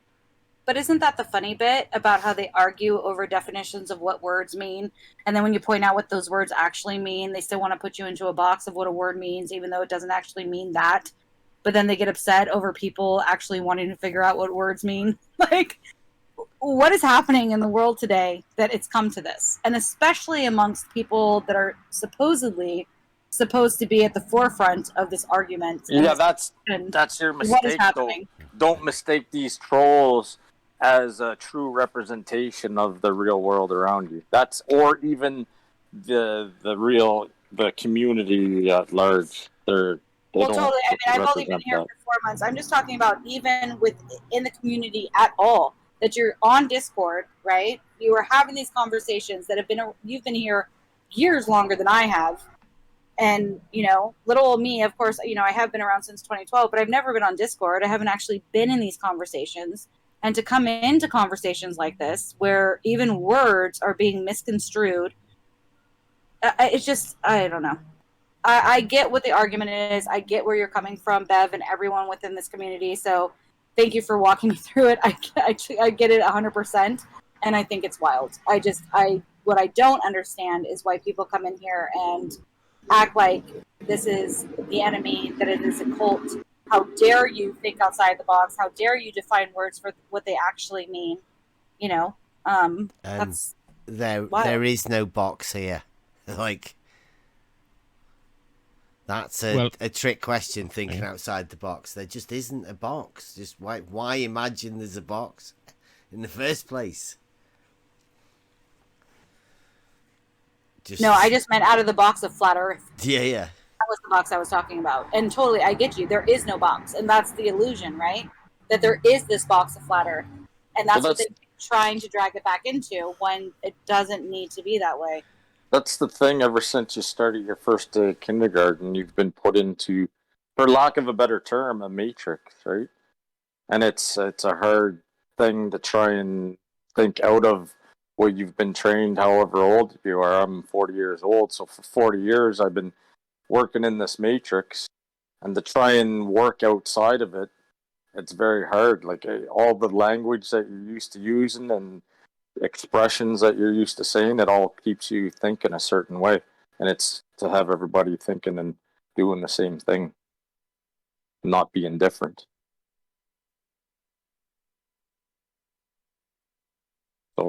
I believe people that are in the server try their hardest to escape from that, even though it doesn't always happen, right? Yeah, see, but I think that the world also sets you up for divide and conquer, and not in a good way that you would do if you lived on a farm. And it's like, okay, let's divide and then conquer the tasks that we have at hand to help one another. Instead, it's a divide and conquer where the people at the top are like, let's divide these people in any way we possibly can. And so that has been instilled into people. And so these labels, intersectionalities, this and that, whatever, has been instilled into people. So even people that are supposedly like with free thinking minds, they claim themselves a label. They hear somebody that doesn't claim that label, and therefore they are then the enemy because they have this divide and conquer tactic within their brain that has been institutionalized within them. That's a good reason to avoid labels, right? Like flat Exactly. earther, globe earther, or whatever. Yeah. So that's all that people, I think, I can't speak for everybody here for sure, but I mean, I think that's a part of why people don't want to take any label. They just want to, I know it's the reason why I don't. You know, I go into a server and they try to pin you down. Are you a Christian? Are you a flat earther? Are you this? Are you that? And I just want to say, I'm just me. I have my own attitudes, my own opinions. You can ask me. I'll have a conversation with you, but don't try to, because I think a certain way on one particular area of a subject doesn't mean I agree with the group of that label you want to put me under. Well, and You know, that's like I the can thing go. when it comes to Christians is that, or any religious sector, anything. I mean, people disagree all the time, and that's fine. You know what I mean? So, still needing to be into these boxes of I'm this, I'm that, you're this, you're that. Well, I'm a Trinitarian. Well, I'm this, and then you get into that intersectionality in which we're witnessing right now with everything, right? Like It's all division within division it's within division division. within division. But they also claim, oh, I don't want to be labeled, but let's put 1,000 more labels on it. So then therefore we aren't labeled. It's wild. It's so weird. It's deep. Just very quick, how's my background noise? Did I fix it? It seems like my Discord is always taking off, disabling my, what's that, when it cuts out your background noise? Yeah, it sounds better now. Yeah, okay. It was bleeding in, and as it was bleeding in, it was doing. Remember that thing that Rumpus used to do, where he did something with his mic that cut everybody else out? Yeah, I don't know. It keeps. There's that switch you can go on your dashboard on Discord and that cuts out the background noise. I can't remember what it's, noise reduction or whatever it is. Keeps switching off for me for some reason lately. Then I get in trouble.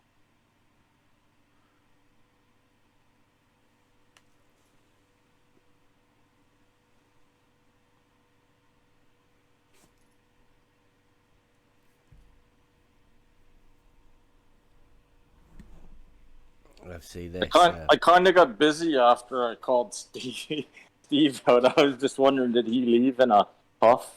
Not puff or what? I think so. Yeah, he got upset at you. I mean, they all came in together, and I know he got upset. You personally called him out. You said his name, and you know what happens when that occurs. Yeah, I might have did that on purpose. Sorry. He might have been drinking for a bit. See this? I've just, as you do with a few things. Have a look at that Brunson optical tooling. I'll show you one of their levels. I'll just take a screenshot of. Or am I looking in live chat? In the live chat, yeah. There's a optical tooling. I know you like these sort of things. I do. What's in the world never. So this is what we're talking about there.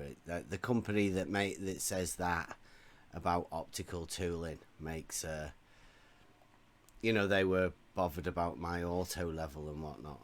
Look at this. Where are these guys at? Brunson in or not? Or that's what we're talking about. Look at that level. 11,000. You know, I tried. Pounds. UK dollars. $11,000. That must mean it's way better than Well, it's anything straight. else. It does say it's straight and level. Like, they're both the same thing. Like, straight as an arrow. Couldn't get any straighter. You're paying $11,000 for a straight, level, right? Definitely. Why is it Gotta this be better. expensive? Are they saying because you Oh, can see 'cause like it's way farther better. or something? Gotta be way better. Very level. Very, very, very level. Level. Like, how level do you want it?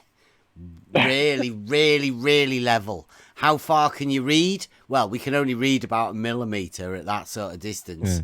Well, how accurate is it? Well, way more accurate than the millimeter, but you can't read it. You can just read the millimeter. So this is a joke, right? No, it's like, that's what if you want to have properly. I mean, like, I've got one that's 99 quid that's a millimeter accurate over that same distance. It's really not that big of a difference. The joke, no. Yeah, the joke is that the money. I've even talked to people that sell this equipment, and just because you spend more money doesn't mean you're necessarily getting your money's worth from the same tool that's cost less can be equally as efficient. It's like a Ferrari versus a Mini. Well, they'll both get you wherever you want to go. Just one This costs one does it in style. loads more. One does it in style. If you listen carefully, Sean, to the conversations when they start talking about tools and stuff, you'll notice that they'll bring money into the equation as if money makes it somehow a better a better measurement or whatever. So they'll, a guy like Rumpus will say, "Well, this person has $30,000 theodolite," like as if. Like, a theodolite does what a theodolite does. Like Bev says, a car gets you from point A to point B. A theodolite has its job, too. And you can get theodolites for a fraction of the price that'll still do the job just as well as that $30,000 one will do as well, right? Well, it's the same thing as saying you have an education. I've been through all this schooling, rather than being somebody who's autodidactic, who's learned on their own. Like, well, they paid for theirs.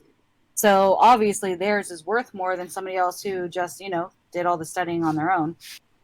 The money definitely. Right, the difference between going to Harvard or a lower class college, you still learn the subjects that you're paying to learn, right? Well, tell you what, I'm not into this kind of stuff. I do not know everything about auto levels at all. But when I looked at the Google, and you can do it too, then what do you search for when you actually want to buy something? What do other people buy? What is the best one? What is considered the best one, right? And I looked it up. It's a Leica, I think. I'm not sure, by the way. Maybe I'm. Yeah. It can be a Leica, right? That's the brand. Okay. So I think it was a Leica, and it was for £200. The best one, according to surveyors. So money doesn't mean what other people could tell you that it should mean regarding. Well, the difference is, with the one that I've got cost £100. Brilliant tool. Never let me down yet. But I mean, all it does is establish a horizontal, right? Is accurate to 1 millimeter for a 1 kilometer double run, which means you go out a kilometer and you go back to your start point to find out if there's any errors, right? Because you have to make, if you find out you're 30 centimeters out or something, right? There's something wrong there, because you should end up at the same point with a 0 error. Really, you want to be trying to get accurate. But so it's accurate to 1 millimeter over that 1 kilometer double run. Now the most expensive one, like that other one, cost 11,000. Super ultra accurate, that will be to 0.7 of a millimeter over a 1 kilometer double run. So you're saving yourself 0.3 of a millimeter for that extra $11,000. depends. Like, And I guess, what do you want? How accurate do you want it? and I guess it can do some other stuff too, right? By the way, I don't know what, but no, it's blingy. It's just for that. It's no just, other it's functions. just horizontal. Yeah, that's all a level would do. It's just a horizontal. Okay, but I mean that one, the 11,000 one. That doesn't do anything else besides the leveling. No. Oh. Yeah, well, you're that's a just scam. doing. Yeah, you're mean just surveying within a certain tolerance over a certain distance. You mean like it doesn't in a connect to the horizontal. internet or tell you what time it is or anything like that? No, yeah, but I mean, whatever. look at it. I It don't comes know. in Yeah. that grey colour, and it's got them brassy, goldy coloured bits on Oh it. yeah, that and is nice. That that's is fancy, nice. Yeah. Yeah. Yeah, so that's what we call a scam, by the way, in every field. Highly precise, right? But I mean, it depends how precise do you want to be? How precise do you need to be? I mean, there are other tools that do use a water level, which I'd say is even more precise and less costly.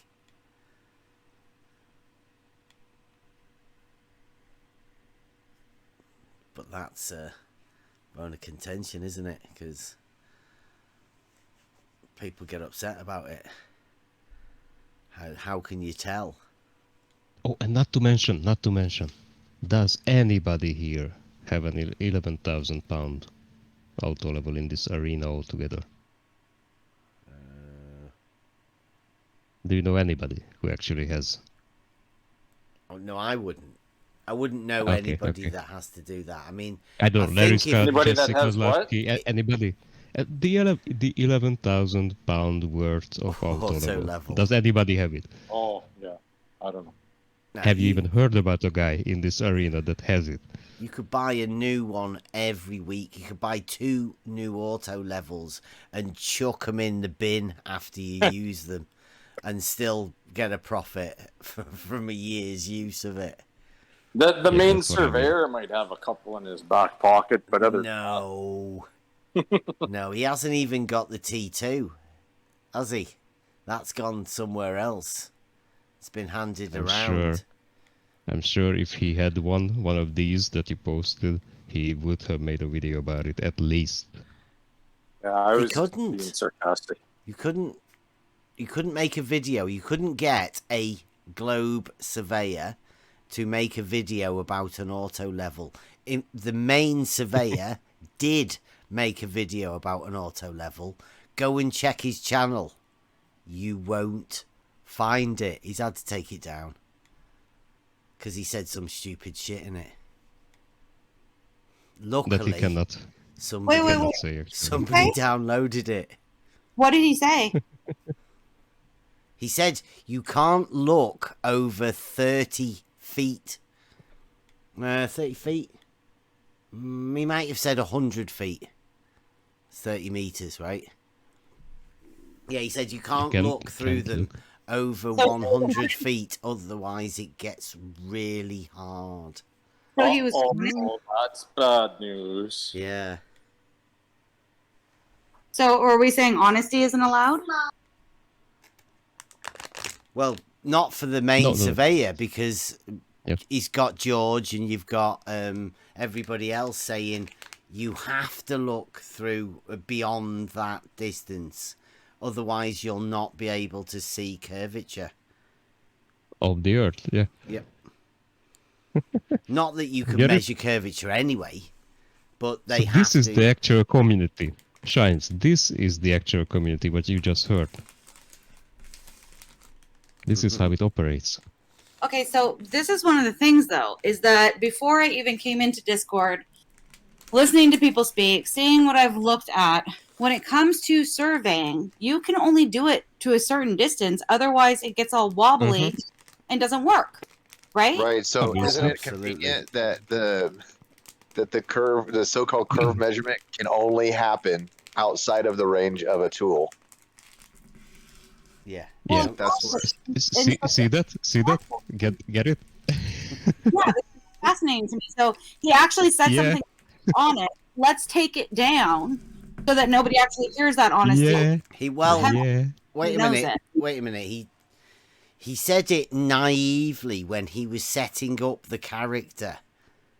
Right? Just casually, Well, when he was setting up the character of the guy, I'm going to be the main surveyor. He was called just the Maniac or something like that. Jesse Kozlowski talks about him.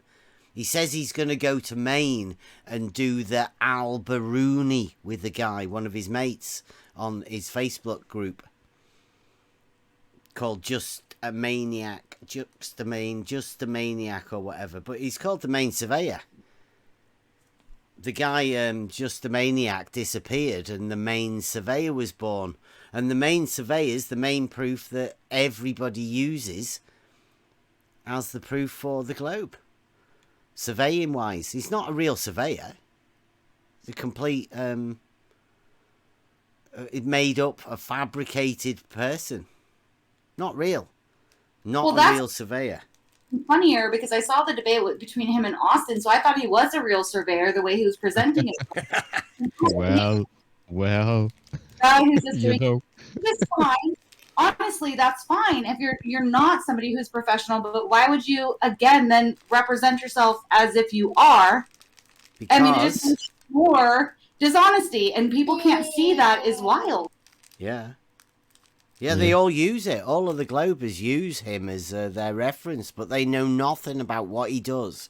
And they don't know that he's just talking lies. He's lying to the Globers. Right? He's not lying to us. We know what he's talking. He's a load of rubbish. Sorry, after I've been around here, like literally here in this Discord, I do not think that people believe him. I do think that people hired him to do what he does so people can reference him. You get what I mean? I tell you, like Jesse Kozlowski laid it out in the bit he did with Soundly about Lake Pontchartrain. We've been over it. Jesse Kozlowski had the Belu alien told him about Tilt. He realised he couldn't do it because I think Jesse Kozlowski might be a real type surveyor. Works for Trimble or something, some company or something like that. So he might have an actual license. So he can't say this stupid shit. He can't. But the narrative needs to be pushed. So they handed it off to the guy from Maine. A persona. Yeah. A YouTube persona. They just made They literally character. made up. Yeah. And then they found someone who actually gets the role with the voice. Yeah. What's your opinion about that, Shines, by the way? And then the word Maine means a place in the United States, but it also means, when you just say it out loud, the Maine surveyor. Yeah. It's also a word game. Yeah. He's the god, the Maine surveyor. Who told you that? The Maine surveyor told me that. Yeah. The Maine. Yeah. Oh, the main one, right? Okay. Well, it must be official then if he said it. It's like he's not a real surveyor. I even got George. That's why George Nutsack isn't around the place at the minute, because he said live in a debate on Brandon's that the main surveyor can't set his tools up. He doesn't know what he's doing. He made a video showing everyone. He hasn't got a clue. Nobody could see it, though. It's embarrassing for anybody that knows what they're doing. But, I mean, not a lot of people know what they're doing. And a lot of people have spent a long time listening to people who have been obviously lying to them. They can't give it up now. They can't say, oh, yeah, he's been lying to us for all that time. Yeah, I suppose. They have to. There's some sort of authority he's gone into them. It's like Rumpus. People imagine Rumpus. You've got Brian Leakey saying that Rumpus is clever. Rumpus is an authority for the Globers. He's not. Rumpus literally makes stuff up. Just spiels the normal narrative. Calls people morons whenever he gets challenged.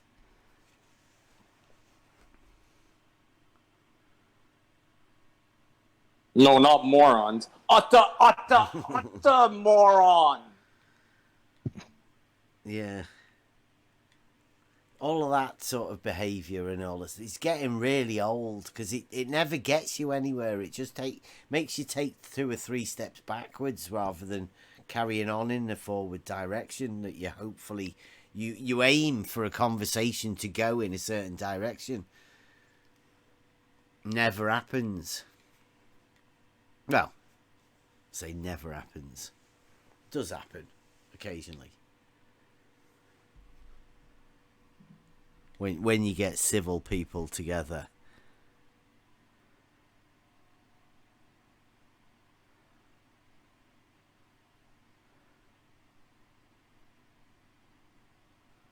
I will have to go and get me level calibrated this week.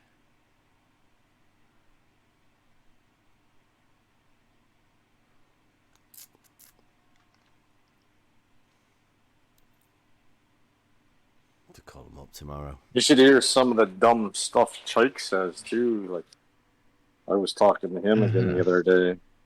Why? Why? Because I get bored sometimes.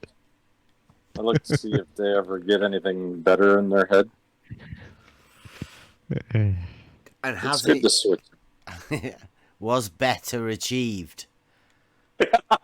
No, unfortunately, I would have to say I don't believe so. No. No, he still says the same old shit. He still says that I'm harassing surveyors when I call them and talk to them and shit like this. He still says that, Bev, you've never done any kind of surveying ever. You've never done a double run and all this other stuff. What else does he say? I don't know. He's got that picture. I think I posted it in here the other day. The eye level. He's got that. Yeah, the eye level at whatever 7,000 feet or whatever. What's Up's made a video about that. You should post that as a reply to him every time. Okay. I think I did. I think I sent it to him directly. Actually, does it have his name in it? Yeah. Yeah. I DM'd it to him. He never got back to me. At the end, it writes, "Are you okay, Chike?" That one. Okay. Yeah. No, I actually DM'd it to him. He never responded. Cool. Okay. It might have worked then. Yeah. Might be the ideal response. I don't know. I'm not so sure. I won't get my hopes up. Let's just put it that way. Yeah, like over the time, we've got a back catalogue of talk, because that's literally all we do. We've basically refined an argument, trying to work out what the fuck's going on round here. Because there's some weird things happen, and it's not really like we've been part of this. We were part of 24/7 mods. Left there because we spotted some really weird shit going on, and we got pushed out mainly because of Emma. They didn't want Emma around, which I thought was really strange, because me and Emma clicked when we first met, and I mean clicked as in, just minds coming together for some reason, whatever, and then they pushed Emma out because of the guys. Like, the guys are nasty to women. You've got to be a bit of a, I don't know, special sort of person to stick around within this community for so long. But I don't know, me and Emma were both sort of on the same sort of track, wondering why people are doing that. Guess we've both got kids as well, and you're wanting to helpfully give your kids some sort of a boost into life. So you have to understand what's going on. This new social media networking thing it's a completely different breed, right, from what we were used to when we were being brought up, right? I was out on a bike. My lad's never done that. He's never really had mates like that. He's quite happy sat on his computer.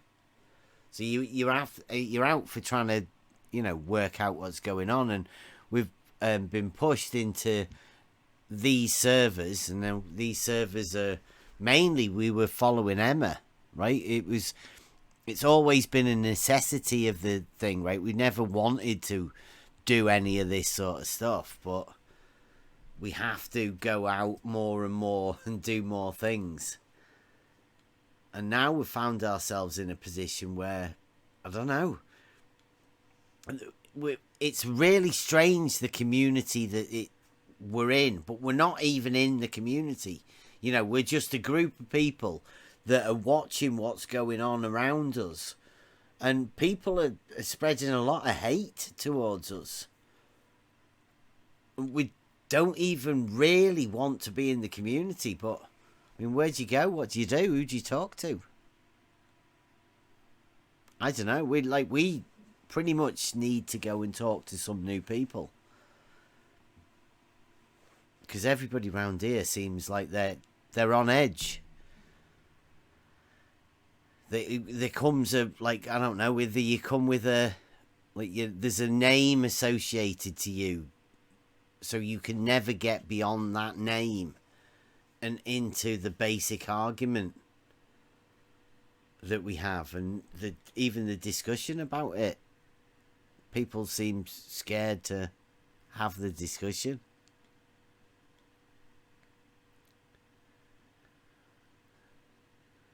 Which I need to have a word with Spot on. Spurs chemo. It's been a while since Spurs has been around. He was in almost the whole time. Mm-hmm. Wow.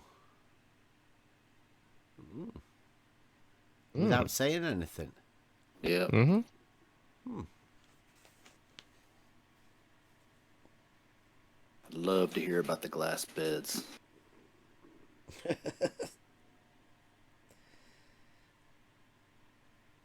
Had them by the balls. Just didn't follow through. It's a pity.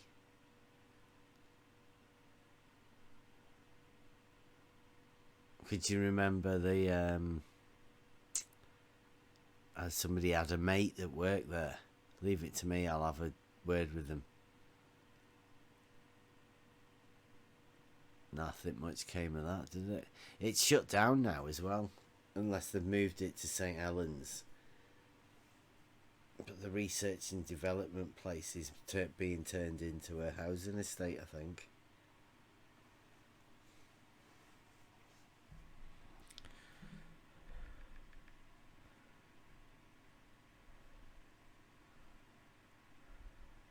It's been good tonight.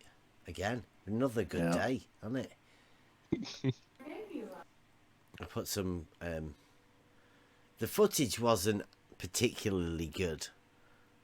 I couldn't believe what I seen when I turned on Discord today. The people that were, the particular names that were in there, I was like, what the hell's going on here? Let me stop everything I'm doing and go listen. I figured you instigated him in here. No, I didn't actually. Not this time. But I don't mind instigating a little bit when I'm here and they show up. It's crazy how one question can just sometimes send them right over the edge. It's so fucking weird. I guess I'm just wondering their stance. Like, it's weird. They get mad. Like, what was it? Don said, you're overcomplicating it. And then the next sentence, this is just too simple. It's like, make up your mind. Yeah. It's that cog dis. It does strange things to people's minds. But I can't understand it. That's what gets me, is these ones that claim to be flat earthers. I can't understand why they are having this reaction to it.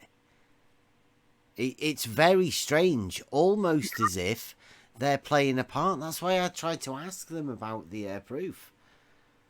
Right? If you haven't gained a proof, then it's just a game and you're playing a part. And if you're just playing a part, then this cog dis will still occur. I again think it has something to do with like some sort of camaraderie, some kind of divide and conquer tactic that has been instilled within people, like divide and conquer on every single level that you possibly can. And when they hear somebody say, I'm not a flat earther, because Dawn in the comments was having to go at me over, I mean, we've discussed this before. Flat doesn't mean horizontal or level, right? Like, that's why we have different words. And you explained why level and horizontal are different, even though they are literally mean the same thing. Like, there is a reason for that difference. But I have a flat ceiling, it's vaulted, it's not horizontal. So when somebody says I'm not a flat earther, I mean, that logically concludes, like, that's a truth, right? Like, I get it. Go ahead. You're not a flat earther. I don't understand an issue with that. But when people hear it, I think that they feel like it's an attack upon them almost personally and upon this group. And then when they're in a group of friends and they all claim themselves to be flat earthers, then how dare you, call us out, and then it spirals from there. I mean, I think there's probably even so much more to it than that, but I just don't see why that needs to be an issue whatsoever. I respect you. I don't respect you. You're totally logical and you have the best arguments, but you don't call yourself a flat earther, so you're lame and the R word. Like, huh? I don't get it. That really was disappointing to me. And I'm sorry because I helped bring people over here for that conversation. No, that's good. It's good. Honestly, not your fault. I would say thank you, right? Because these are the best moments. We've See, all gained from it. Yeah, but they didn't, and that leaves me disappointed. The fact that they left and they can't even they still don't get it. Like, they won't get it. They never will. They've been here already many times before, right? In many different personas, we've had these conversations. They know how it goes. This for you tonight was your learning experience, and a little bit mine too, by the way. Yeah, and what's up, right? Everybody's learning from these encounters that we have. I never learned fuck all from it. I just wanted to say. Yeah, you did. You learned you can trigger Steve. Next time you see Steve, you've got a good conversation coming. Yeah, you definitely. I didn't know I could trigger Steve. I like Steve. God, why don't you like him, God Scalpel? Like, why? I think. Whoa! Wait a second. Did I say I didn't like him? No. I've never heard him ever behave the way he just behaved earlier today. And I don't know if it was, again, because of that camaraderie. And so they heard what was happening to, everybody else that was, like, divulging or what happened. But you just, like, saying his name or saying something that you thought went against him, like, he lost it. I think you'll find that if there's anybody that gets picked on very quickly and easily, I'm your guy. I just seem to have a way of saying the wrong thing at the wrong time. Honestly, because Steve has been like the most patient person I've ever heard, ever. And I was like, whoa, what just happened? Steve, calm down. Like, there's no need for this. Like, why are you resorting to that language? Like, that he didn't even say anything. What just happened? The thing is, I spend a lot of time really listening to what people are really saying. And sometimes I think I just know the right question or thing to say to bring it out. Do you know mine yet? No. But if I listened to you for 100 hours, like I have Steve, Sin Cleanser, and all those guys, I could, yeah, probably. I don't think you could. Well, I can't wait. No. I mean, I seriously think. No, it depends. Yeah, it depends on the person. It depends if there's anything there to be brought out. If there's nothing there, there's nothing there. I don't do it here, obviously. Like I just when I see people being dishonest, that's when I bring it out. And there was something Steve did that didn't happen today that was dishonest, and I just so chose today to bring it up, and obviously he didn't like that. Yeah. So it didn't really have anything to do with today's conversation. It was something that I had my own motives for my own interest to do what I did. Yeah, might have just took him off guard and was like, what the hell, keep your name out of I don't know. He was cussing and swearing. That was crazy. And I've been there. I'm not going to text him and warn him what's about to come his way. That would take away from the real response. No, totally. No, I get that 100%. I'm just trying to figure out, like, why he did it, and I think that might have been a reason. As for me, I mean, I know I have my things that are triggering, but really, honestly, the only people I've really gotten into arguments with is when they misrepresent what I'm saying. Like that is. I don't trigger people like for fun. Well, it can be fun, but usually it's to bring something out that usually it's because it brings something out. I'm not saying that you did that. I'm saying for me, like when I can get in a position like that where you will see my claws come out, it's because number one, if you're not listening after I've asked, like especially if it's like abiding by the rules of a server or whatever, it's like, okay, done. If you keep talking over people, like stop, right? Like if you continue to act in a way that is not necessary, knock it off. But especially if you take things that I've said, misconstrue them, and put words in my mouth, and then run with this and like talk about me in a certain way that is not representative, that really that is something that can make my claws come out. Look at Sin Cleanser today. I just asked him one word today and he freaked out. Or asked him one question, sorry, and he freaked out at me. Like, why did he freak out over one little question that I asked? To avoid it. Well, obviously, but why? What's he avoiding? Answering the question. He's avoiding because my question brought out his bullshit, right? Yeah, like exactly. He's avoiding the conversation he's going to have with himself. Yeah. And so maybe what I did to Steve was the same thing. Maybe I was just taking care of all the riffraff at the time. Clearing house. God, Scalper, you're a troll. If you can get triggered from one question, then there's probably something going on, right? No. Yeah, it means you've been here and you've been trained to ask those questions, right? That's why we're all here. Right? We ask those questions. Yeah, but you guys didn't get triggered from the question. If somebody's asked a question and they completely lose their shit over one question, that is questionable. Like, what just happened? So what is happening? We're not attached to anything here, right? We don't have invested. My entire life is not staked on anything that is discussed. You know, like if it came out that level wasn't horizontal, I'd be like, oh, well, look at that. Hey, you know. But them, if they give up any piece of ground, right, they are no longer the intellectual superiors they believe that they are, and the entire wall crumbles. So they have to maintain across the board just ignorance, or else any little knowledge will get in and just destroy the darkness. That's right on. Well done, right on. Don't fucking hey. What's up, Beth? Look up, Redman. Hi, Redman. I've been busy working on the car. What happened to Sin Cleaser? Did he lose his shit? What do you think? He came here. Man, y'all got to hit him. You got to hit him with them little soft pillows. You know that. I think he'd been drinking again. I think they all have. I mean, I think a lot of them have a... I mean, I used to think it was an act that people used to put on to be able to get away to have the conversations, but the more and more you see it, the more and more alcohol there is, and you definitely shouldn't Discord and drink in Discord. It's not good. Nobody likes to see it down at the pub, the drunk guy just interrupts every conversation that you're having. But, I mean, it's usual. Most every server has its drunk. Who's the one here? We don't have one of those. John, remember John? John Bernard's. Yeah.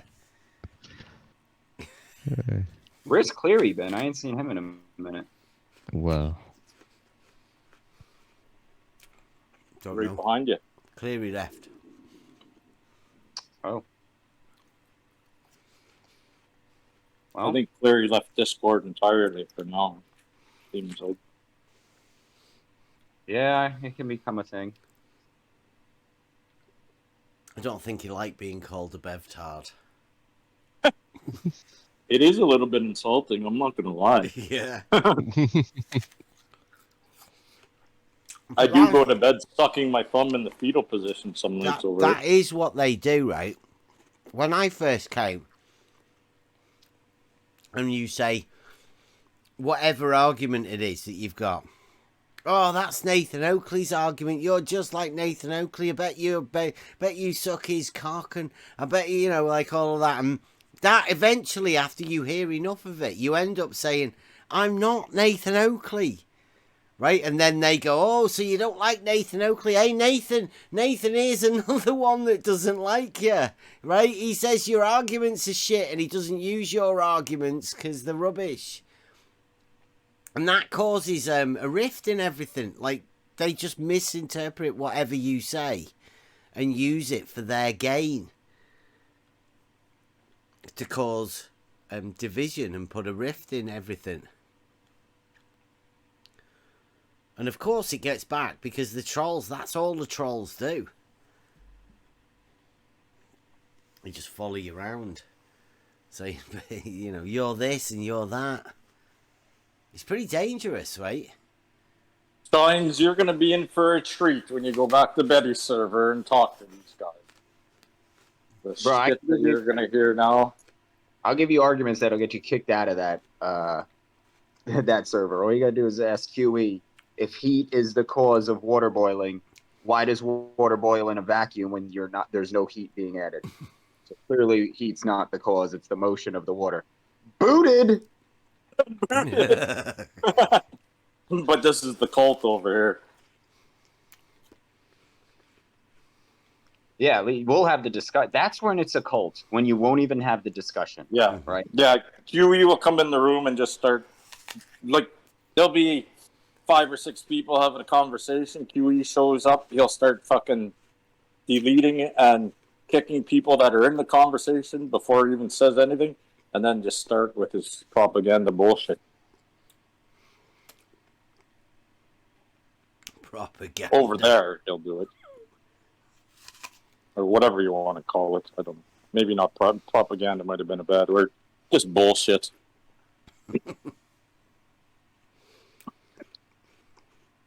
You mean the only 3 arguments you're ever going to need? Drop all of that other shit. Forget everything you've learned or you think you know about the subject. Let me tell you what you need to know. That's right. Shines, QE once attacked me and was going to make videos about me and stuff because he heard about me in a different server saying something that he didn't like. Oh. I mean, that's pretty typical, right? I mean, of everyone. Like, if you hear somebody saying something that's saying something. Yeah, about but I wasn't, I'm not even QE's friend or anything. He just heard that I said something and then attacked me in public about it, said he was going to start making some videos about me and what I said, and toe tag me was the expression he used. He was going to toe tag. Like, that's what they do on this, is to create content, right? So I would think. Yeah, but I'm not a content creator or anything. I'm just a guy. Yeah, it doesn't even matter. We're all lambs for the slaughter. And you are material. And used against you in the court of YouTube law. Like, yeah. It doesn't matter. They're going to use it all against us. He won't even mention my name. There's no way QE would make a video about me. He won't even give that. Never do it. Some people just get like deleted from the vernacular. Who are you again? 90-degree palm, man. 90-degree palm? Is that what you just said? Yeah. 90-degree palm. Nice. I guess. That's one of the best sock names ever, I think. Yeah, I get it. I get it. Well, I'm still recording. I might put this out and we'll see what QE has got to say. Go right ahead. Oh, great. I don't know if Shines will like that. Just kidding. I mean, it might be detrimental to your stay over it. Because Betty's this server. is I would say to every single person that's inside of that channel that is in anywhere. It's how I try to run the chat, and where I'm like, have a little bit of a leeway to say, hey guys, let's be nice, let's run the chat a certain way, let's not go against the rules, let's use our arguments instead of making it about the people. Like, there's no reason for any of this to go down anywhere, point blank, period, especially friendly fire. Like, there's no need for friendly fire, like, within this, unless it's something that is, how dare you say something so ridiculous? What gave you the idea it was friendly fire? Exactly. There's Well, three sides. what would you right? the idea that it's not friendly fire? Why would you think that you're enemies? What gave you the idea it's friendly fire? Because I know what they think over there. I know what you guys think over here. So I don't see how it is not friendly fire. We don't. They're flat earthers. We're not. Yeah, but you guys. So okay, and this is exactly why the argument starts. They're flat earthers. We're not. So where exactly are you so separated that you are no longer thinking at all the same to where now it's not friendly fire? That exactly. It's not in the argument itself. It's not in the argument itself. Let me help you that way. It's not in the argument. The deviation is not in the argument. Okay, wait. Making a statement like that they are flat earthers. We're not. That's another division. Like, whether you see it or not. Let me clear it up. Let me clear that up. So basically, Nathan and all those people, they just flatten the mainstream narrative, okay? Light is the same. Atoms are the same. Magnetism, the same. Every single thing is the same, except they flatten it and enclose it, right? And it's not even enclosed. Have you seen the container, right? Oh, gas without a container. They're just pushing another religion. So what they're pushing is side A or side B against the side A, and we're the truth. Okay, yeah, I think there's a lot of ego in that statement, and you're going against the second law of thermodynamics. Yeah, that's why Okay, hold on. Stop. Wait, hold on. This is my specialty. What is the second? What is the second law? Wait. Calm down, right the hand. Come on. She got right the hand figured out already. Yeah, watch out. Oh my God, she knows how to. I found a trigger. This, so, are you just parroting? Are you just parroting? I'm saying that you are finding another division. And you are finding another division, which you are proving that there is. So let me clarify. We aren't friendly. We shouldn't have these conversations. So the truth has no division, okay? The truth is the truth. Now, when you say the second law of thermodynamics, you're parroting what somebody said. You can't go outside and show me the truth of the second law of thermodynamics, right? You can tell me hold on. You can tell me your interpretation of air and how it behaves when you blow it up in a balloon. But that is not the second law of thermodynamics, okay? That is air into a balloon. Now, when you start talking about laws of motion and everything, all you're talking about is Newton's thoughts. You're not talking reality, okay?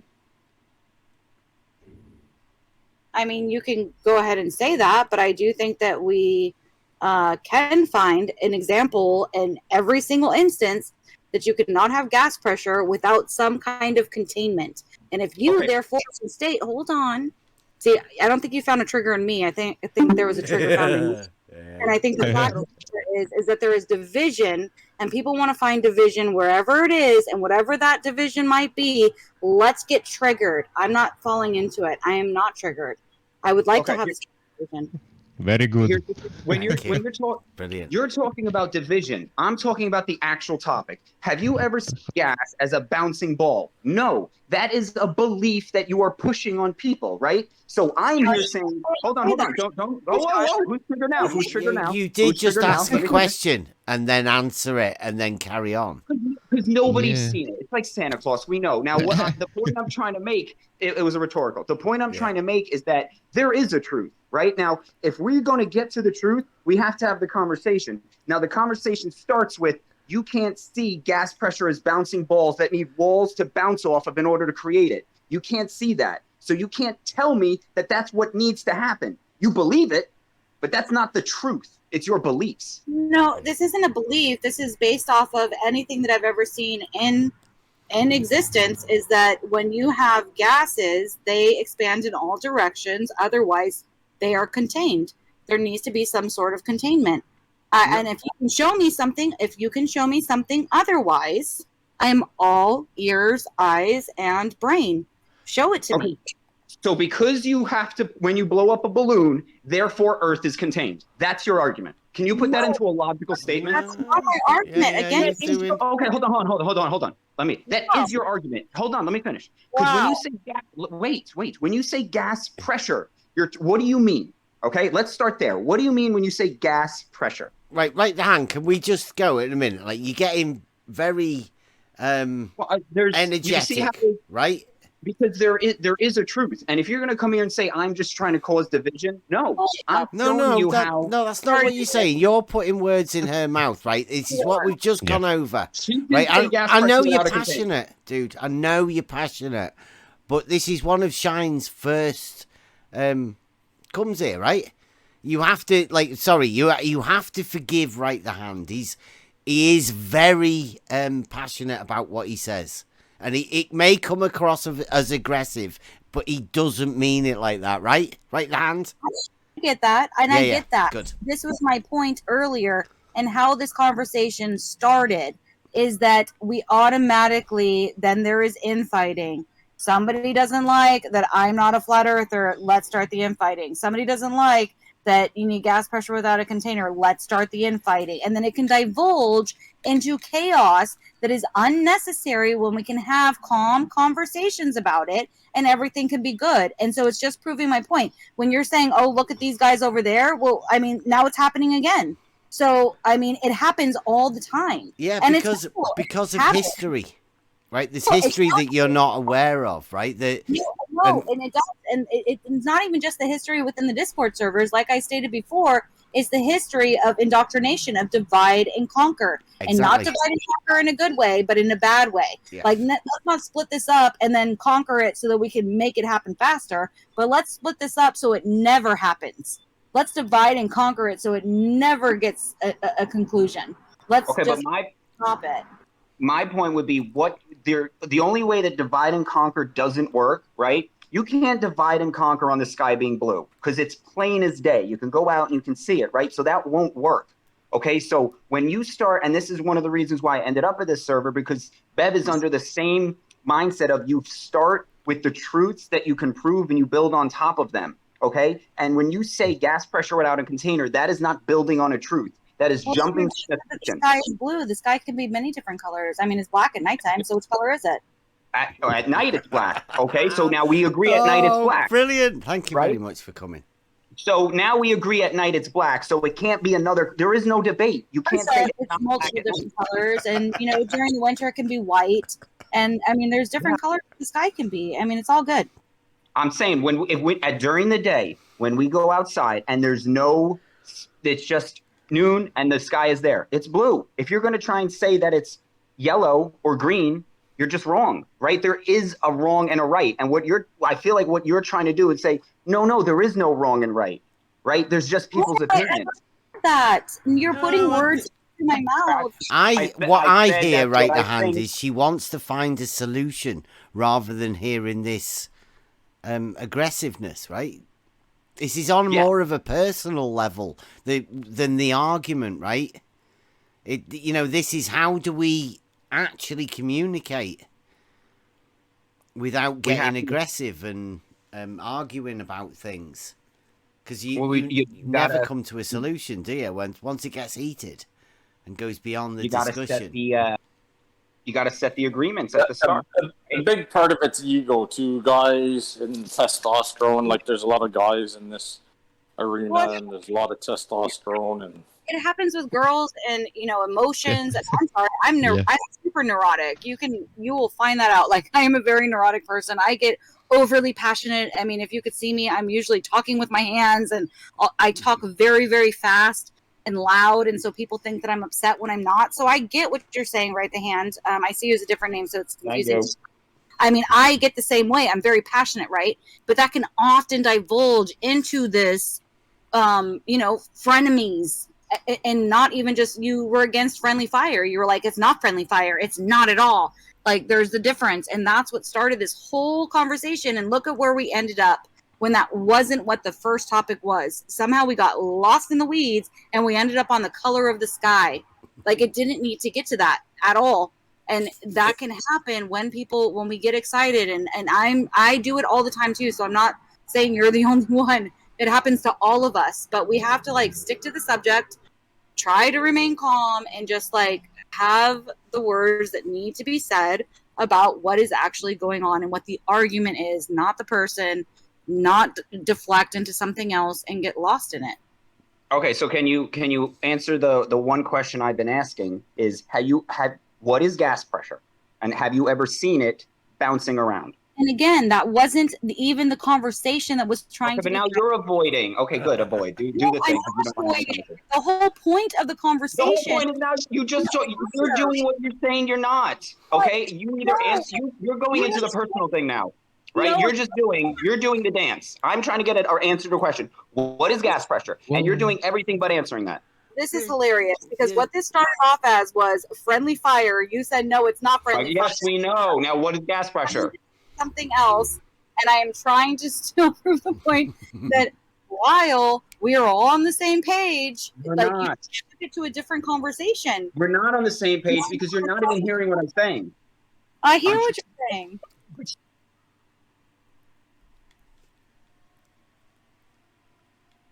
Yeah, it's getting a bit convoluted. I think right the hand's trying to prove it through an argument.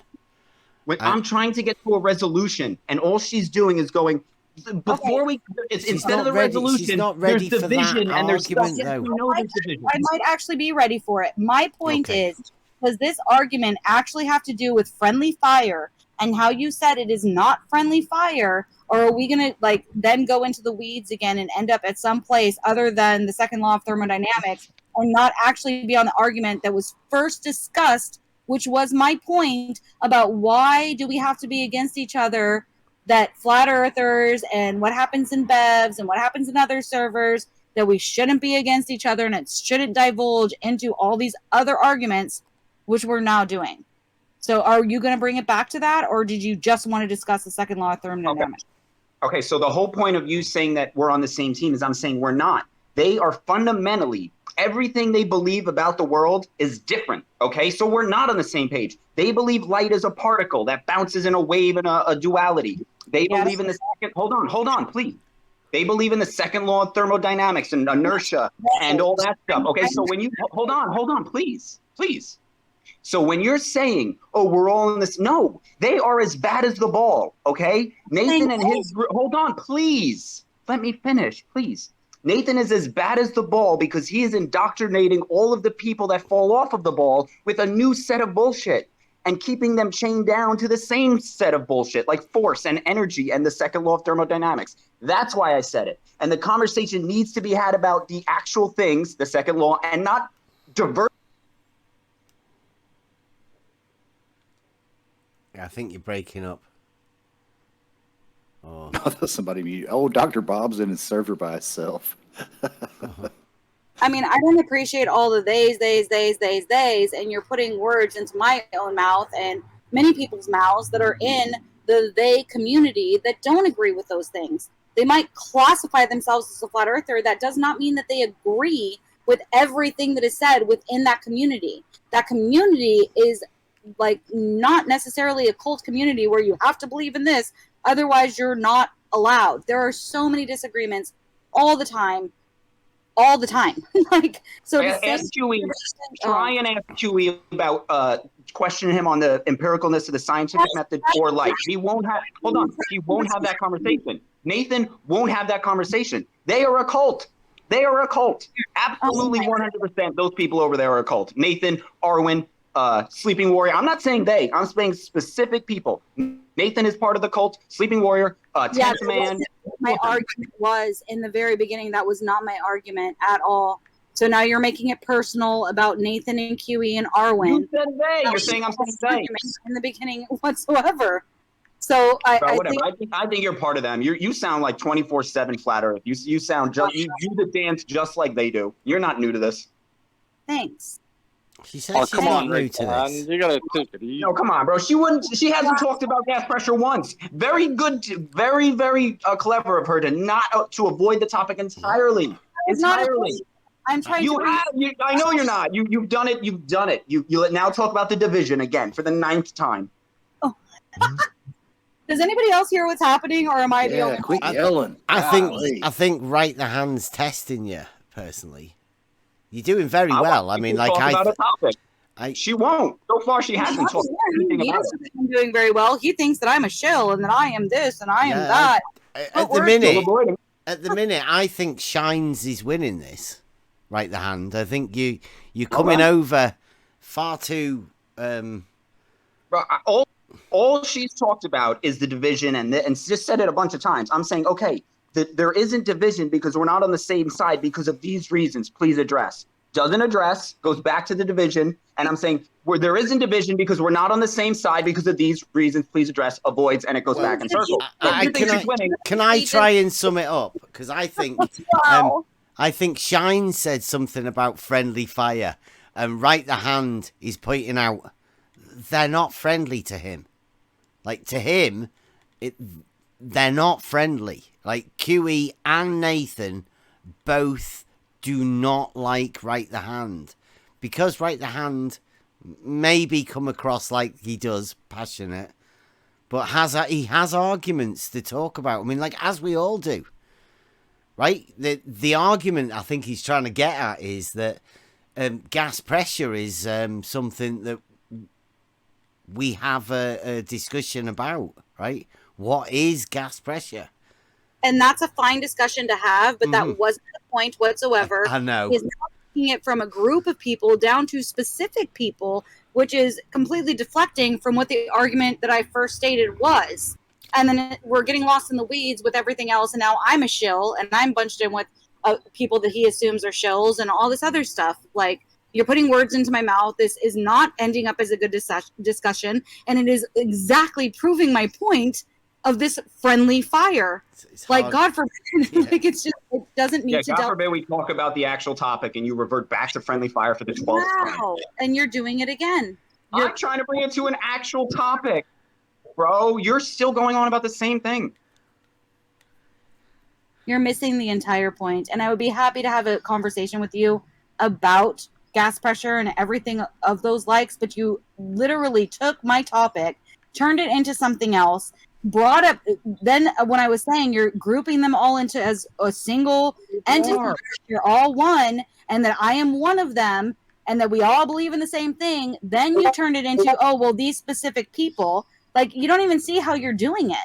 And, okay, and let me try and explain my point. Maybe you're not understanding me. Now, you said friendly. Hold on, please, come on. I got two words. Don't understand. Okay, so let me get it. So you said there was friendly fire, and I'm saying no. I don't think there's friendly fire because we're not on the same side. So that was my response to your thing about the friendly fire. Now, hold on, please, hold on. Hold on. Now, hold on. Come on.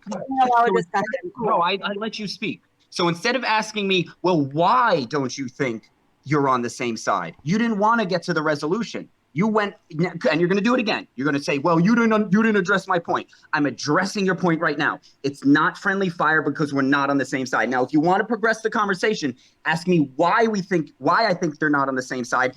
Don't regress back. Let's see what you do.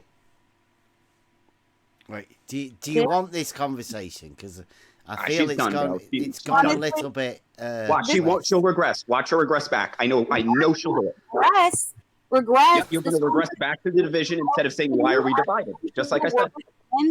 Ever. Here you go. Here it comes. Chilling. Right the hand, please. Can you just stop because it's bleeding over? This is insanity. This is exactly the same thing that Sin did, that everything that happened and then we were watching. This is ridiculous. Mm-hmm. The conversation started where I said that people are upset because Bev... I told you she was going to do it again. I told you.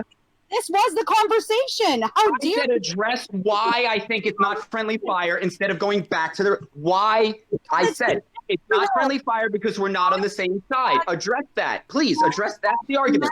Not context matters. It's not friendly fire because we're not on the same side. Please address my answer to your question. She can't do it. She can't address my answer to a question. Hand, please. The topic was friendly fire. I said it's not friendly fire. Address that. But you're over bleeding whatever she says. She doesn't get a chance. Nobody can hear. She's talking over me the whole time. She talked over everything I said. Nobody interrupted her. I can't hear her. Okay, so here's the thing. Says. Okay, hon. Lady, Why? I answered your question. It's not friendly fire because we are divided and not on the same side. Now, do you want to know why we're divided and progress the conversation? Or, like I know you're going to do, you're going to go back to the division that I'm making and regress the conversation. Do it now, because you know you can. So it's division, but it's not division, but it is division, but go. it's not division, and you literally, you can't even stake a claim. Then you claim it's they. I made the claim. I made the claim. She's avoiding it. The claim is we're not on the same side. We're not on the same side because we don't have the same beliefs. That is the claim. Are you going to address that? You won't, because you can't, because you're just like them. What is your problem? You won't answer my. I've answered your question 9 times. It's not friendly fire because we're not on the same side because we don't have the same point of view. Now, will you please address that? Now regress the conversation because we know you have to. Yeah, because it is friendly fire because we all believe and know the same base level of reality. And yes, there might be differences in what we come up with everything else in between that, but that doesn't mean that we don't agree on the same base level. That level is horizontal. Like, come on, that is friendly fire. Okay. You can have discussions within that realm. Bowlers and flat earthers agree on atoms. Does that mean they're on the same side? How are you going to hold on? How are you going to separate bowlers and flat earthers when they both believe light is a particle and atoms are bouncing air pressure? They're on the same side, but you separate them, right? But it's okay. So what side you're on is what you believe, and flat earthers and ball earthers and you believe just about the same things. So no, me and QE are not on the same team. It is not friendly fire when I call him out. It is not friendly fire when I call you out. Well, I think Shines is on. Well, nobody's on a team anyway. You know that more than anyone, right to hand, right? Yeah, and look how the debate was all about the team and the division, and it was never about a topic that I try to have. Right? That's what makes me go, huh? That smells fishy. She didn't want to have a conversation on the topic. She really was drilling home the division. And here she's going to come in to divide more. Right, I guarantee she's going to talk about the same thing she talked about 15 times. Dude, it was a topic I brought up. You strawmanned it into a topic about the second law of thermodynamics. They wanted to make it about that. Then kept saying they. I said I'm not they. Then you made it about quantum and Nathan and Arwen, and then went on from there. And then you wanted to change the subject again to the sky. I mean, you're all over. You said second law of thermodynamics. Those were your words. You said that. You said gas pressure without a container. You said second law of thermodynamics. So I was saying, what is that? These are your beliefs, tell me, and you just wouldn't do it. You just kept talking about dividing. Yes, we are divided. There are people that believe in that second law of thermodynamics garbage, and there's people that don't. And you're one of the people that do, and I'm one of the people that don't, right? So don't say it's friendly fire, because we are not on the same side. So that's your argument. I've addressed it numerous times, and we know exactly what you're going to do. Talk about the division and the argument again.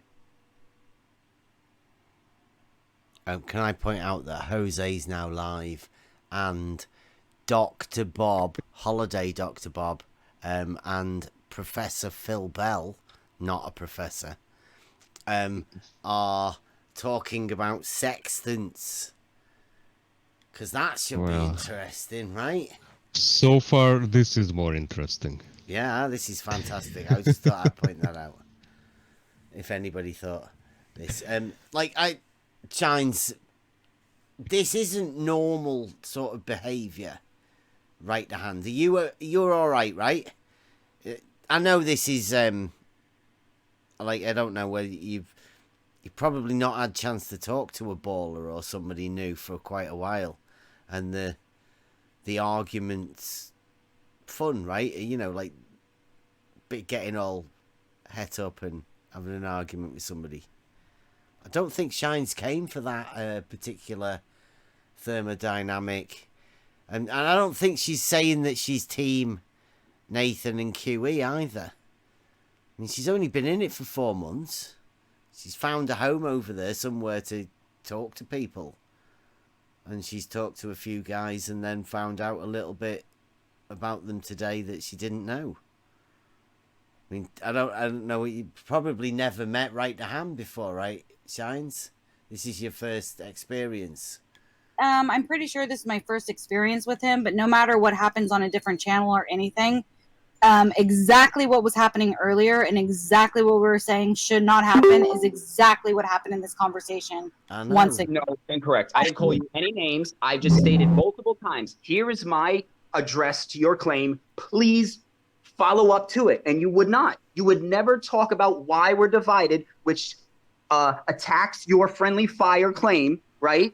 Which is you say was the original argument, which I am now addressing for the 15th, 16th time. And instead of addressing it and be like, okay, so I get why you see it's not friendly fire because you are so divided on what you believe, okay? Instead of doing that or progressing the conversation, you just revert back to division because you're here to divide. No, I'm not here to divide whatsoever. My entire purpose is for people not to be divided. If you have missed that point this entire time, that is like wild to me.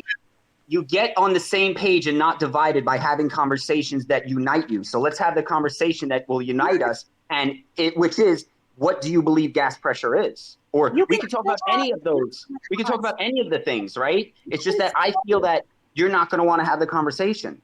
That's just my like. I'm totally down to have any conversation you want to have, but when you take a conversation that I was speaking about, then divulge it into multiple other conversations, put words in my mouth, lump me with groups of people, then try and say it's only about these specific people, talk about people that aren't here, that aren't able to defend themselves, all this other stuff. This is exactly the division that I'm talking about. That is it's not division. For that, you're not addressing what I said. It's not division because we're not on the same side. You just, bro, she's like a broken record. Like a broken record. The only thing she could talk about when you bring truth to her is her NPC script of the division. Let's talk about something that is not the division. Let's talk about gas pressure without a container. Let's talk about the second law. Let's talk about something.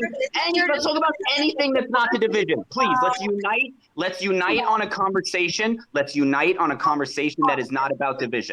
Talk about anything but division, please.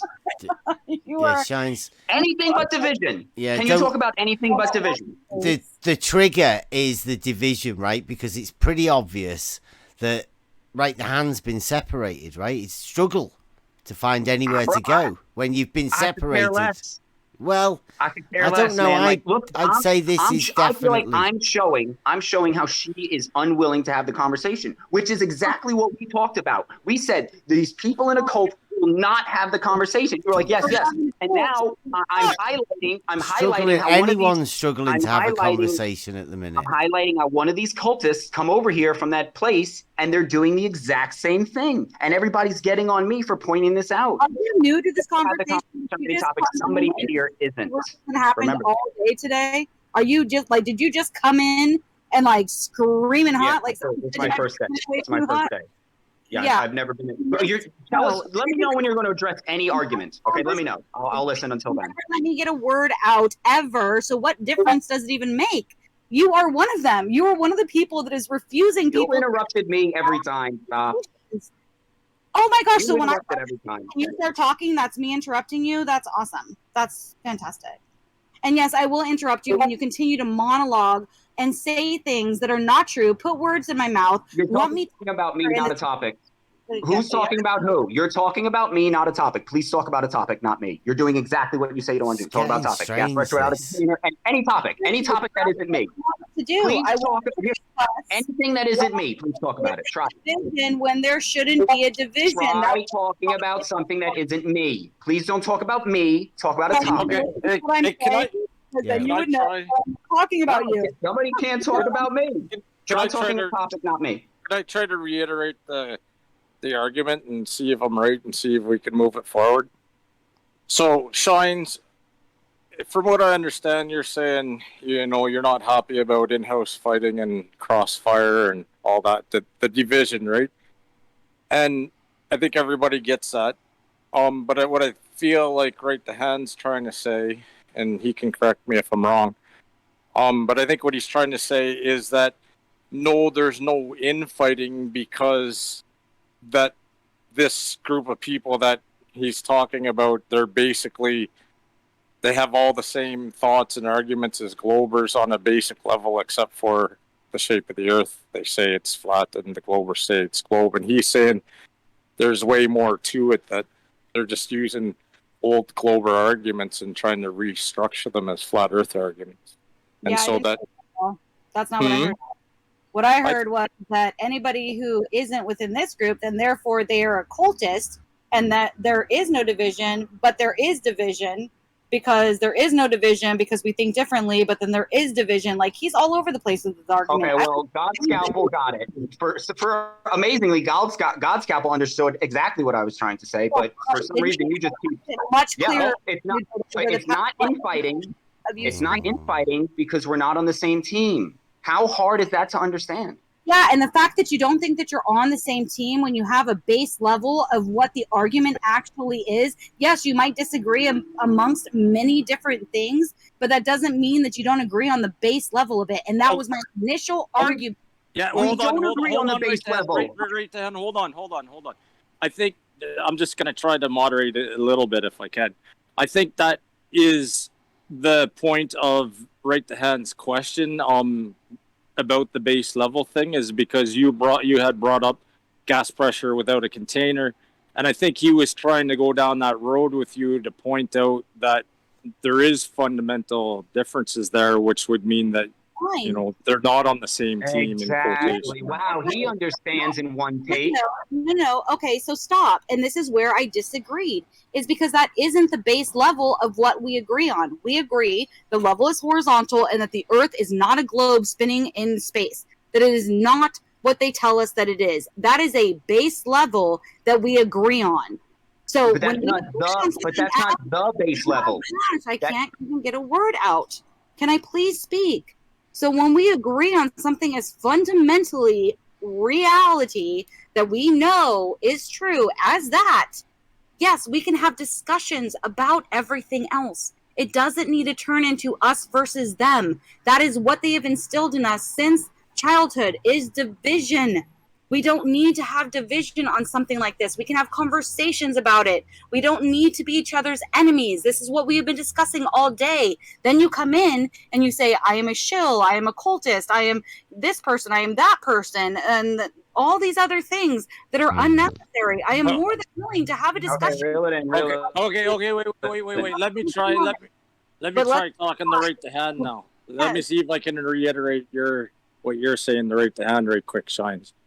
So, Right to Hand, unless I misunderstand her, and she can correct me if I'm wrong, but she's basically saying, she didn't say it quite like this, but if I understand her right, she's basically saying that there's a group of people that are saying there's a problem with the science and it's not a globe. So all that group of people is one group, even though there may be extreme differences within that group.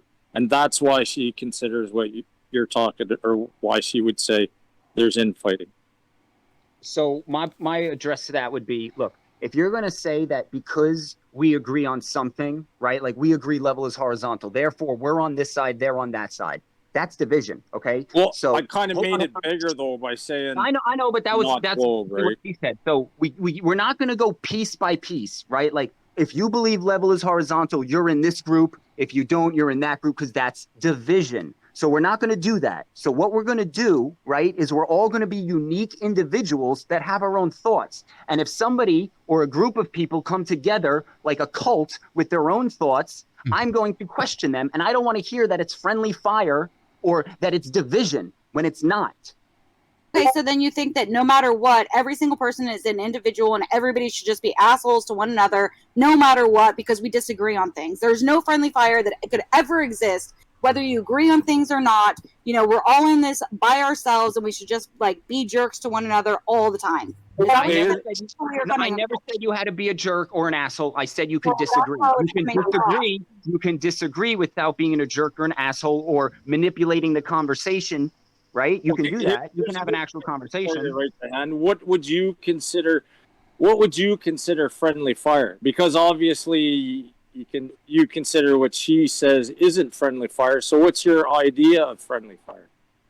In this realm, I wouldn't say there is friendly fire, right? Because there are no friendly sides, right? If I start getting, right, like I to myself, I believe I have truths, just like Bev believes he has truths. But if we come to a place where we disagree, what we should just be like, well, you know what, we disagree, but we're not going to have any sort of conversation because it's friendly fire. No, this is the whole point, is that everybody has to question each other as thoroughly as we're questioning the ball. That's the point. So to say to declaw the cat because of friendly fire, I say hinders the advancement of the argument. That was not the point at all, ever. That was not my point. And if you had been here all day, when you just hopped in and acted like you I've like been here all day. what was going on, no, you have not. There's no way. If you've been here all day and then you just hopped in this hot and this crazy, I heard Sin Cleanser. there's no way. I heard it all, man. Like, address what I said, though. Please address what I said. You're not addressing what I said.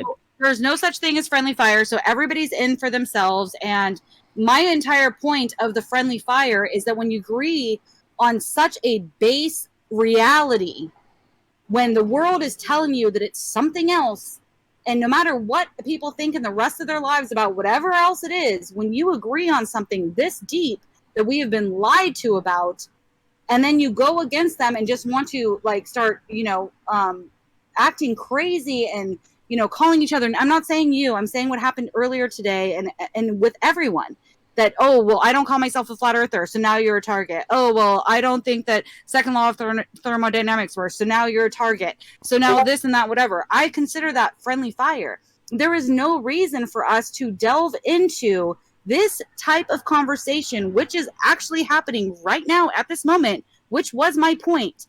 We can have calm and awesome conversations about it.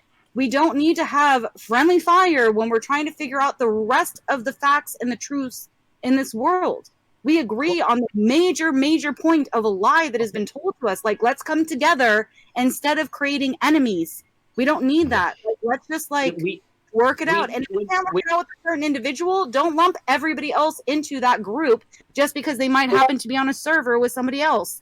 Like, that's not cool. Look, I wasn't lumping you. I was lumping your argument. Now, you brought up the argument of second law of thermodynamics and gas. That's what I talk about because that is the meat and potatoes. Now, remember interrupting, huh?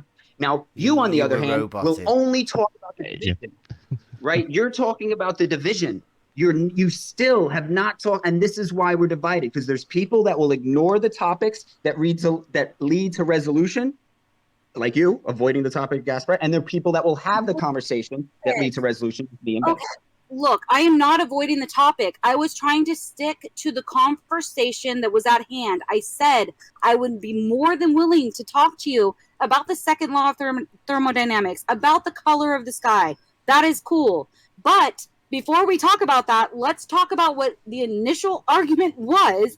Get that out of the way, then we can move on to something else. Otherwise, we get lost in the weeds and people start claiming things, bringing other people into it that aren't even here to defend themselves. All these people are in a cult, chill, whatever.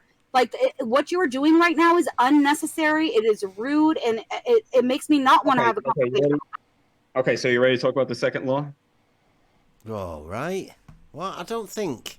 Like, can we see not how save that for another day? Avoided it again. And this is why it's not friendly fire. I never avoided anything. No, hold on, come on. You're interrupting. You just got on me for interrupting. You're going to do it. It's okay when you do it, right? Yeah. So this is the point. Unless you have the conversation, you're never going to get to the resolution, right? Now, she did it 18 times. Well, why not 19? Will then say, you didn't address my point, which was about the division based on friendly fire, which I've addressed numerous times. And when you say about the base level, no. When you get down to the base level, they believe everything is made of an atom. I don't. So at the base level, we are not on the same. Hold on. I'm not done. At the base level, we are not on the same page. Now, because you believe level is horizontal is the base level, so therefore we're on the same page, therefore friendly fire, good for you. Good for you. Guess what? Doesn't apply to me. To me, you're not on the same page as me because you're being not only combative, but avoiding the topic, which is everybody wants to hear. Do you believe in gas pressure without a container? Let's find out. But you don't want to have that conversation. So now avoid it again. I don't want to hear it. You're wild, man. Yeah, I don't want to hear that. That's a good way to avoid it. Get on me. Call me wild instead of having the conversation. Oh, it's almost like you're talking about me and not the topic. Wow. Talking about me and not the topic. Second law, like way too I wonder if she can talk about the topic and not me. That's interesting. Ballers do that. They talk about me and not the topic. Isn't that funny? Because you've been talking about me this entire time. You've been putting No, I'm words. talking about the second law of thermodynamics. No, this entire time you've been doing Wasn't that. the topic though. You brought that up, right to hand. You She brought it up. She brought it up. She brought it up and said, we all believe in this second law. And I was like, whoa, no, we don't. So don't put me in with you saying I believe in the second law like you do. And then I wanted to have this conversation about the second law, and that's where it stopped. Because she won't have it, because she believes in bouncing atoms probably just like QE does. So she won't have the conversation just like QE would. Keep putting Now watch words her avoid. Watch her avoid. people who aren't here to defend themselves. Keep, saying we're all in a cult, and anybody who doesn't think the way that Talking you do. about me, not the Right the hand, please. You're over bleeding whatever she says every time you open your mic. It cuts her off. You are muting her every time you open the mic. It's getting a bit much. Please. Right, well, let's hear avoid the conversation again. No, I'm not avoiding the conversation. The conversation was a specific topic. You have divulged it into numerous different topics. You were the one who brought up gas without a container and the second law of thermodynamics. You were the one who brought up all these other topics that, no, we're not on the same level. Then you said we're divided, but then you said we can't be divided because we're completely not thinking the same thing. Like, you're all over the place. Then you said we're a cult. Then you said I'm a shill. Then you said, oh, I've been trained. Then you said, oh, it's all about QE and Nathan and Arwen. You're bringing up people that aren't here to actually have this conversation with you. And then you're basically making it seem as if, like, unless we think the way that you do, then we're enemies. And I don't agree with that. I don't think that we're enemies. I think that we probably agree on more than we don't agree on. And I would rather find those places where we agree, and then we can learn to grow off of that, figure out where we disagree, why we disagree, have rational conversations. And this is what I mean by friendly fire. If you have a bunch of people that really want to figure it out, and we're already on literally the level, that level is horizontal, why not start from there instead of like, oh, well, you don't claim the term flat earther, so you must be somebody different. Oh, well, you do claim that you're a flat earther, so you must be this type of person. Like, that kind of division is not necessary. Who cares what they labeled themselves as? Like, let's just have conversations. That was the point from the beginning. Okay, and I'm trying to have the conversation. Now, you said everybody agrees with second law. I would never bring up the second law. They know that. I do not believe in that. I don't believe in gas pressure routing, so I wouldn't bring it up. You brought that up. Hold on, bro. Come on. I sat through your whole spiel. Now, here's the thing. So when I finish, you can get it out. You put words in my mouth too, right? Because I didn't say any of what you intended. Dan, do you think you can do it without yelling, though? Bro, this is not yelling. This is my New York. No, I know, but do you think you can do it like at level 2 instead of level 3? Okay. So the reason you lumped me in with your group, right? You did this. You said, we're on the same side, right? Because of the base levels. Now, you're trying to divide in between us and them. And I'm saying, no, it's not like that. And instead of having the conversation about gas pressure without a container or any of the topics, any of them, you go, I will, but first let me avoid so we never have it. And you've avoided this conversation for about 45 minutes. Nathan avoids it. Quantum Eraser avoids it. They all avoid it because without that, they can't have their mantra. And if gas pressure without a container is wrong, then all of their other points fall apart, right? It's all built on a wall of ego and knowledge and bullshit, right? It's not knowledge and bullshit. So now what you're going to do, I guarantee, because you're a show, is avoid the second law of thermodynamics and gas pressure without a thing and start talking about how I divide. Now go ahead and talk about me and not the topic gas pressure in the second law. Watch. Okay, so does everybody see the tactic that's being used right now where we had a discussion? He brought up a subject. Then he says that I brought it up. Now he wants to talk about that subject. So now if I don't talk about that subject, now I'm a shill and avoiding the subject when I wanted to talk about the original subject. Now, we have, I think, pretty much gone through the entire first subject that I wanted to talk about, and I hope it's clear for everyone to see exactly what is happening right now. Absolutely. And exactly why this kind of thing should not ever take place, ever. And this is exactly why we have so much infighting and so much fighting just in general, if you don't want to call it infighting or friendly fire or whatever terminology you don't want to put on it. Why we have so much of this is exactly because of conversations like this. Now, if you do want to talk about the second law of thermodynamics, we can now change the subject to the second law of thermodynamics, and we can talk about whatever you want to talk about. But the fact that you have completely twisted this around, changed it, and done a dance, I really hope that everybody is seeing this. I hope that I'm not the only one. And I hope somebody else will speak up about this. I'm speaking up right now. I'm speaking up right now. Hold on. Wait a minute. This is being recorded, so everyone can listen back to this, right? We'll hear where she brought it up. Purposely, We'll go back to that. yeah, I've purposely kept it running, and I've tried to keep out of it as much as possible, so you can see exactly what went on, right? Everyone. I think Shines has done brilliantly, and I wouldn't normally have let this carry on, but I think Shines was doing that well that, like, I'm impressed, honestly. Thank you, Shines. Okay, so when I go back and we'll play it, and she brings, because she said I brought it up. Yeah, Now, she might have done, right? She might have done, but we're going to go. Well, let's stop talking about it because she's here, and she said she's ready to go with the thermodynamic conversation rather than saying what she did say or she didn't say. Now she said she's finished with the initial conversation because everybody can see. I hope everybody can see, because I think you're right, Shines. Right, everybody can make their own mind up with what just went on. Now Shines has said she's ready to have the thermodynamic thing. I mean, she doesn't have to. She could do it at another time, but I think she still wants to. I mean, I'm interested in it. I mean, I anyway. definitely want to. I do have my husband's coming back from Yosemite from taking Star Trails. My friend is coming over, but they shouldn't be over for a while. So, I mean, I have some time until then. When they do come in, I'll let you guys know. Nice. Star Trails, you say? I like that. I'm liking you even more, Shines. Thank you very much. Yeah, my husband loves taking photography. He went out to Yosemite again. He's taken some, but he was afraid because there was bears there the last time, and so he only got like half of a Star Trail. He went back again, and we see bears again, and he was like, "Oh, we saw a bear. Like, let's run." And his friend was like, "No, let's take pictures, like whatever." So, but they did get some complete Star Trails, so I'll share those with you when he comes home tonight. Nice, thank you.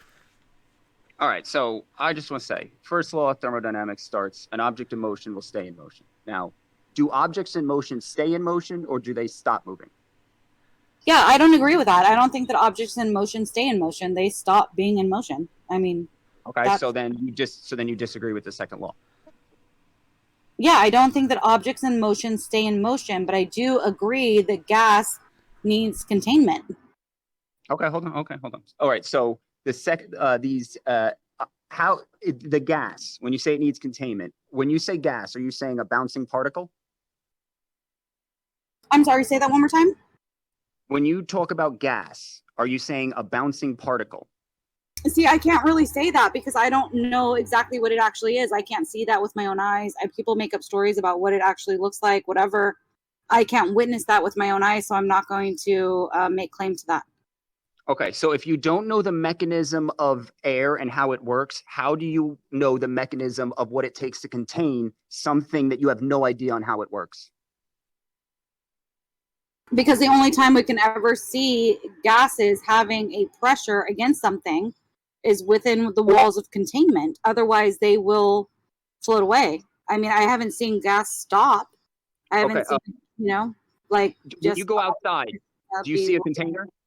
Do you see a container outside? I can't say that I necessarily do, but it does look like there's something up above us that is,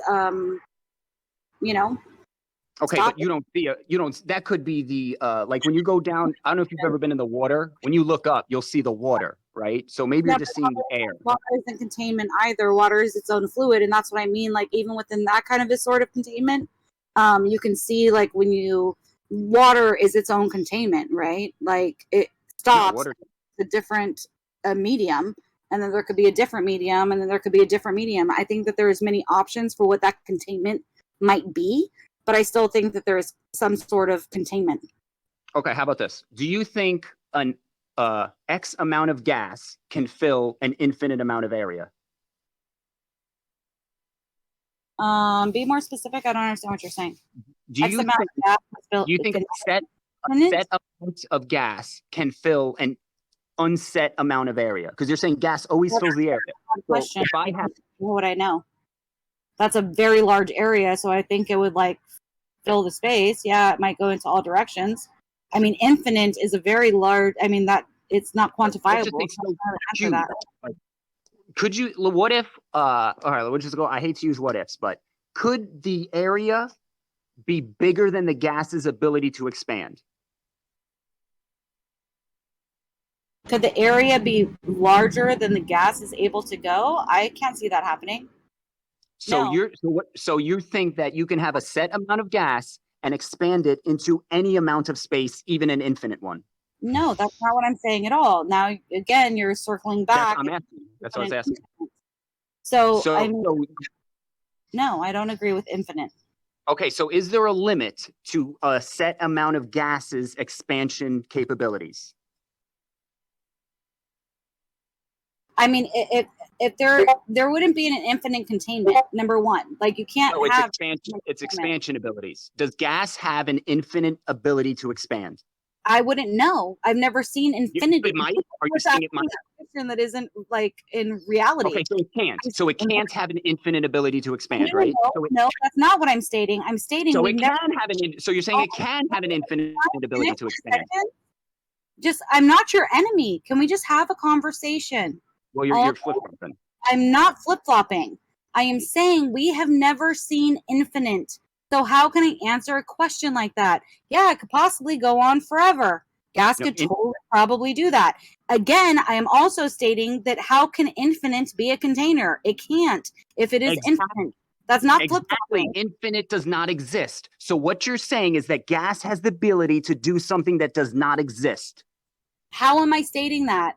Because because when you say gas can fill any container, right? When it can expand to fill any container, that means it has an unlimited. Hold on, it has an unlimited ability to expand. I'm saying that a set amount of matter, which is gas, can only occupy a set amount of area, and if you have a space bigger than that, the gas will not occupy it. You are being ridiculous by stating that infinite is a container. I'm done with this conversation. I didn't say that. We're good. No, yeah, you did. You said infinite, and I'm saying infinite can't be a container. You're saying so gas can infinitely. You're putting words into my mouth. This is. I'm saying it can't. Exactly, it can't because it's not an infinite. Isn't a container. Okay. So what you're saying is that gas has a limit to its ability to expand because it's not infinite. Do we agree?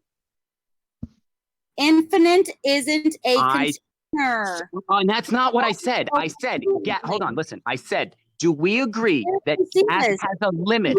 Do we agree that gas has a limit on how much it can expand? How would I know? We don't know what infinite is. You're saying that I never said infinite. I never said infinite. I said, does a set amount of gas have a expansion maximum? Right? Does it have some sort of area that it cannot expand past because it is a set amount of matter? And again, I have already stated I do not know this because I've not witnessed that ever happening. That because all that I've ever seen is that gas needs containment. It can only go a certain distance. However distant that might be, we do not know. Is it infinite? I would say no, because there is no such thing as infinite that we know about, and infinite cannot be a container to create pressure.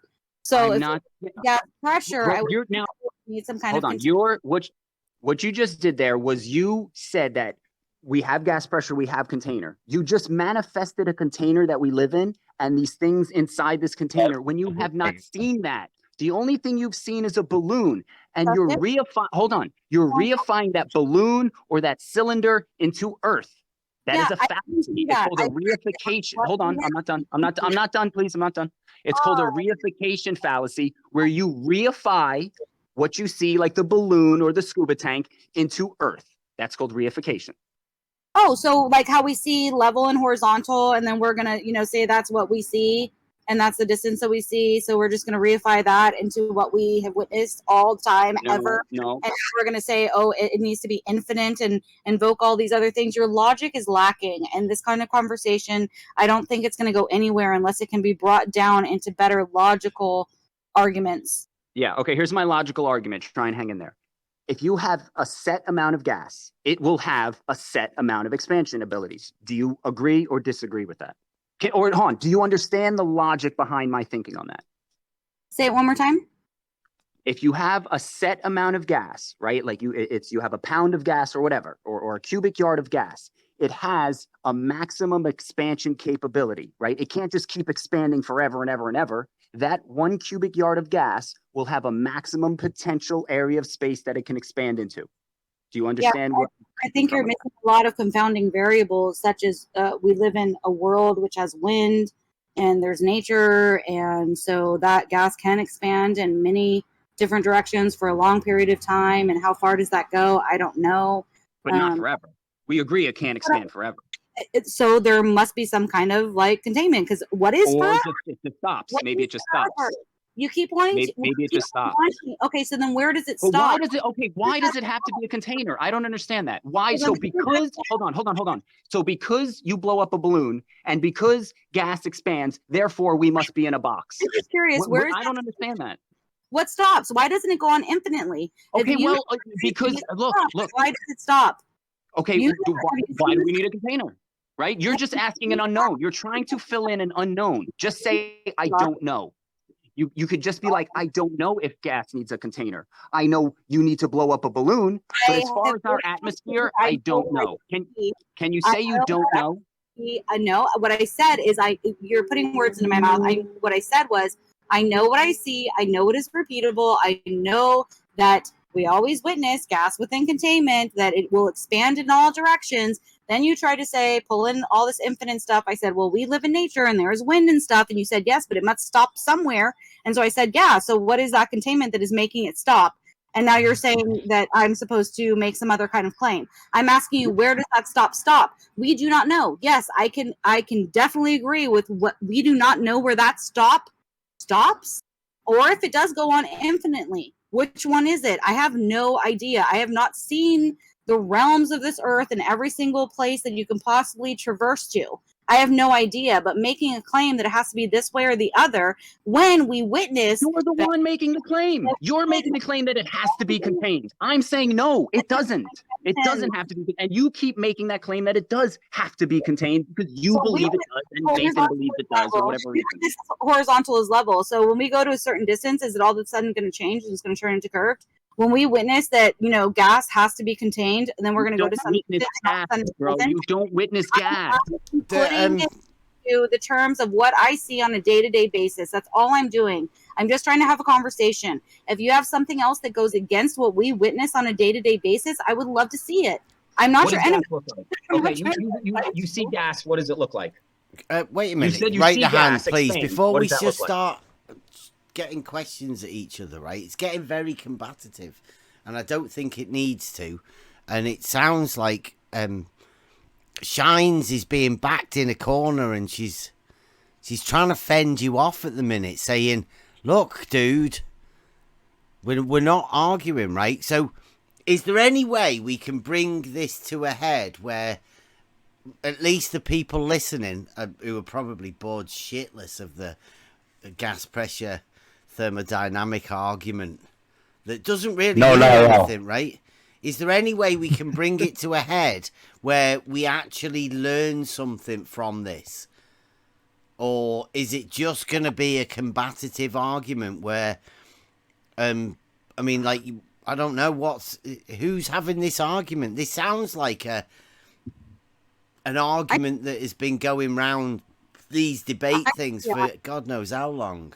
I can be honest about it. I will be honest and say we don't actually know, because we can only witness what we see right here. I'm not going to claim some infinite realm. I'm not going to claim that there is some, from what I do see is that it needs containment. Like, otherwise it would just keep dissipating unless we're creating new gases all the time, which could be something, right? That this earth is constantly creating something new. So we don't just leave. I know what the hand's getting at. Just a minute, Rob, in a minute. I know what the hand's getting at, right? The implications of the gas container needing a container gives you a dome, right? There's no other explanation for it. Well, I would disagree with that. Because I don't necessarily know the exact shape of the world, so how do we know it's a dome? But if you're saying container, right, you're saying a barrier, right? And the hand is like me. We can't say that, right? So in by saying you need a container for the gas, well, it's not quite right. I'd say in order to measure the pressure, you need to put a barrier and show the difference of the whatever it is you call pressure on one side and the difference between that and the other side. The only way you can do that is by placing a barrier in between. And that is where the pressure is measured. Yeah, I think there's lots of options when it comes to a barrier. Just like with water, you have a very deep pressure at the bottom of water, then it gets to lighter pressure, then you hit air, and then you have a barrier between air and water, and that is still a barrier, right? You have that containment of water, then you move into air, and there could be something else like that above us, and who knows what the shape of that is, because we don't actually know what the outside shape, of our world is. Is it a dome? Is it this? Is it that? Could it just be like one layer on top of it? There's so many different options. But I do think that, gas does expand, and we have a nature, which is wind, which means that it's moving in all kinds of types of different directions and all kinds of different confounding variables. And I do find this topic quite interesting and would love to delve into it more. I just don't think it needs to be so combative. I think it should be more of an exploration rather than an argument. Thank you. Yeah, me too. I'm not trying to argue. I'm trying to get to the look. Saying certain things has implications, right? Now, the basis of what I'm trying to say is that you're invoking knowledge on the nature of gas, the nature of what it needs to be contained, based on, in terms of our atmosphere, like the surrounding air, based on your small interactions with putting that atmosphere in a container. I'm of the camp of just because you can take some of the air, whatever it is, water, whatever, however it's, and put it into something, doesn't mean that it needs to be in something. Okay, That's so I would like to hear what do you think is up above us? Where do you think all the gases are going? What do you think is happening? I don't believe in bouncing atoms. I believe in like threads. So I believe they're all connected. So if the ground is literally connected to the water through like a physical connection, right? Water's not bouncing around. It's physically connected to the ground and physically connected to the air. That's where the ground is holding the water, which holds the air. It's not getting pushed down from above by a dome. It's being held from the bottom through a physical connection. Holding the water, which is holding the air. Then when you go up, what's holding that? Because we have ground and we have water, we have air at where we are. Then what happens higher? Do you know that, or are you just going to make claims about it? No. Do you know what happens up there? My claim is nobody knows, right? Because nobody's been up there to know. Now, are you going to tell me that you know that there's a container, or are you going to say I don't know? I've never said that I know. I am arguing for what I have witnessed on where we are at our base level down here, what we witness. And so this seems like a logical argument. I have also claimed that water seems like its own containment next to air. So there could be something else above air that is containing the air, just like air is, you could say, is containing water. Like there are many different options. I have never, I don't understand why you think I'm an enemy, dude. Like what is happening? So since there's many different options, the container is no more empirical than my idea or other ideas, right? So to say that we all agree fundamentally, or that there is conversations to be had about things like this, about every aspect of the what they believe, right? And this is where we can find to be had.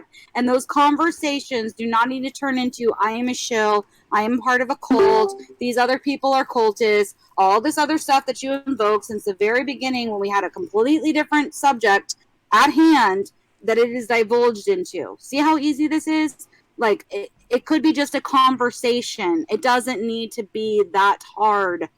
So then you agree. Let me just sum it up. So you agree that gas pressure without a container is not an absolute truth. It is just something something that is a maybe based on you seeing air put in a balloon. I am saying that gas pressure with a container is the same thing that I've witnessed on this realm as horizontal as level. I've never seen anything different. Okay, but you've also never seen Earth's container, so you're assuming that, right? Yeah, so that would be the same as you saying that horizontal and level, I've never seen it outside of something else, so therefore it could possibly be something else. And if that's what you want to run with, then that's cool. Well, no.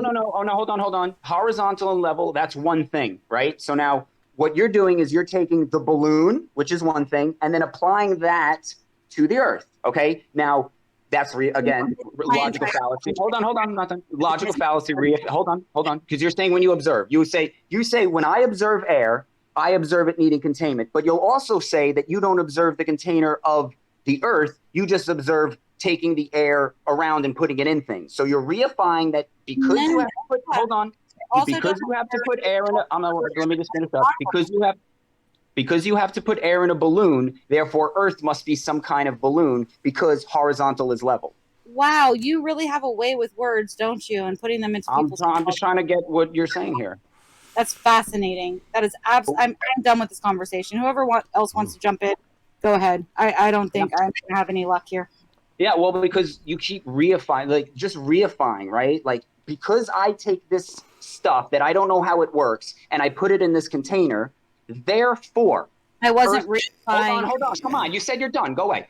So because I take this stuff that I don't know how, I admit I don't know how it works, okay? And I put it into a balloon, therefore, Earth must be contained like that, the stuff. Like that, if you're going to keep that's not what she said, right to hand. So please, That's if you want to exactly sum what it she up, said. if you want to sum it up, sum up what you are saying. Don't sum up what Shines was saying, right? That's what she said. She said, I observe gas pressure and everybody heard what Shines said. Do you Yeah, want to and sum my up what you said? Yeah, okay. And my rebuttal that I say to that is we don't observe gas pressure, okay? We don't observe air because it's clear. Now, if you take something you don't observe and you don't know how it works and you put it in a balloon, right? That doesn't mean that everything floating around you needs a container. That's my point. Cool. She's only been around this arena in Discord for a little while. Maybe she's kept up with Nathan and listened to 2012, she says she's been. Yeah. I'm just saying, maybe she's listened to Nathan. Buster, do you think I'm wrong in that analogy? Like, so I witness gas pressure at our surface level. We witness horizontal and level at our surface level. We do not know what is going on way beyond what is happening. So therefore, we can say that, gas pressure doesn't need containment and level might not be horizontal somewhere else. Can I ask? Can I ask? You say we witness gas pressure at surface level. Like, how do you know measure that? Well, we know that if you have anything that has gas within a containment, as soon as you open that up, as soon as you boil the water, as soon as anything happens, the gas will disperse in all directions. So unless we have a system that is consistently creating new gas. Well, hold on. What happens, like what you said about boiling water? When you boil a pot of water, does the gas goes up? Doesn't it? Doesn't go all directions. It goes in all directions. Yeah, it'll go No, up. it doesn't. Yeah, I make tea all the time, so it'll go up, but it'll also go left to right. It'll go down. It'll go in all directions. It will go in all directions. Just wanted to say one thing about this arena and especially this server. We do a lot of alternative thinking outside of the box. Try not to keep things in a framework that we've always heard the same arguments. We found a lot of information and some stuff we don't really talk about a whole lot. We try to stick to the stuff that we've been able to prove ourselves. Now, if you've listened to for the last 2 or 3 years was Nathan and those guys, and they had some good arguments, you learned a lot. There's going to be a lot of disagreements in this room, and I think it's a little early to go through this stuff. This one is a pretty tricky subject. Yeah. I don't think it's really tricky for me whatsoever. I think I can handle it. It's not that you can't handle it. I got a good one. No, right hand, please. Let Buster finish this. It's not that I don't think that she can handle it. It's just that we've come to places within this topic, this arena, where this gas pressure thing, I mean, it's still up in the air even in this server. We still talk about it, still look up things, still try to learn things about it. We don't necessarily agree with Nathan and their rhetoric, but we don't really talk about it a whole lot. So it's like one of those subjects where Right the Hand's thinking alternatively about the gas pressure thing. And I get where he's coming from as far as being like the separation or whatever. He's thinking differently about it. Whereas QE and them, they have the same rhetoric as the Globers, but they use it in a flat earth arena. And I think this is just, I don't know. I don't know if this is the best time to we don't even talk about it a whole lot. Can I just say, the only thing that I think we can all agree on here, right, is that we don't understand what pressure is. Right. I agree with that as well. And I think that what happens here and what might turn people off is when you say that they, number one, are thinking about it in the wrong ways or doing this. When they come to you with an argument and they're saying, well, this is what I've witnessed, this is what I've seen, and I'm literally saying that I don't know that that's what it is, that we can think about it in different ways. Water can be containment against air. Like, what could possibly be above that? We have nature, there's wind, there's all different kinds of confounding variables, not to mention the things that we don't know, right? And so to come at somebody and be like, well, you think of the second law of thermodynamics and misplace them as if they're in a cult and they think a certain type of way, that can be very offending to people, and they might not want to come back to the server after being... It's a deep end argument. We try to get down to the base of the argument. So the air pressure without a container, we've gotten down to where it came from. How do you measure air pressure? And it came from barometer, like QE always says, barometer. But when we looked into the barometer, and it started with water raised up to 10 meters in a tube. And they based a definition of air pressure off of water in a 10-meter tube. Scaled it down to mercury. Otherwise known as 33 feet. 33 feet, yeah. It brings things full circle for anybody that's fully been paying attention from about 5 hours ago. Right. That was what I was going to say. We can measure level. You can't measure air pressure. And that's why your analogy is not good. We can set up a water level and we can establish and measure that horizontal. If it's off, we can correct it. You cannot measure air pressure. So they are not the same. That's what I was saying, is that the only reason you have a measurement for air pressure is based off of a 10-meter tube of water in a vat. Or the density equivalent through mercury, the weight of 14.7 pounds per square inch. Or 33 feet of water. Can I just say that thank you, Buster and Bev, for coming in and stating those simple little facts. And if those were stated a long time ago, like this question never even needed to divulge into that. Like, cool, awesome, cool new thought. Thanks for the conversation, an actual conversation rather than an argument. Teach me something new that I didn't know and lead me in a direction. And I can, hopefully, there are some things that I know that you didn't know, and I can lead you in that direction. That's what a conversation should be about. It shouldn't be about an argument and I gotcha and you're a shill. Let me point you out. Like, thank you for that. Okay, why do you keep bringing that up, bro? I was trying to get us onto the what they were saying is what I've been saying. You just because just a different you don't want to give me the you were very combative, right? Right the hand. Maybe you should just try talking a little bit more civil. Right, it's like, they say exactly what I said, but a little slower and quieter, and it's like, oh yeah, okay, I get you. And I'm like, bro, maybe you should learn from that. Let's out exactly what happened. Buster came in and he started talking about a barometer, how it was measured, how this happened, why they come to this conclusion. These were actual facts of a conversation that I can go and look into. They were great facts. It wasn't just wrong, like whatever. Like there was actually some substance behind it, and I appreciate that. Like, let's have those types of conversations. Let's bring some substance to the conversation. Because I asked you, how do you observe air pressure, right? And instead of coming forth and be like, you know what, I don't, or saying that, or going with that, you got defensive or whatnot. No, that the way that I was observing air pressure was something that was faulty. He just came in and explained that. The way that I have been observing it is how I have been observing it. every time you open a soda can, every time you cook something, every time whatever. Like that is how I've been observing it. And then you have air, nature come in, and there's wind and whatnot. And now when they're coming in and talking about how you actually physically measure it and how this takes place, that takes the conversation to a different level. That's all I'm saying. Like, don't take it personally. I'm just saying, like, that was a great point. Thank you. Okay, so now that we've established that you can't measure this air pressure, right? I think she said she was done. Right? You both summed up.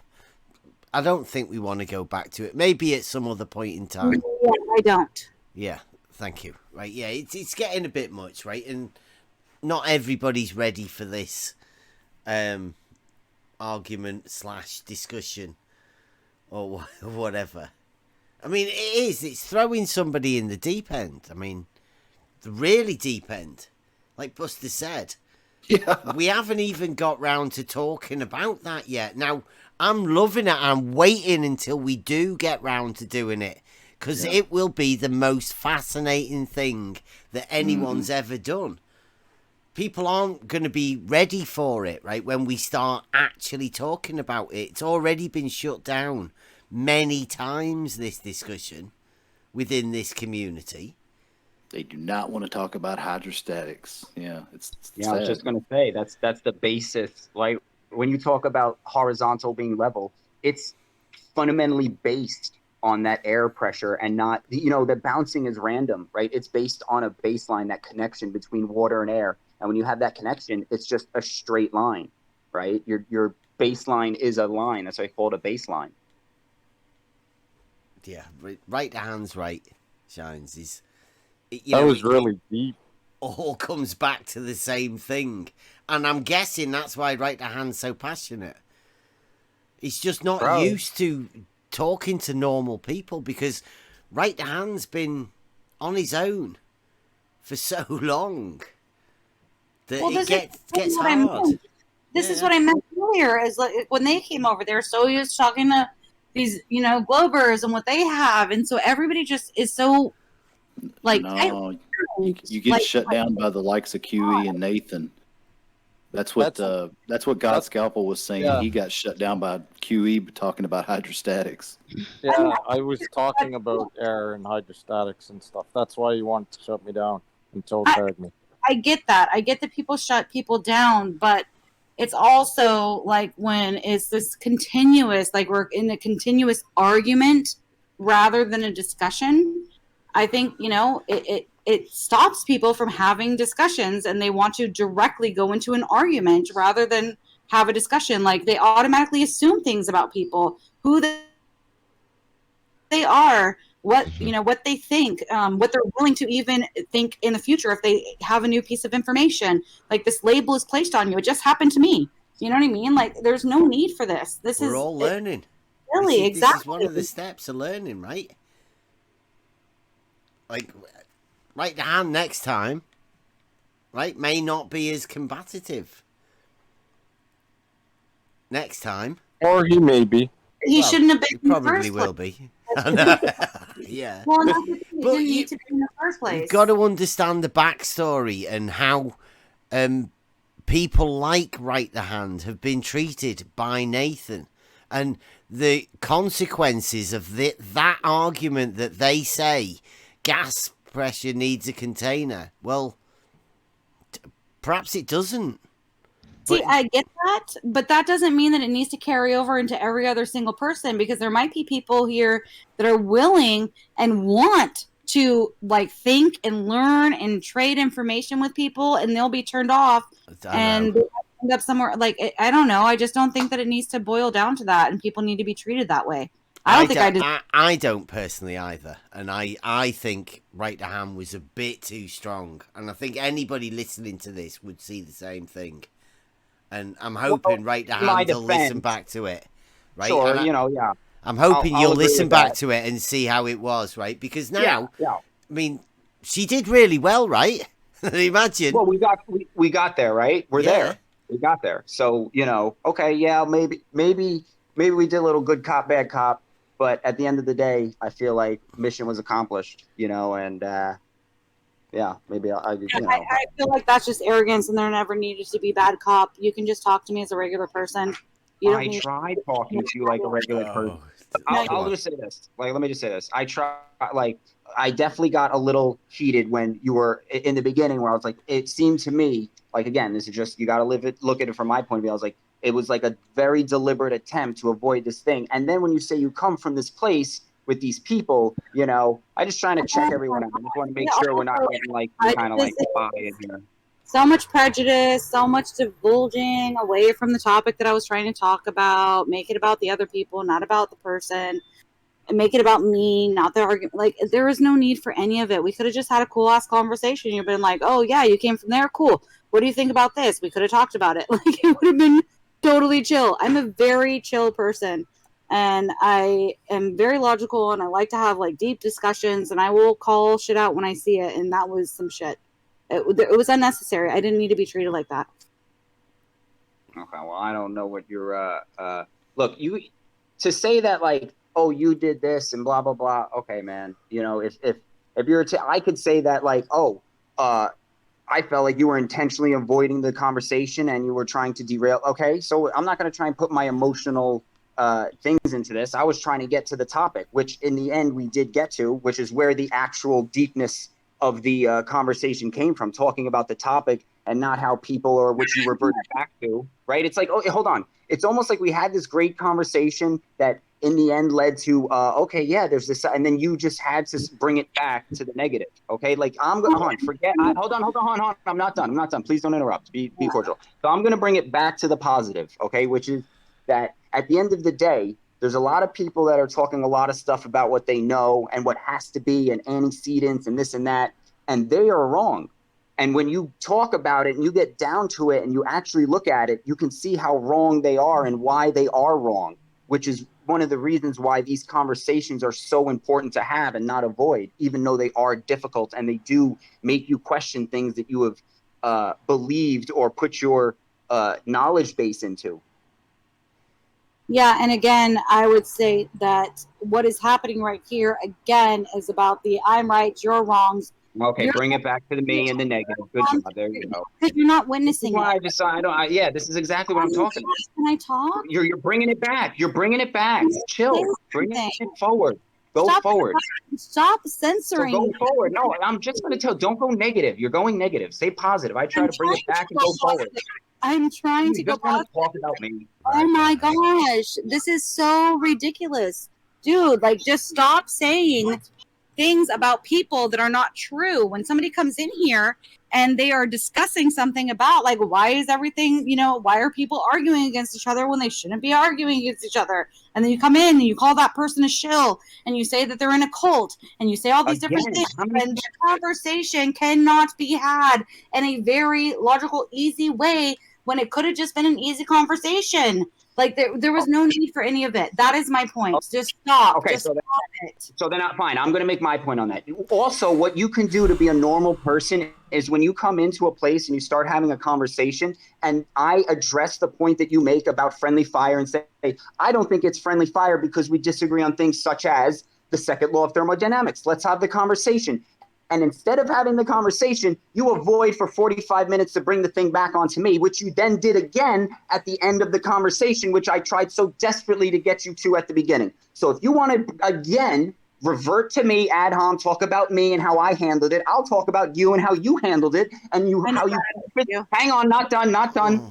How you purposely avoided the topic that you didn't want to have the conversation on until you got penned in and you ended up having the conversation and then having in the end to agree with basically everything I say, but not even giving me the agreement. You let somebody else reiterate exactly what I said and then agree to that, which I would then say is even more personal against me. Right. But I'm trying to bring it to a personal thing. I'm trying to talk about the argument. Yeah, that's. I just rather not talk to him. Yeah, okay, yeah. Now talk about me again in this. I'll talk about how you obfuscated.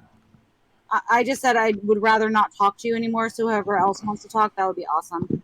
Yeah, because y'all are boring me. I have a question for 90 Degree Palm. I don't want to talk to somebody that is so negative they can't get off of something even when they don't talk.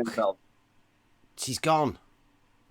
Bro, I don't know. Like I see somebody who was Dude, I see somebody don't. who's like, Please don't talk about her now she's left. Don't.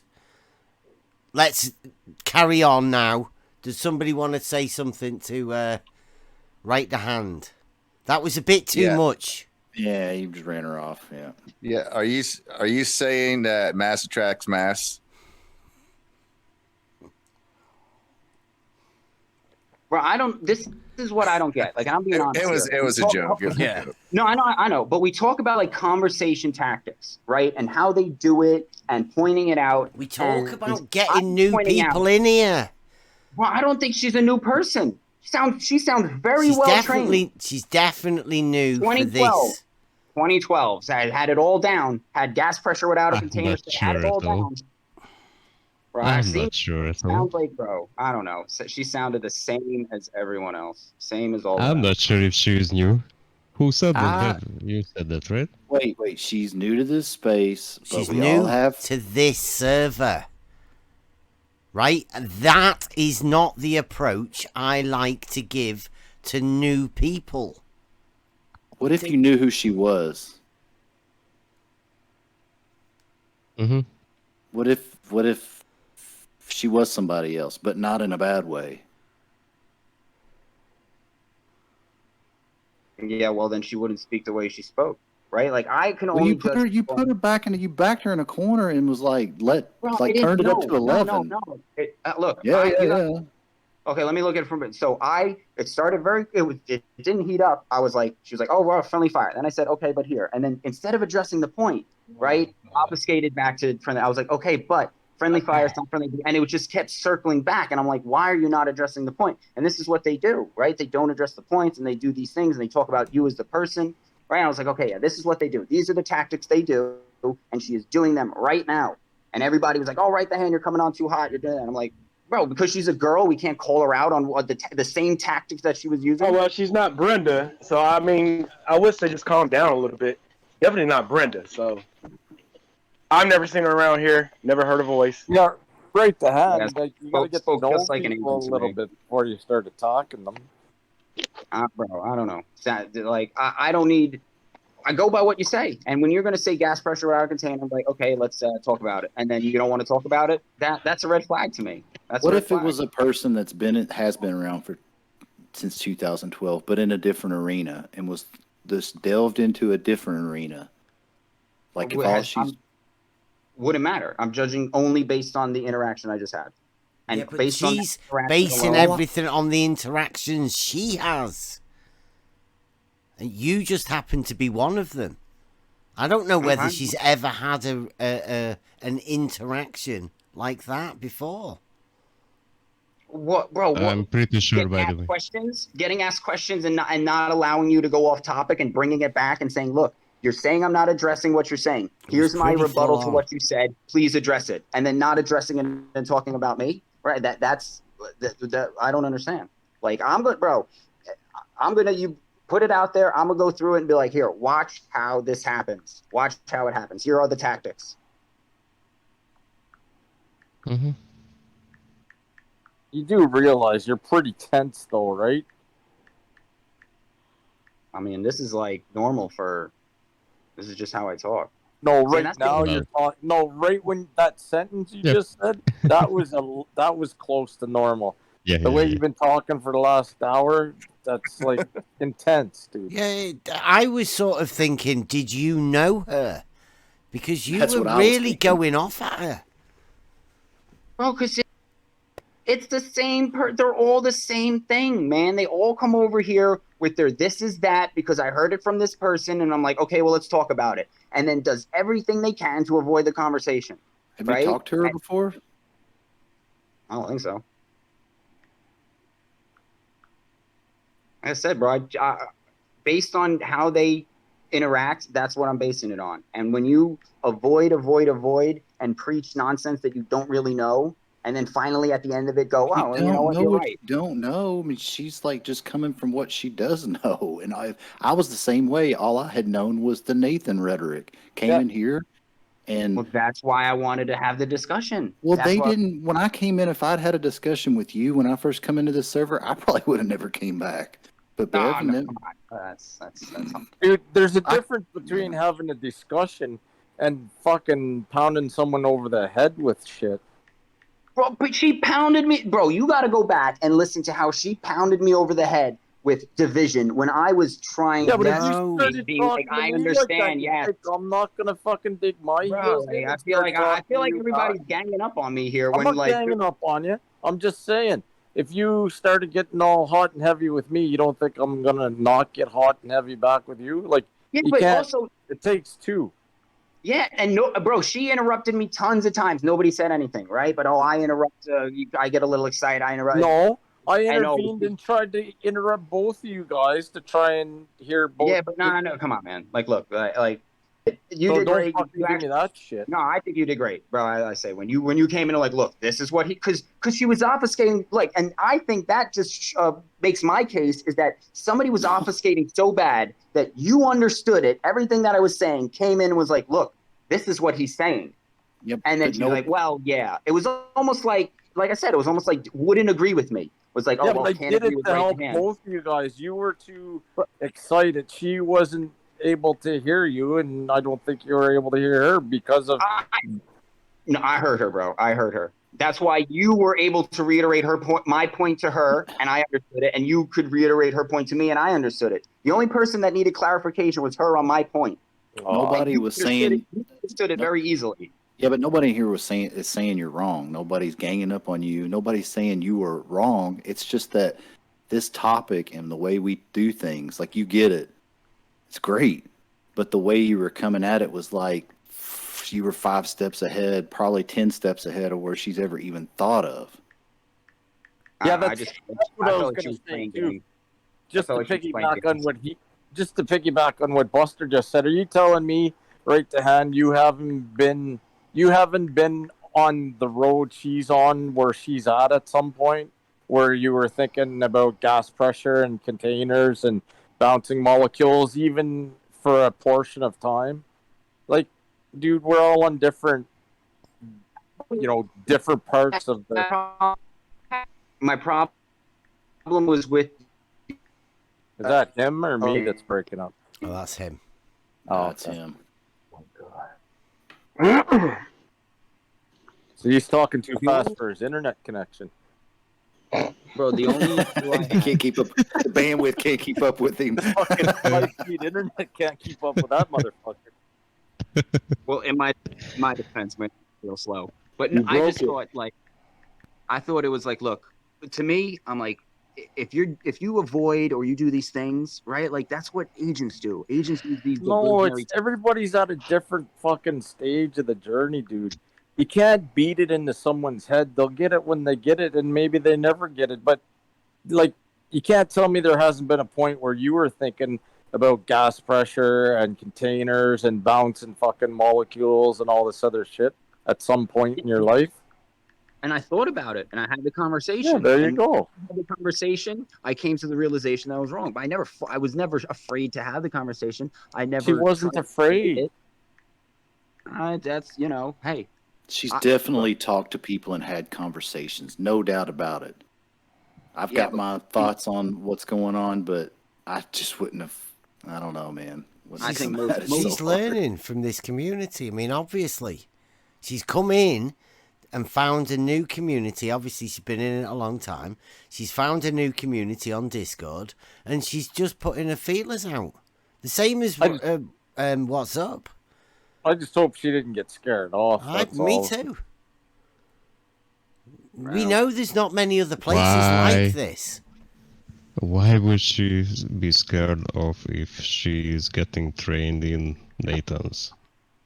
By the way, like what if for she's real. not getting trained? What if that's just where she kind of landed?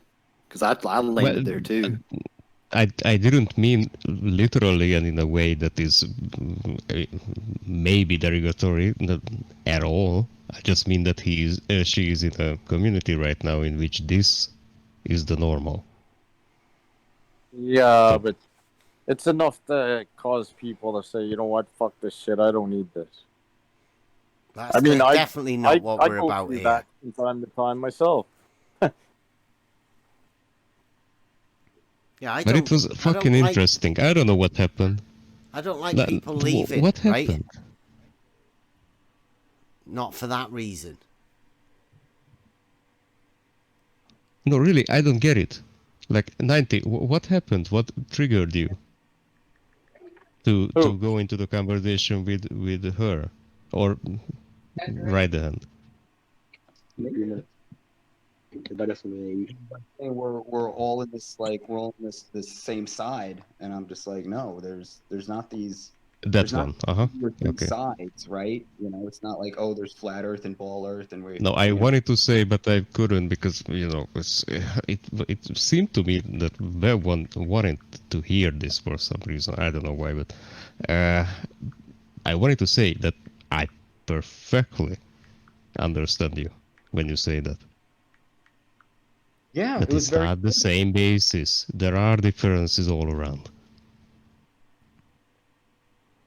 I don't know, man. Like I know people say, oh, you come on hot, but I think she was using diversionary tactics, right? And you can say like, since 2012, 9 years in this, and you ain't figured out that gas pressure doesn't need a container. Come on, Who's man. she gonna diversionary? Who?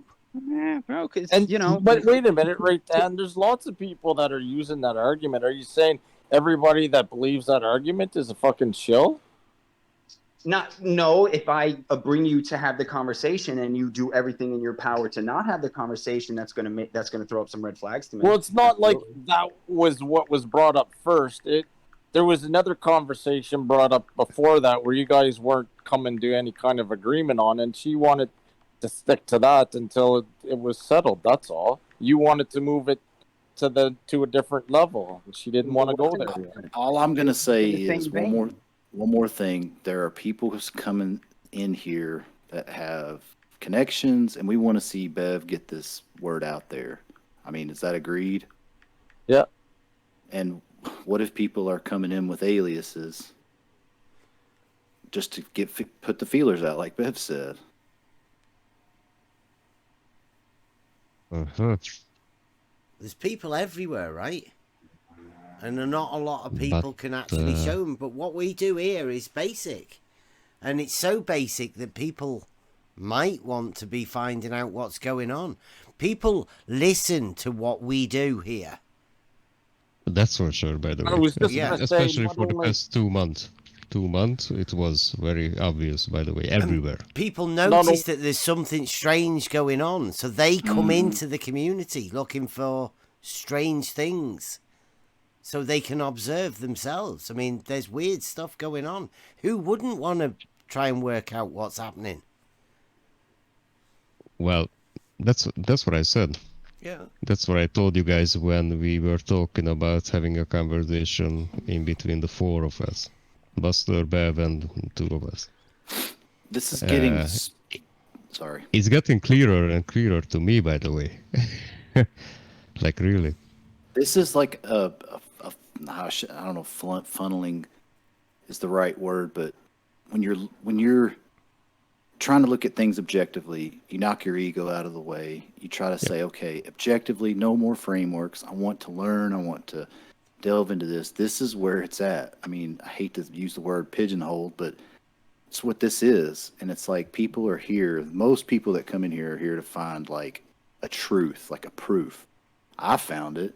I'm not at the same level as like Bev or DP, but I'm getting there. I put my ego down enough to say I can learn, maybe not as quick, but there's going to be more people that come in that are at a different level, a different place, but they're looking for that truth, and they're not just looking to sword fight. I mean, for lack of a better term. Yeah, I think that's kind of where I'm at. Yeah. Is that the gas pressure without a container argument. I got caught up in that. I think Friday night over at Bev's, or not Bev's, but Brandon's, I think. And I was like, oh shit, I didn't think of it that way. I got to go rework what I'm thinking here. Well, see, that's the thing. They got you on the gas pressure, but that's why I tried to pull it back. I came in there and was like, tried to pull it back to how do you measure gas pressure? They don't want to talk about that. They don't want to that's get the back to the question, by the roots way. of it. But Yeah. I guess, I That's mean, the real without question, by the way. what I was going to say, without going into even more details of that argument, I would like to kind of learn how, like the steps of what 90 Degree was saying. Like, okay, how do you get there, and how can I rework the entire thing of like what pressure, or The only reason we have 14.7 is based off water in a tube. Right. That's it. It's like backwards engineered to where you think gas pressure is pushing on you at 14.7 per square inch all everywhere, and it got worked from the original water barometer. Yeah, I guess where I ended up was with the person that was arguing. I guess I was arguing with. They were asking for the measurement of a container, probably like 10 times, and my argument was no. The pressure is measured, not the container. When we have a base, right, for knowing anything, you think what can be known, and you struggle, right, at first, because how do you know anything right now? So if you have let's say density, we don't know what density is because it's a relationship of a couple of things, but they always relate density of anything to water. Water becomes one, and the density of everything else is how it relates to water. Right? So that's how you do that. So that's water again. The relationship of water is whatever you do. Now, pressure. Pressure within water is a fundamental truth. It's 33 feet. Right? And that 33 feet means that a column of water that goes vertically upwards will only stay water for 33 feet. Above that, the water cavitates. It causes its own pressure state to make a vacuum that makes the water cavitate, and the water turns into air, which leaves a distance of 33 feet. Meant to be exactly 33 feet. Now, is that exactly 33 feet? Or did they know that as a standard measurement happens everywhere, and then say, we will call that 33 feet? Mm-hmm. But like, what do you do? Choose it. I mean, it's scientific. You can test this. All you need is a tube that's above 10 meters long, and you being able to fill it up with water, clamp it at one end, and lift it up vertically that distance. And if you can do it, I say do it. I did it. Yeah. It's amazing. These are things that can be known, right? And that is a vertical distance. And vertical needs a baseline, and that baseline is horizontal. Now, it's water that you're dealing with, and water sets a level. So if water is the base for a level horizontal, it's also the base for a distance measurement vertically. It can be known and it can be exact. Always produces a level horizontal, and it always will cavitate, i.e. turn to air, bubble, whatever you want to call it, and does in a boil. But it's just cavitation, it turns to air because of the pressure state that is caused by the vertical distance change of the water away from the head of the pressure. So the water makes the pressure. What if that 33 feet is the maximum ability of water's the expansion capabilities of water in that state, right? And that's one of the laws. When I was talking about the law, that's one of them, right? Like water can't just keep expand. Like if you pull this tube up, it can't just fill the whole area. It's going to either stop or start changing state, and that's what it does. If there's only a certain amount of area that water can fill, and that happens at that height. Well, there's a compression that occurs. Now, whether it's a compression or the water has a memory and it wants to be down at the bottom, or as you lift it off, the water compresses on itself, or whether the tube expands.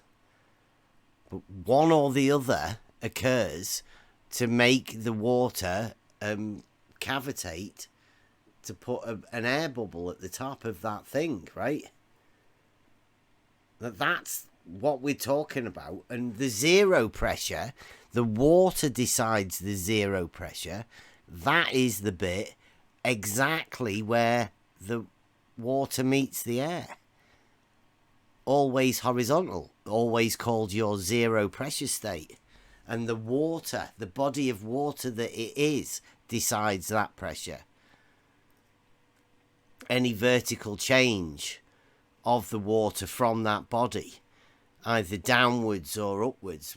Upwards is a negative pressure and downwards is a positive pressure. It's the water that makes that, not the gas. Not the air, the water.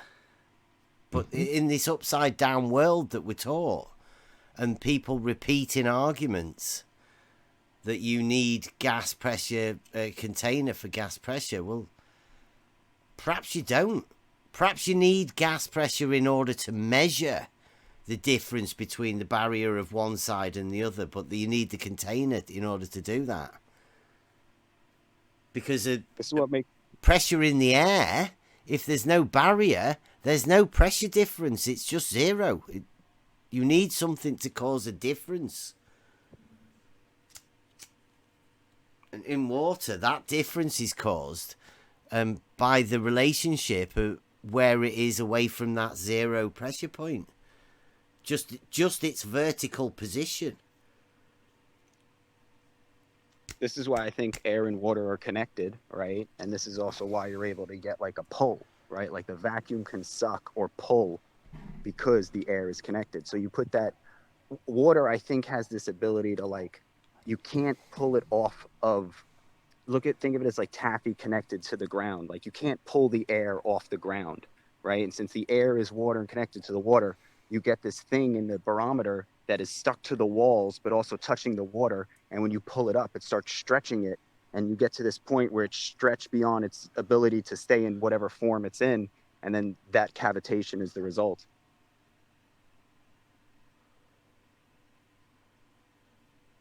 The stretching works. Yeah, I've seen them lift bowling balls with a vacuum, right? Like, how do you put 6 bowling balls in a tube and lift them? There has to be something in there that Bowling can... balls. They lift fucking cars with a vacuum, dude. Bowling balls, nothing. No, I mean, like, because I'm thinking, like, the balls were just, like, in a tube, and they just started sucking the air out, and then the balls started rising up. And I'm like, there's got to be... Yeah, I mean, you can lift... Yeah, basically, you can lift almost anything if you had a strong enough, suction coming out of there.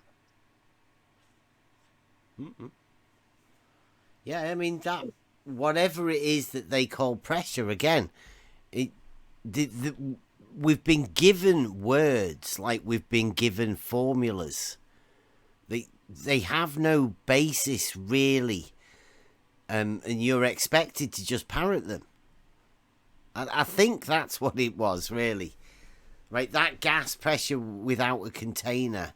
Show me gas pressure without a container. It's an old, tired argument, and yeah, I don't like it. We've all heard it many times. It's almost the same as we see too far. Ridiculous claim. But again, the same arguments we've heard all over, and they don't really mean anything, but they just keep this cyclical argument going round and round. Ooh, let's talk about Coriolis. Now you understand. Now, okay, so everybody, the Bev is getting to the heart of where I come from on this, and that's just what you just said, how like, that just compound that. That's like, I'm like, man, that's like, that's their biggest weapon, right? Their biggest weapon is that hamster wheel of a conversation where it's just like you're talking about these two things that mean nothing, right? Gas pressure out of container. We can't have a container. It's just, I'm like, oh my God, you're just running in the wrong direction. But you were Yeah, and doing what's that your idea? earlier. Like, combative, and like it doesn't need to be that at all. But again, I'm guessing that it's I'll hard just to leave the step talking to off you, that Bob. old debate thing because we're so used to it. I mean, I've always said that one of the problems is that being in this arena and arguing with people over things that have no meaning, it can spill out into the normal world if you're not careful. And you become to think that everybody out there is like these ballers, and you end up like, you all say this, and people go like, well, I don't know, I don't say that. What are you talking about? Oh yeah, I'd probably big time don't trust anyone. It's different, isn't it? Out there in the real world, most people aren't ready for what we know, and that second law of thermodynamics thing it's way above everybody's head, really. It should never be used as an argument because, I mean, who does understand it? No one. It's all Nathan's got it. Yeah, just a Q. Well, I don't know. They just parrot it so that then everybody listening to them then says that and gets involved in an argument that means nothing. Yep, there it is. Yeah, the hamster wheel, right? Yeah, jump on. So, but if you know that this is a hamster wheel, and I'm not talking to you, I'm talking to anybody right now. If you already know that this is a hamster wheel, then what's the mature thing to do about it? To get out, right? Well, not to spin it around one more, because you have, the emotion for it, or you heard something shit again.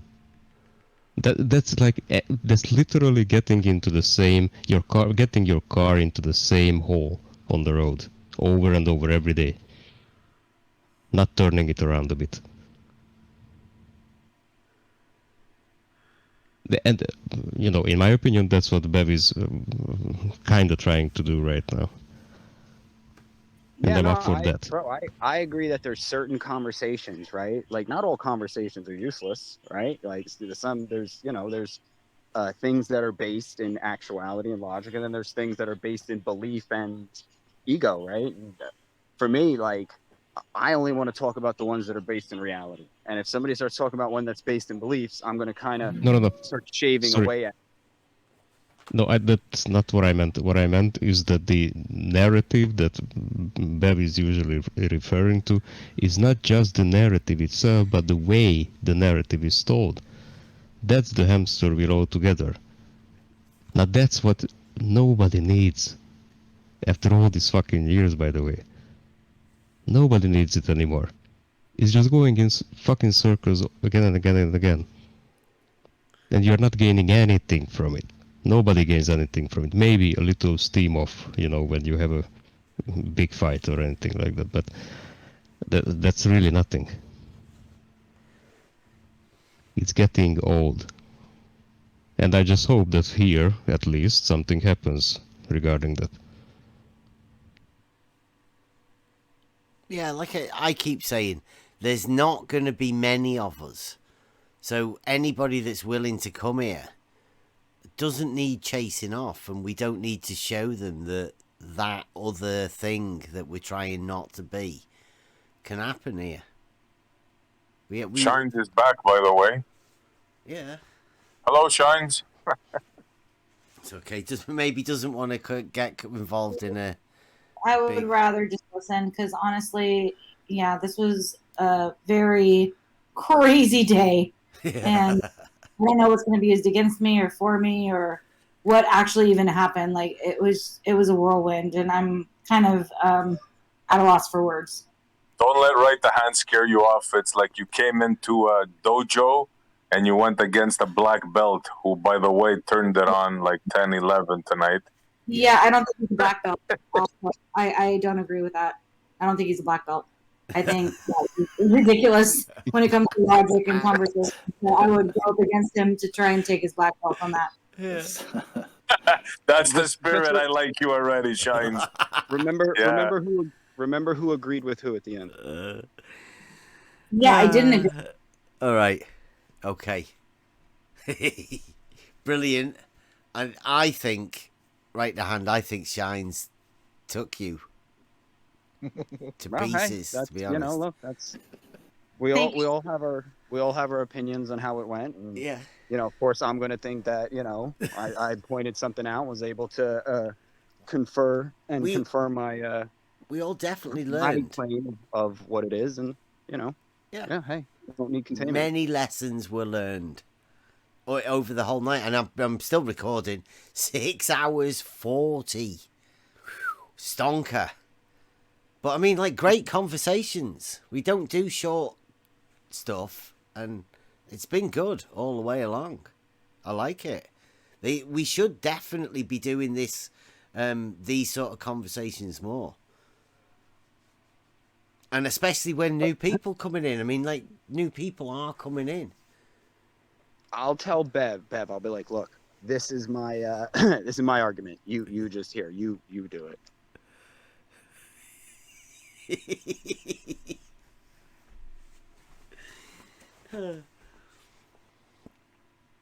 You were on steroids tonight, right the hand. You were on turbo.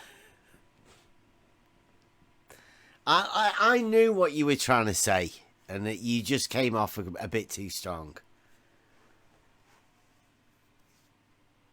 But Shines took it like a champ. I gotta give you credit. I gotta give you creds. Yeah, I can understand why Right the Hand thought you were old school, right?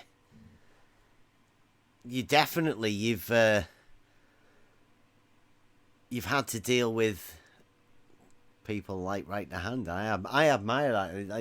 It was really cool. I think that's just from day-to-day life. Like, I deal with arguments and logic and reason and playing devil's advocate and all those kinds of things on a daily basis, especially with myself. Like, I try and do that for the most part. So when it comes to having arguments, and then when it comes to politics, oh my goodness, don't get me started with my friends and left and right and this and in between. Like, trying to get people to just have a basic conversation about a single topic, it is not easy.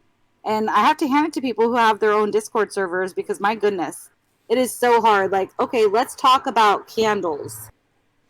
Well, then let's talk about birthday cakes. And what about the bakers? And what about the gay bakers? And what about this and that? And like, what is happening? Like, it always has to go to something else rather than just what we're discussing and having a lackadaisical conversation. It doesn't need to be that way. It could, again, all be so easy, and people like to make it hard and put words in people's mouths and make them that they're in part of this group and all those things that come along with it. And I am my own person, so I hope that people in here will treat me as such. You know, I am an individual, and yes, I do have an agreement when it comes to horizontal being level, and I think that we're on the same team when it comes to that. So I'm not your enemy, and I would like to be treated in that way. Well, I think you did very, very well, and I'd like to say sorry for what I think's going to happen when I put this video out, because you're going to be shown to be a strong, a strong woman within the community that they're going to be scared of you. I'm telling you. Oh, great! Hey, not just that. Yeah. Wait, Not just that. I'm doomed. You have just put the cross on my back. I feel like, I don't know if anybody's ever watched The Vampire Diaries, but I have the X marked on my chest, and now they're all going to come after me. No, they're all going to want to talk to you. And I think you're well equipped to be able to talk to anyone if you can deal with Right the Hand. Yeah, we didn't even get into light and force not being real yet. Like this, I don't agree with force being real, and I have questions even about inertia and photons. Like, what are you talking about? Electrons, like all these different things. Like I'm telling you, I think we agree on more than we disagree on, and you just lumped me into a group of people that, I mean, and who are those actual people? Like, I like it when Bev is like, who are they? Who are they? Right? Like, don't place me into this group that you don't even know me at all. I was not your enemy, and you made me one, and it upsets me. Like, there was no reason for that. I think if I was you, I'd treat that as a gauntlet that was just been laid down for you, and you well survived it. Thank you. I admire what you just did, because yeah, they're going to be scared of you, I'm telling you. They're going to put you in the ranks of Paige and Emma, and they're scared shitless of them. Strong women, they scare the hell out of weak men. Oh yeah, they get I've bent out of shape. I've only ever heard her like little tidbits, like her little quips that she makes on videos, but I've never actually like talked with her before. I would love that. I think she's like all the little things that I hear her say in videos. I love what she says. She's awesome.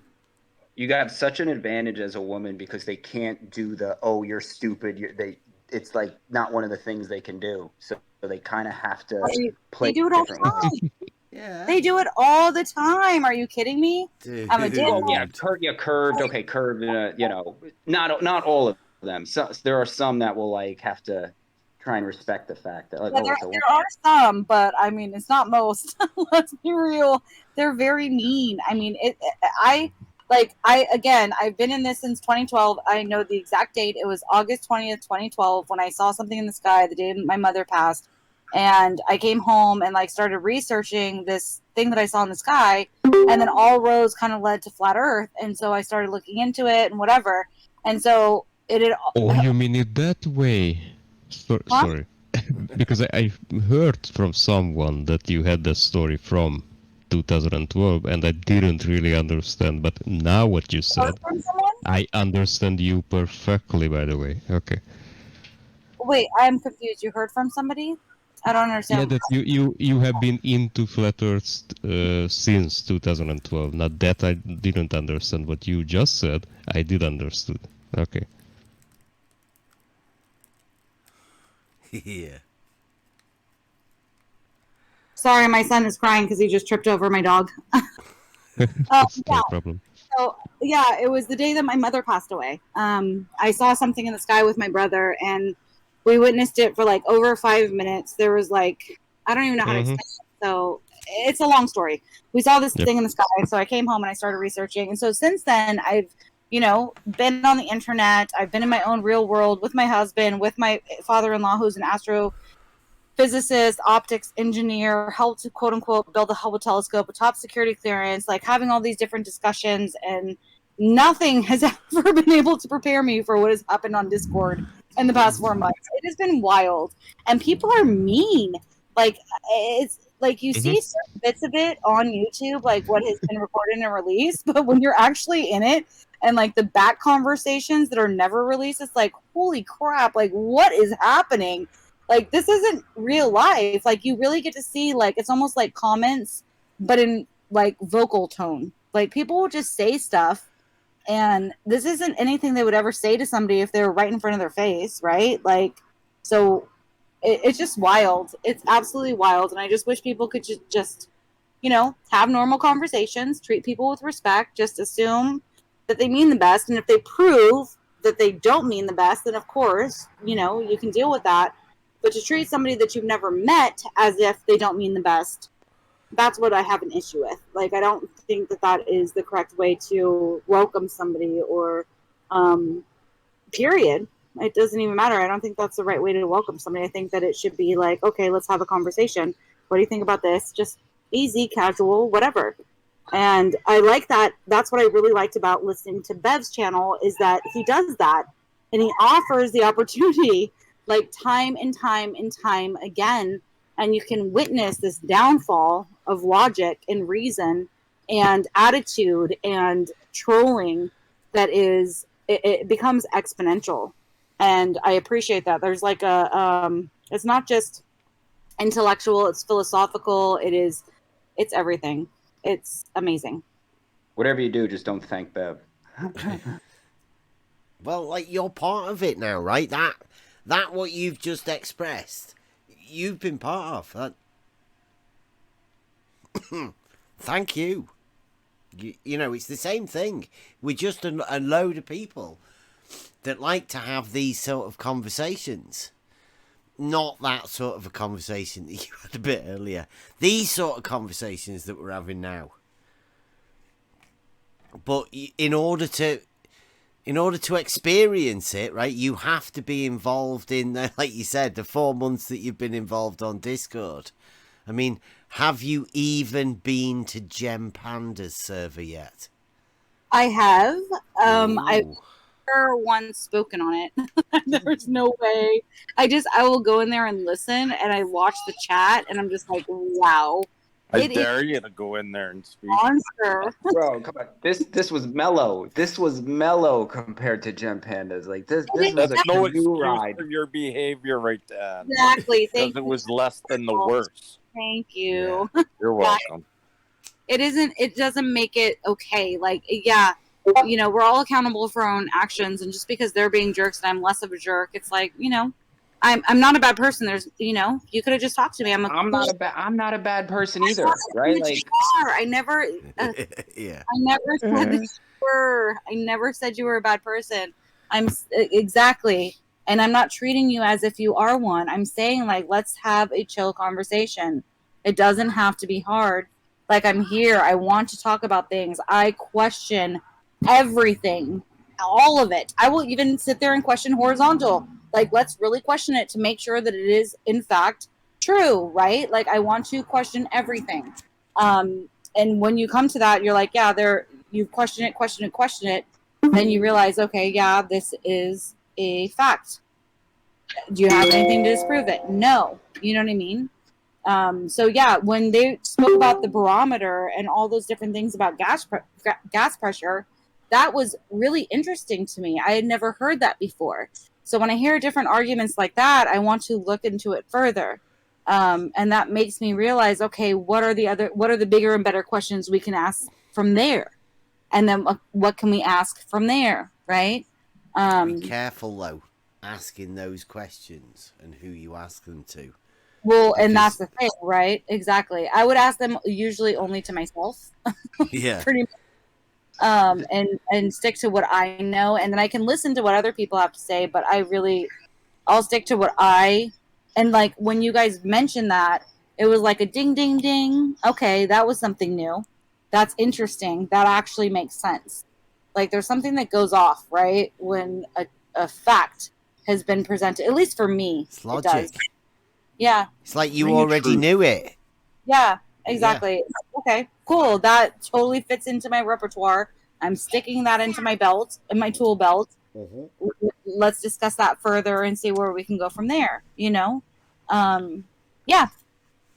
The mechanisms in which they say everything works on, right? Like, everything happens physically, and one of the big lies that perpetuates all their BS with gravity and yada yada, every light is this mechanism, right? Gravity pulls things down, but it's not touching it, right? So then how does it do that, right? Like, light is bouncing around, but it's not an object. How does it do that? So when you get to these questions, at least for me, that's what I think is so interesting, is that, you know, there are answers, right? There has to be an actual mechanism, but I think at the end of the day, we weren't meant to know it.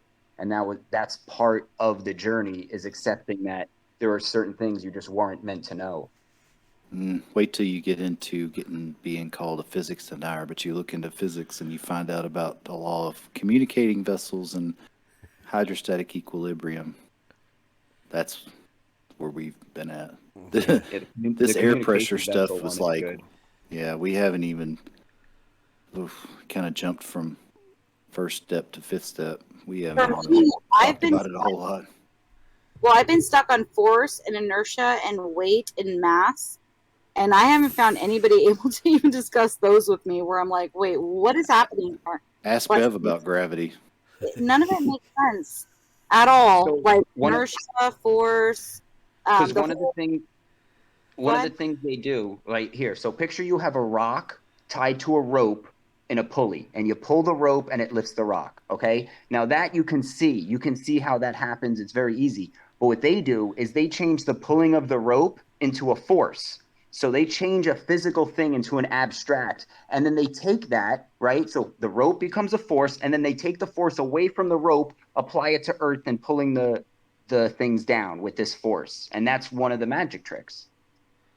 Well, for me, it's even like when they were talking about inertia and how inertia actually isn't a force. So it's its own separate thing within that equation. Is that, you know, you're not actually doing this thing, but yet you are. So if you actually are something, you don't actually have that seatbelt, and so you are flung off without a seatbelt because of this inertial force, you then therefore become a force that can be reckoned with against something else that, whether it's moving or not moving, you are a force. But they're saying inertia isn't a force. So that is, I just don't understand that. Because it's overcomplicating what is simple. That's simple. You have an object and the object moves, right? That's it. It's two parts. The object, then the object moves. You don't apply a force to the object because that creates a third thing. You now have the object, the motion, and the force is the cause, right? So they're making it complicated on purpose. And it's all to make force something tangible. I feel like you're saying the same thing that they're saying. So the force is only the initial cause. Then something else is flying through the air. When they become a force upon something else, like, so a person is flying through the air and then they hit a tree or they hit another person. Are they not a force because it was just inertial? No, they're a force. They're a physical object. A force would be a conceptual description word to describe the collision and how fast, right? Like the faster the person is going, the more quote unquote force. But you can't measure force. You can measure speed and pressure, right? And then can say, well, more pressure equals more force, but you're now conflating, right? So pressure is something that's not force. Pressure's pressure. So I think force is a concept altogether. It's not a real thing. So what I'm trying to understand from you is that you're saying force is only something when it is acting upon something else. So a person flying through the air isn't a force acting upon the air. It's only when they hit something else that is standing still or in motion that causes a collision, then therefore it is a force? I'm confused. No, I don't think there's, to me, right, there is no such thing as a force, right? So and when I think of how the world works, I don't think of forces moving things. I think in order, like, what's the communication vessel, right? Motion is data that needs to be communicated to the object. So if you have an object move, there must be the communication vessel that inputs the data for how much motion that object will move. So a force can't, since a force is not physical, it can't put that data into the object. The only way that data can get into the object is from a physical communication vessel making contact with the object and then transferring that data. There is no force. Force is just used to describe that interaction between those two physical objects. I really want to understand what you're saying, but I think it's getting confusing when you're using force. Can I have a go? Yeah, please. Thank you. Right. As far as we know, at the base level, force equals ma, right? Mass times acceleration.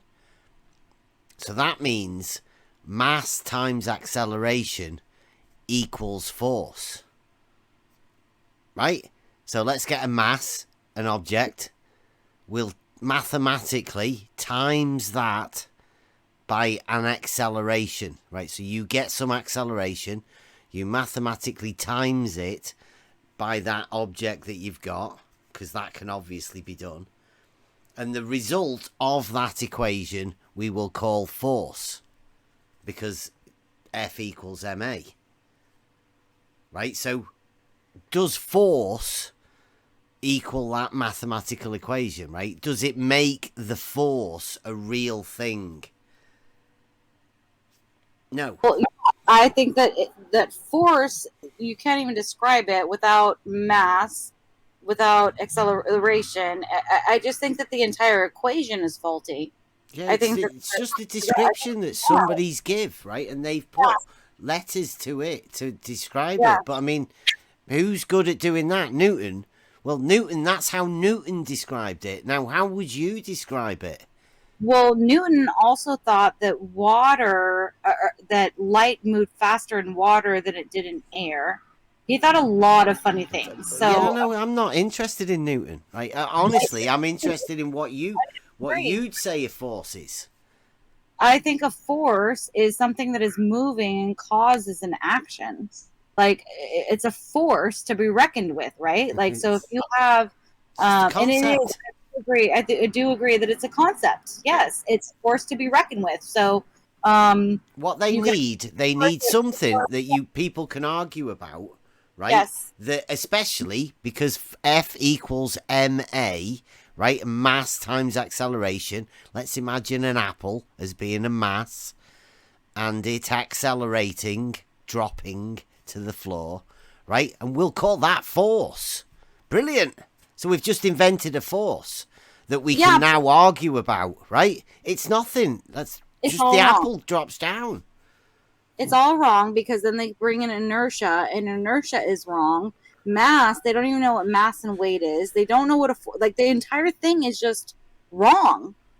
And I wouldn't even know where to begin with, how to like piece it together. Yeah, but even the fact that you're discussing it is feeding into the fact that it's a nothing. It's just how people describe things. Now, that's the official thing that you're given. Now, if you can recite that, does that make you understanding of what a force is? I'd say no. It doesn't mean anything, does it? It just means stuff that doesn't make any sense, and you're just agreeing that other people have agreed on something. It's gobbledygook. And I've spoken to other people about this, especially about weight and mass and inertia and force and acceleration. And it is like hilarious listening to people come back with what their explanations of what they think that actually is. I don't get it. Well, they'll be given that. They will be given that as a thing. That's science. So you're arguing science with these people. But in arguing science, all you have to do is ask them questions about it. Because you don't understand it. You're asking people that are meant to understand it questions that they can't answer because it's what some guy said that everybody else has learned that doesn't really make any sense. And it's just how people describe things. Well, my favorite part is how they like to turn it into equations, right? Like, so I came up with this idea, so I'm going to put a letter to that. Then I came up with this other idea, so I'm going to put a letter to that. And then I'm going to say, if I take this letter because of this concept and then put it with another one, it's like Benny Spacetime. Like, what are you talking about? They're concepts. You really don't understand what's happening. So when you take it to its base level, it is the same thing as like spacetime. You can't bend them. It's like somebody saying love is love. No, it's not. They're completely different. Like there's even the concept is different among people. Like you just can't claim that it is one certain thing. Like you can't claim a force is one certain thing. Yeah, there are only a few finite things that you can be absolutely certain of. The rest is entirely up for conjecture and different people's opinions on things. So we try not to deal with that stuff that's up for conjecture. I mean, whenever we ask people like, "What is this?" or "What is that?" or "What do you think that is?"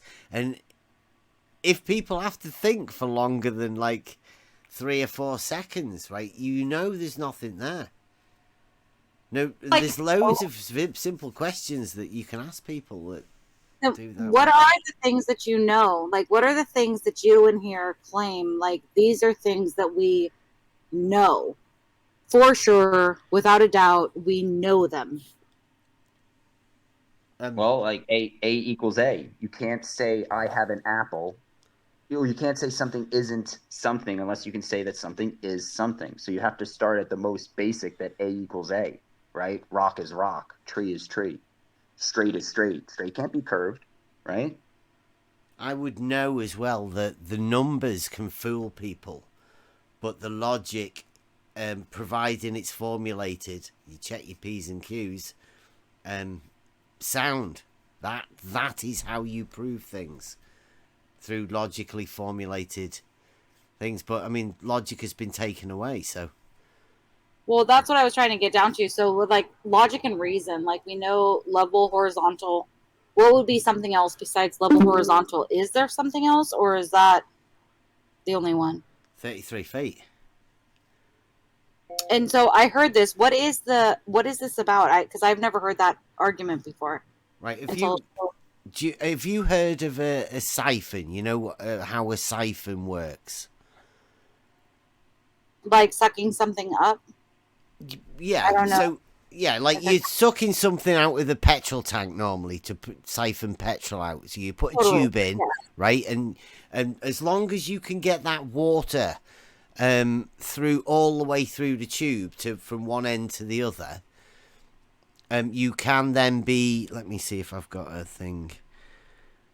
You can be sure that the water will flow in a downward direction, right? Now, what you can do is you can lift that tube up and the water will still flow from one to the other as long as there's a difference in height.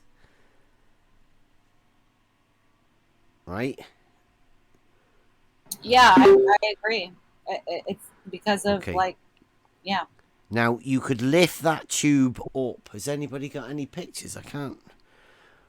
I did have them somewhere, but I don't know where they are. Now, you can lift that tube up. I'm trying to find a picture that'll help you sort of understand what I mean. But it'll only go, and the siphon will only continue to a certain height. That I didn't know. Right, so there is a vertical distance that a siphon will work. We call it a maximum tube, a height of the column of water, right? That can be supported by itself, or... Can I interrupt? Sorry. Oh, okay, never mind. I was just going to tell Sugar Cookie his camera's on. Sorry. I didn't know if he knew or not. Yeah, thank you, though. Does anyone know? We had that thing. Where is it? I mean, The siphon thing. But I know I've been a child and had a parent siphon gas out of a car before and been there when they did it. And so, like, thinking back to that can go down, you siphon the water and it'll come back out. You're saying this can only happen to a certain height, and then at that height, it can no longer happen. So if you're standing on a 33-foot tall ladder and you are siphoning water out of that, it'll stop at 34 feet? No, it'll stop at 33 feet. And that's what I mean. Like, you can't do it. If you went up to 34 feet, you couldn't siphon it. That's correct. Like, it can happen. That's crazy. Are you serious? I've never heard of this before. You know what else? You're not happening. You know what else? 33 feet of seawater is equal to 1 atmospheric pressure as well. What is happening right now? Why have I never known? This is blowing my mind, and I'm going to have to meditate for a while. This is insane. Oh my gosh. You're kidding me. You can't siphon anything at 33 and 0.5 feet. Like, you just can't siphon it. It won't happen. Yeah. Wow. That vertical column of water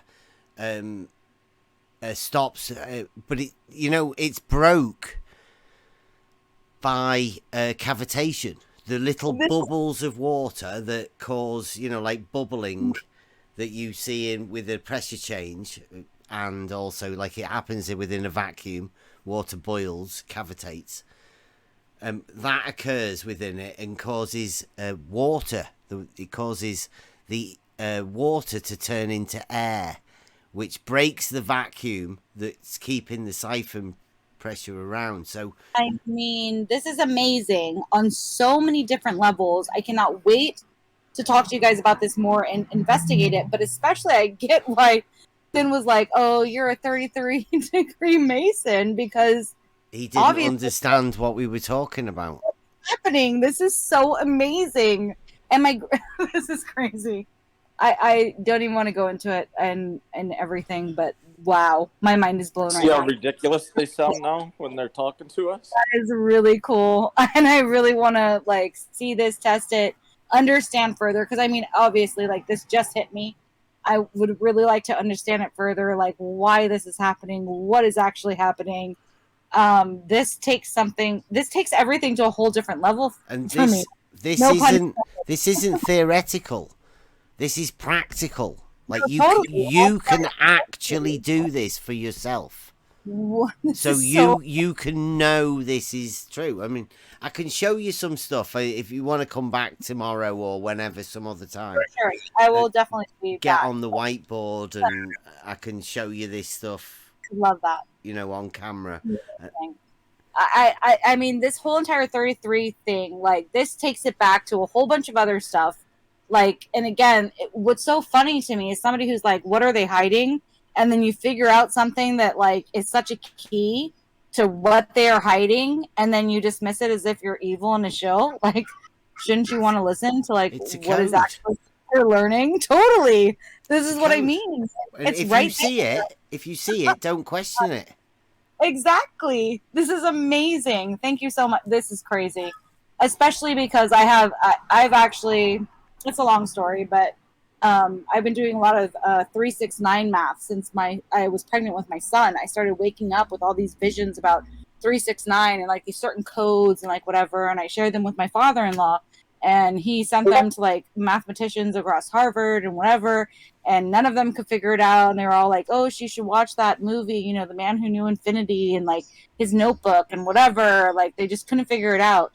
And I think a lot of it has to do with perspective and like how we actually see. And so I would like to share that with you guys as well. Like, I don't know what I'm onto. I know that I can witness different patterns that I can see from what I've discovered when this happened.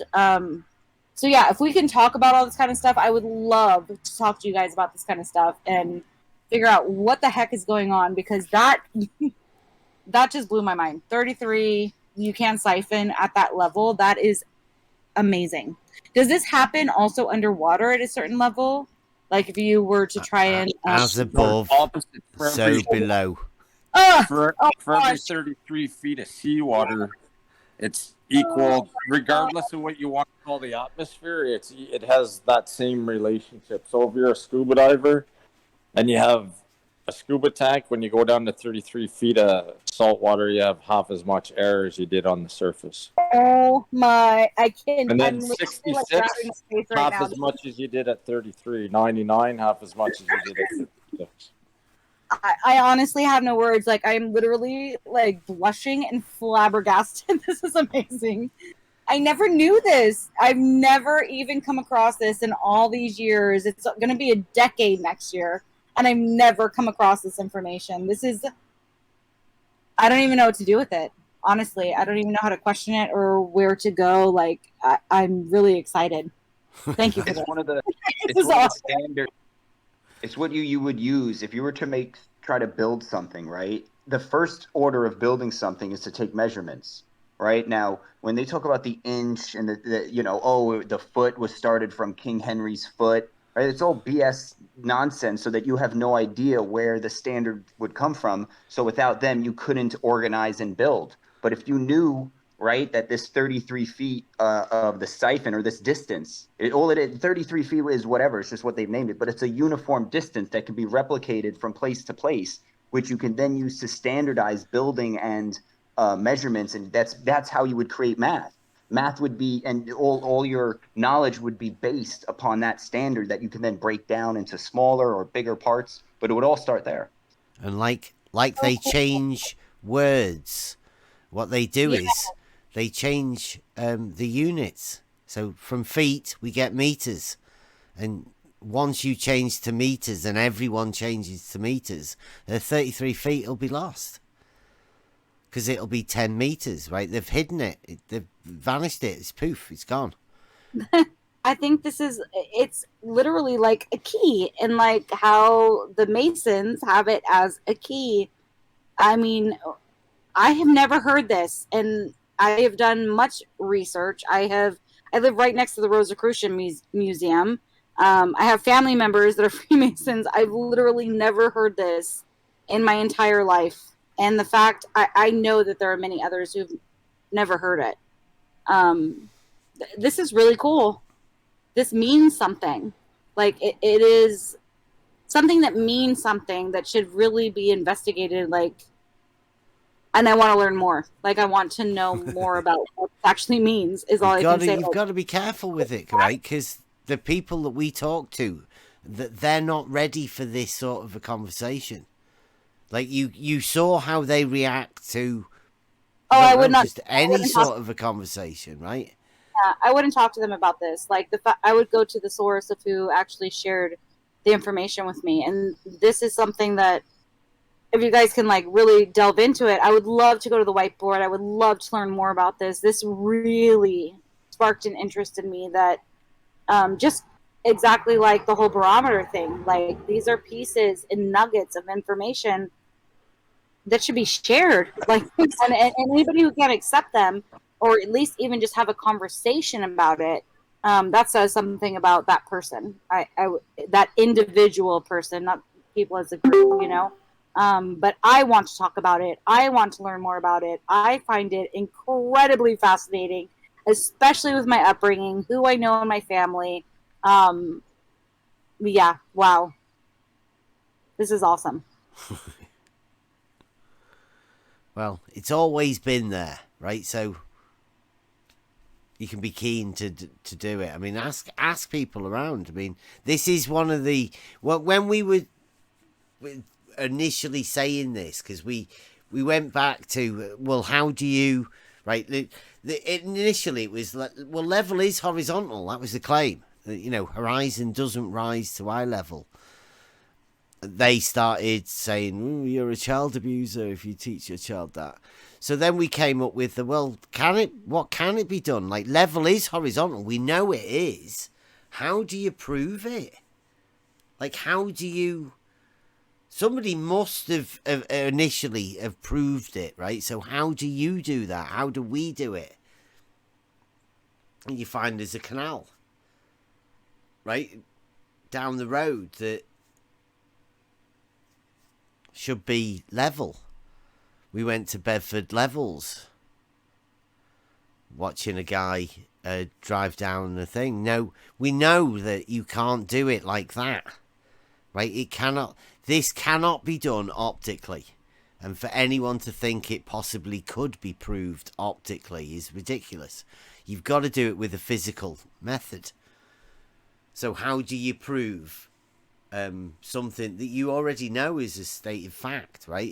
It's used practically daily by most people within a trade, building, construction, people that build things.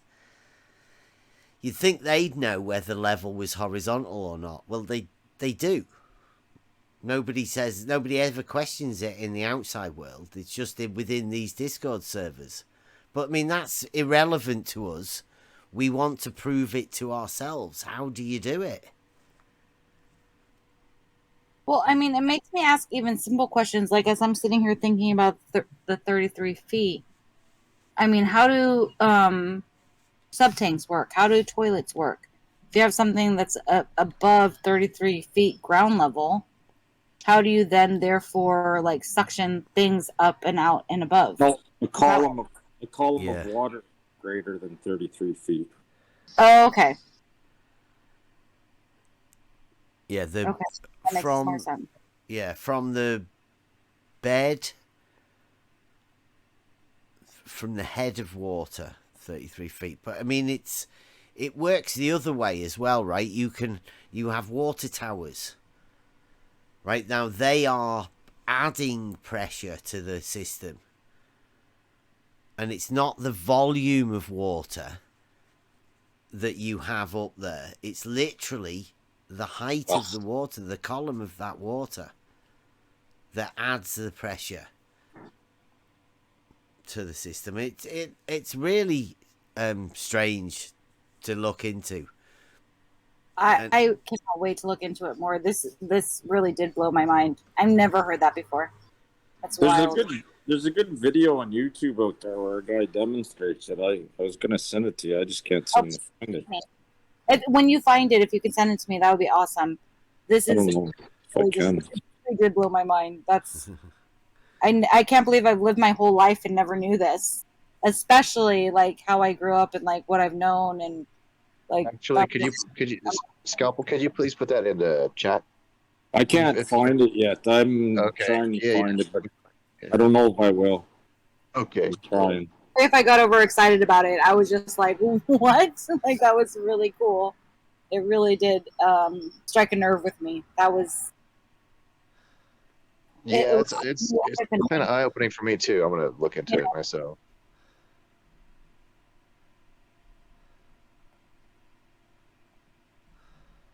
Oh, I think I might have found it. Let me see. Which one is it? Where the guy goes up the stairs. There was two though, wasn't there? Yeah, I know. Like I'm just looking. This is the one where the guy uses the bottle of water. He hooks the hose to the bottle of water. Yeah. I think. Is that the one that says 10 point something? They always hide though. They can't do the 33 feet, can they? They always have This to guy say... says this one. It says boil water at room temperature with 50 feet, a hose, and a stairway. That's the. Check out the one I posted. Yeah. This will blow your mind. Well, it just seems like the whole 33rd degree Mason. They're Masons. They know all about geometry. It's 33 degrees. Like, why would somebody be offended by that if you learn a truth about it? Like, if that is an actual truth, like within what is going on with geometry, like I don't know. I think that is amazing and beautiful and not something that is like, I don't know. I think that people make it. Of course, people are hiding stuff, whatever. But if you figure it out and we can share it, then like let's talk about it. How much have you looked into the geometry? Because who's that? What do you mean when it comes to Freemasonry? Well, yeah, just the geometry. Well, I do know that when it comes to Freemasons that it has to do with geometry because my grandfather was a Freemason of the 33rd degree, but he didn't speak to me really about it. He owned the first computer company in Sacramento called Qubit. And then when he took me in, because my father and my mother were both heroin addicts, smugglers, whatever, went to prison, he left the Freemasons, and then they like disowned him because he left them, and so he lost his business and whatever. And that's all I really know about them. And he always just told me like, be a good person, whatever. We never really talked about the earth or like anything like that. But I just know kind of his story of like what happened with him, whatever. And then studying history of like what the Freemasons meant. And there's all different kinds of stories and evils and goods and what have you. But when you look at the 33rd degree and you look at that it's angles and it's geometry and whatever, and then you find out that it's 33 degrees when it comes to this, it would make sense, right? Like that these are all 33 feet when it well, comes to this. No, that's what I mean. Even 33 feet. And of course they are 33rd degree Masons, but if that is a number, you would think about probably something under their belt that they knew, right? And I've never heard about this before, ever. Like, they never taught us this in school. I don't know anybody. I know plumbers. I know other people. Like, I don't know anybody who's ever, in my entire life, brought this up until today. I've never heard it before. And I think, this is probably something that they knew and they discussed. And I think it's probably of importance, whatever that importance is. Yeah, I don't know. If that is a measurement that can be known anywhere, which I'm guessing as soon as we start it, right, once we've finished with the horizontal and we've got that proved, then we can check this is the next one, the vertical, the 33 feet vertical height. Yeah. Needs to be checked. And it needs to be checked everywhere. Because if it's a standard that's always the same everywhere, then that's something to get hold of, right? That means that the 33 was given to that distance, like Right the Hand said. That distance is the standard that they have then called 33. So would you mean by elevation, like no matter what elevation you're at, this is like 33 feet from that elevation, no matter where you stand, or how? Well, 33 foot don't column know. of water. Yeah. Yeah. Hopefully, if it is just in the column of water, then the water is establishing its own pressure state, which I think it is, and it's not affected by where it is in elevation, right? It's the water that governs it rather than the elevation that governs what happens to the water. But in saying that, there is also an elevation difference within the air that is also governed by the same sort of thing. Because the air is the water. It's the same thing. As above, so below. Goes for everything.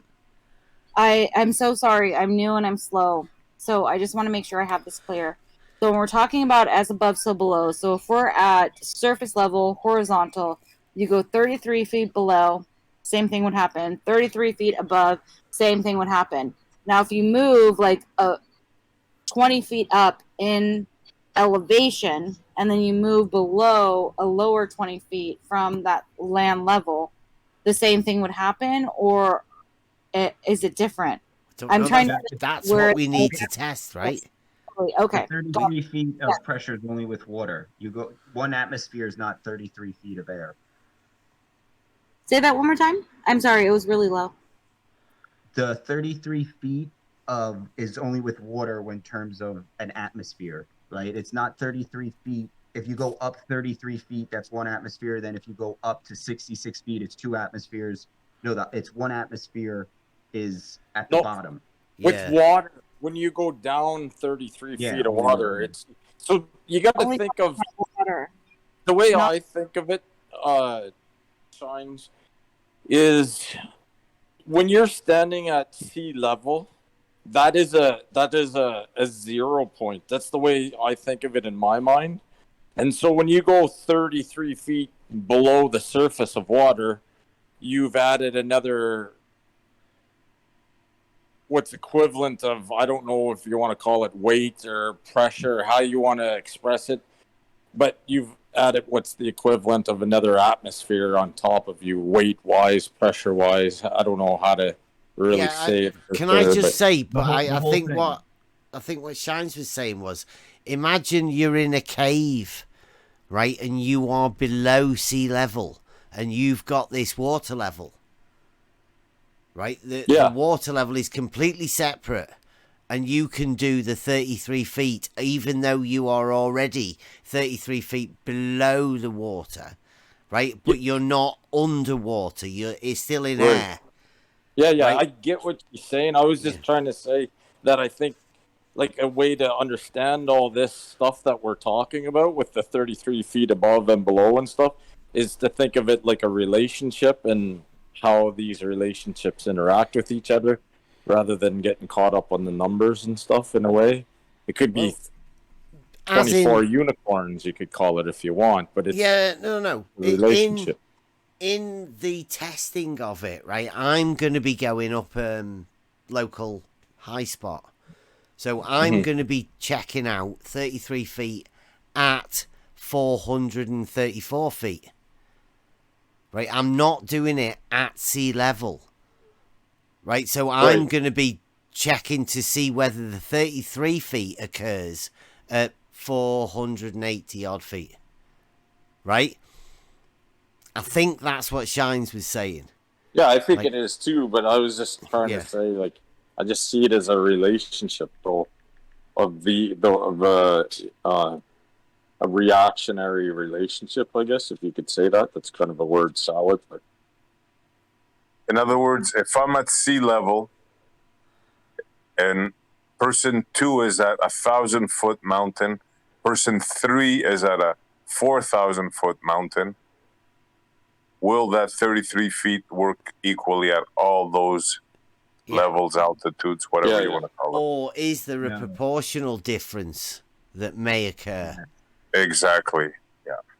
I don't know. I think there could be a difference, but I don't know if it's enough of a difference at those heights where you'll be able to see it. It'll be interesting to All know. I'm doing, right, is I'm thinking of a barometer. Now, if you're thinking of the old school mercury barometer, sorry, Shines, if you're not quite up to speed, this will take a bit of catching up. But if there's air in that, because it's obviously not cavitated mercury, right, then as you move that up and down, then that air would expand. Because that's what happens. That's what happens to air as it moves vertically.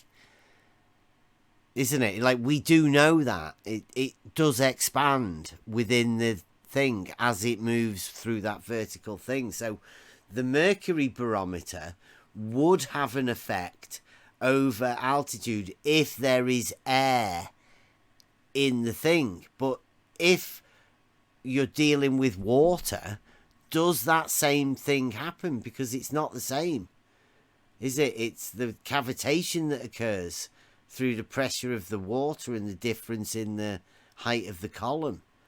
I'm not too sure. I mean, I think it's a very valid thing for us to be doing. My bet is you're not gonna see. Like, I'm willing to be wrong, by the way, but if I was a betting man, I'd have to bet that you probably won't see a difference. It'll be close enough to 33 feet. You probably won't be able to measure a difference at those heights, but maybe when you go really higher, it might. I don't know. I need 2-3 different heights of things and some way to measure a 10-meter column to an accurate thing to be able to measure it accurately when we do get that column going. How high is the story pole? Is it, that's 15 meters? 5 meters. 5 meters, shit. Yeah. Wouldn't it make sense for the height to change incrementally with the height of what you're above sea level so that you can know, right? Like, say you just get dropped off somewhere, all you would have to do is make your siphon, figure out the distance. You're like, oh, okay, I'm about 8,000 feet above sea level. So the relationship would be the same because, again, I think a design system, but it makes sense. That makes sense to me. Well, see, the thing is, I think this whole concept runs off of hydrostatic pressure. And if that is the case, they say the only two things that affect hydrostatic pressure is the height of the column, right, and the density of the fluid. So they never talk about, when you're figuring out hydrostatic pressure, they never talk. Did he cut out? Yeah. Yeah. Yeah, Shines. I mean, we're going to go into this, but this is the sort of stuff that we do. I would love it. Like, this kind of stuff is the kind of stuff that, like, I'm sorry, I can't contain my excitement over. Like, it's something new. It's something I never heard before, and especially if it's something that, like, we can test over and over again and see how it goes. Like, this is the kind of stuff that gets my blood, like, tingling and excited. Like, there is so much more wonder and adventure in us not knowing and then hearing little tidbits of truth, and then we can go out and figure out what this actually is. It means that there's still adventure in this world, and I love it, and it makes me so excited, and I think it brings people together. I don't know. Wait till you see the water level test that we've got planned. We're going to be going over it this week. We have to establish the baseline first. I've seen what you've done, and I when I was watching like the video of you and your son with the below the horizon, oh my goodness, that, like, really, I was just like, that's what really brought me into really watching your videos and being a constant viewer of it. Sorry, I'm getting a call. Sorry.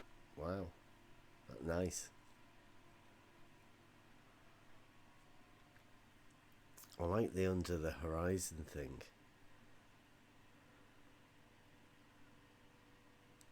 Why didn't people get hold of that? Why didn't the flat earthers get hold of that? I'm not too sure. About the 33 feet? No, the underneath the horizon. Well, that one was so amazing to me. And like when they talk about refraction, they talk about like mirages and they confuse. It's like refraction means everything to them, right? It's refraction. Well, no, there's many different types of different optical illusions that are happening. And you can't just say that it's all refraction. Like, you know, they even confuse, what do they confuse? Like looming is actually, you know, it's a mirroring. Like it's not that it's being projected over something. It's just that a mirroring from the sky. From what I can see, I just think that there's a lot of confusion and people like to use one word for multiple different things, and they don't realize that we need to dissect it down into multiple different optical illusions that are taking place. Well, this is where that cog disc comes in, right? Because you probably never realised it, but when you're looking at that picture, I mean, how do you go over the horizon if you go under the horizon? Like how exactly? How does that work? It doesn't. It doesn't. So that, I mean, that throws their entire argument about ships going over the horizon. It just throws it out of the window if you can go under it.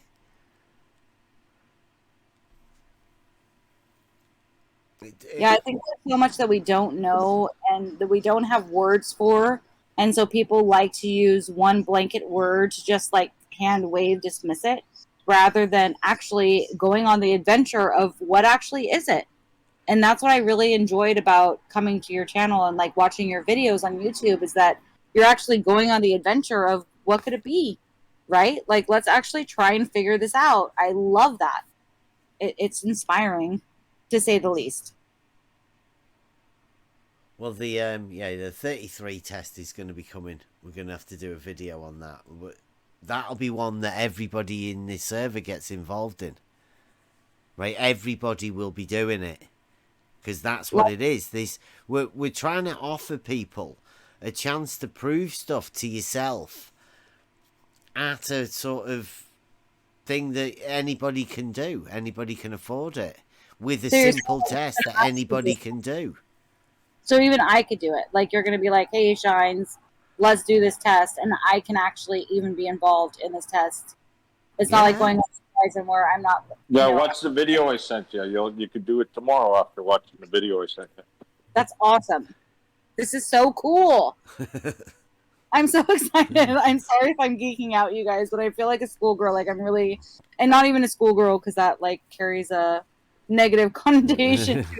Honestly, like, it's really cool.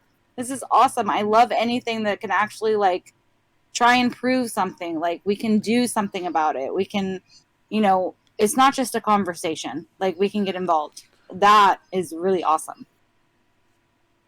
I posted a video on 5 minutes past the hour. Dr. Katerina Wisnik. I think you're going to find that pretty fascinating. Have a look. All to do with pressure. But yeah. It's the water that creates it. The height. It's about the vertical height. Yeah. Yeah, that's the only thing. I got cut off by a phone call. I don't know if you had gotten that figured out. Like, hydrostatic pressure, I don't think it cares about altitude. It's only the height of the column of fluid and the density of the fluid, or the weight. Yeah, it's not the amount of the fluid, it's the height of the fluid, and explains how 1 liter of water can crush a 50-liter jug. Mm-hmm. It's quite fascinating. But the highest that height can be is 33 feet. Well, I guess not exactly in a tube though. Yeah, if it's yeah. You watch the video, it's freaked out, man.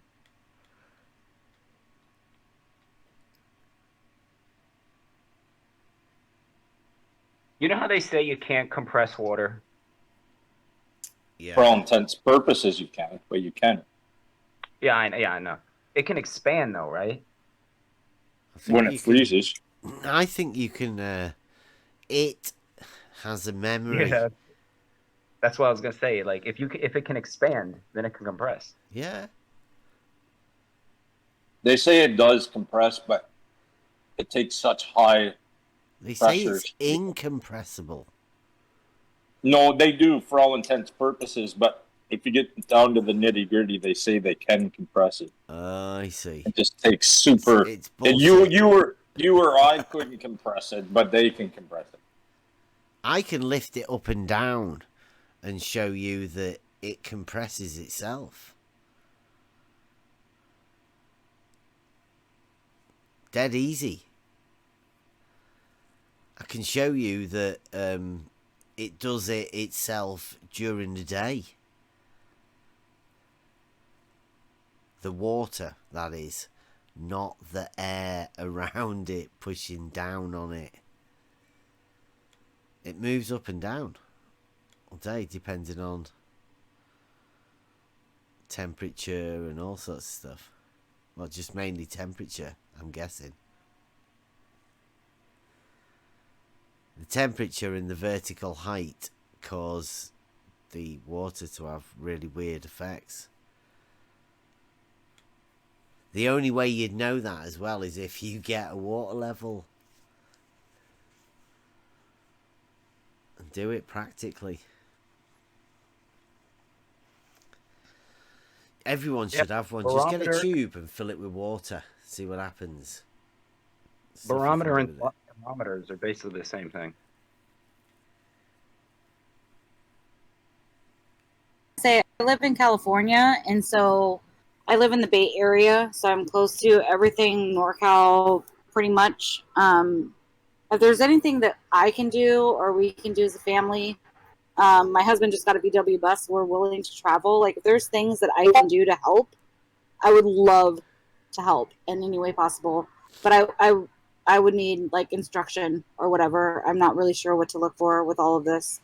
What you're looking for is some sort of a stairway or something that's 10 meters tall that you could hang a tube off, and then you want some sort of a direct measurement, like a tape measure just dangling down, that you could measure 33 feet, and then some way to put that tube at the side of it and you could measure it. That's basically all it is. Put the tube in some water and lift it up. We'll go over the best way to do it and the best way to measure it. But yeah, it would be good to try it all over the place and see whether everyone can do it. Yeah, just let me know. I mean, again, we live in the Bay Area, so we can do it all over, basically all over Northern California, and we can even go to Southern. That's a long haul and is pretty crappy place to go, especially with everything that's going on right now. But I mean, we're more than willing to go and test all this out.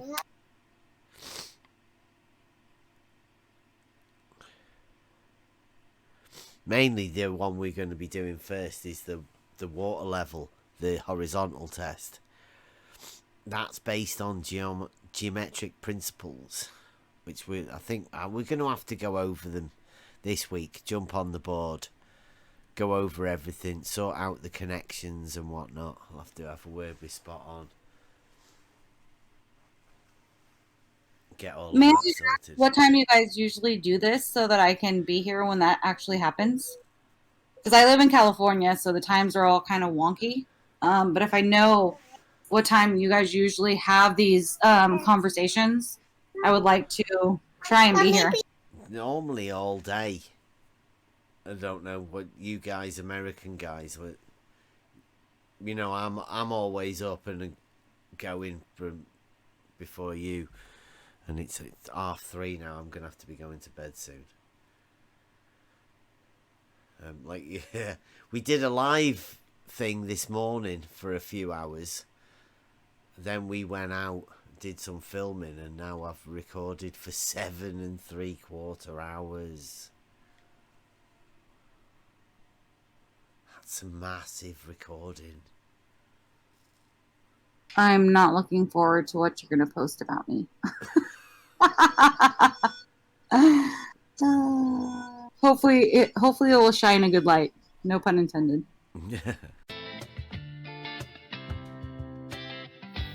If you enjoyed the content, please support On the Level and future projects.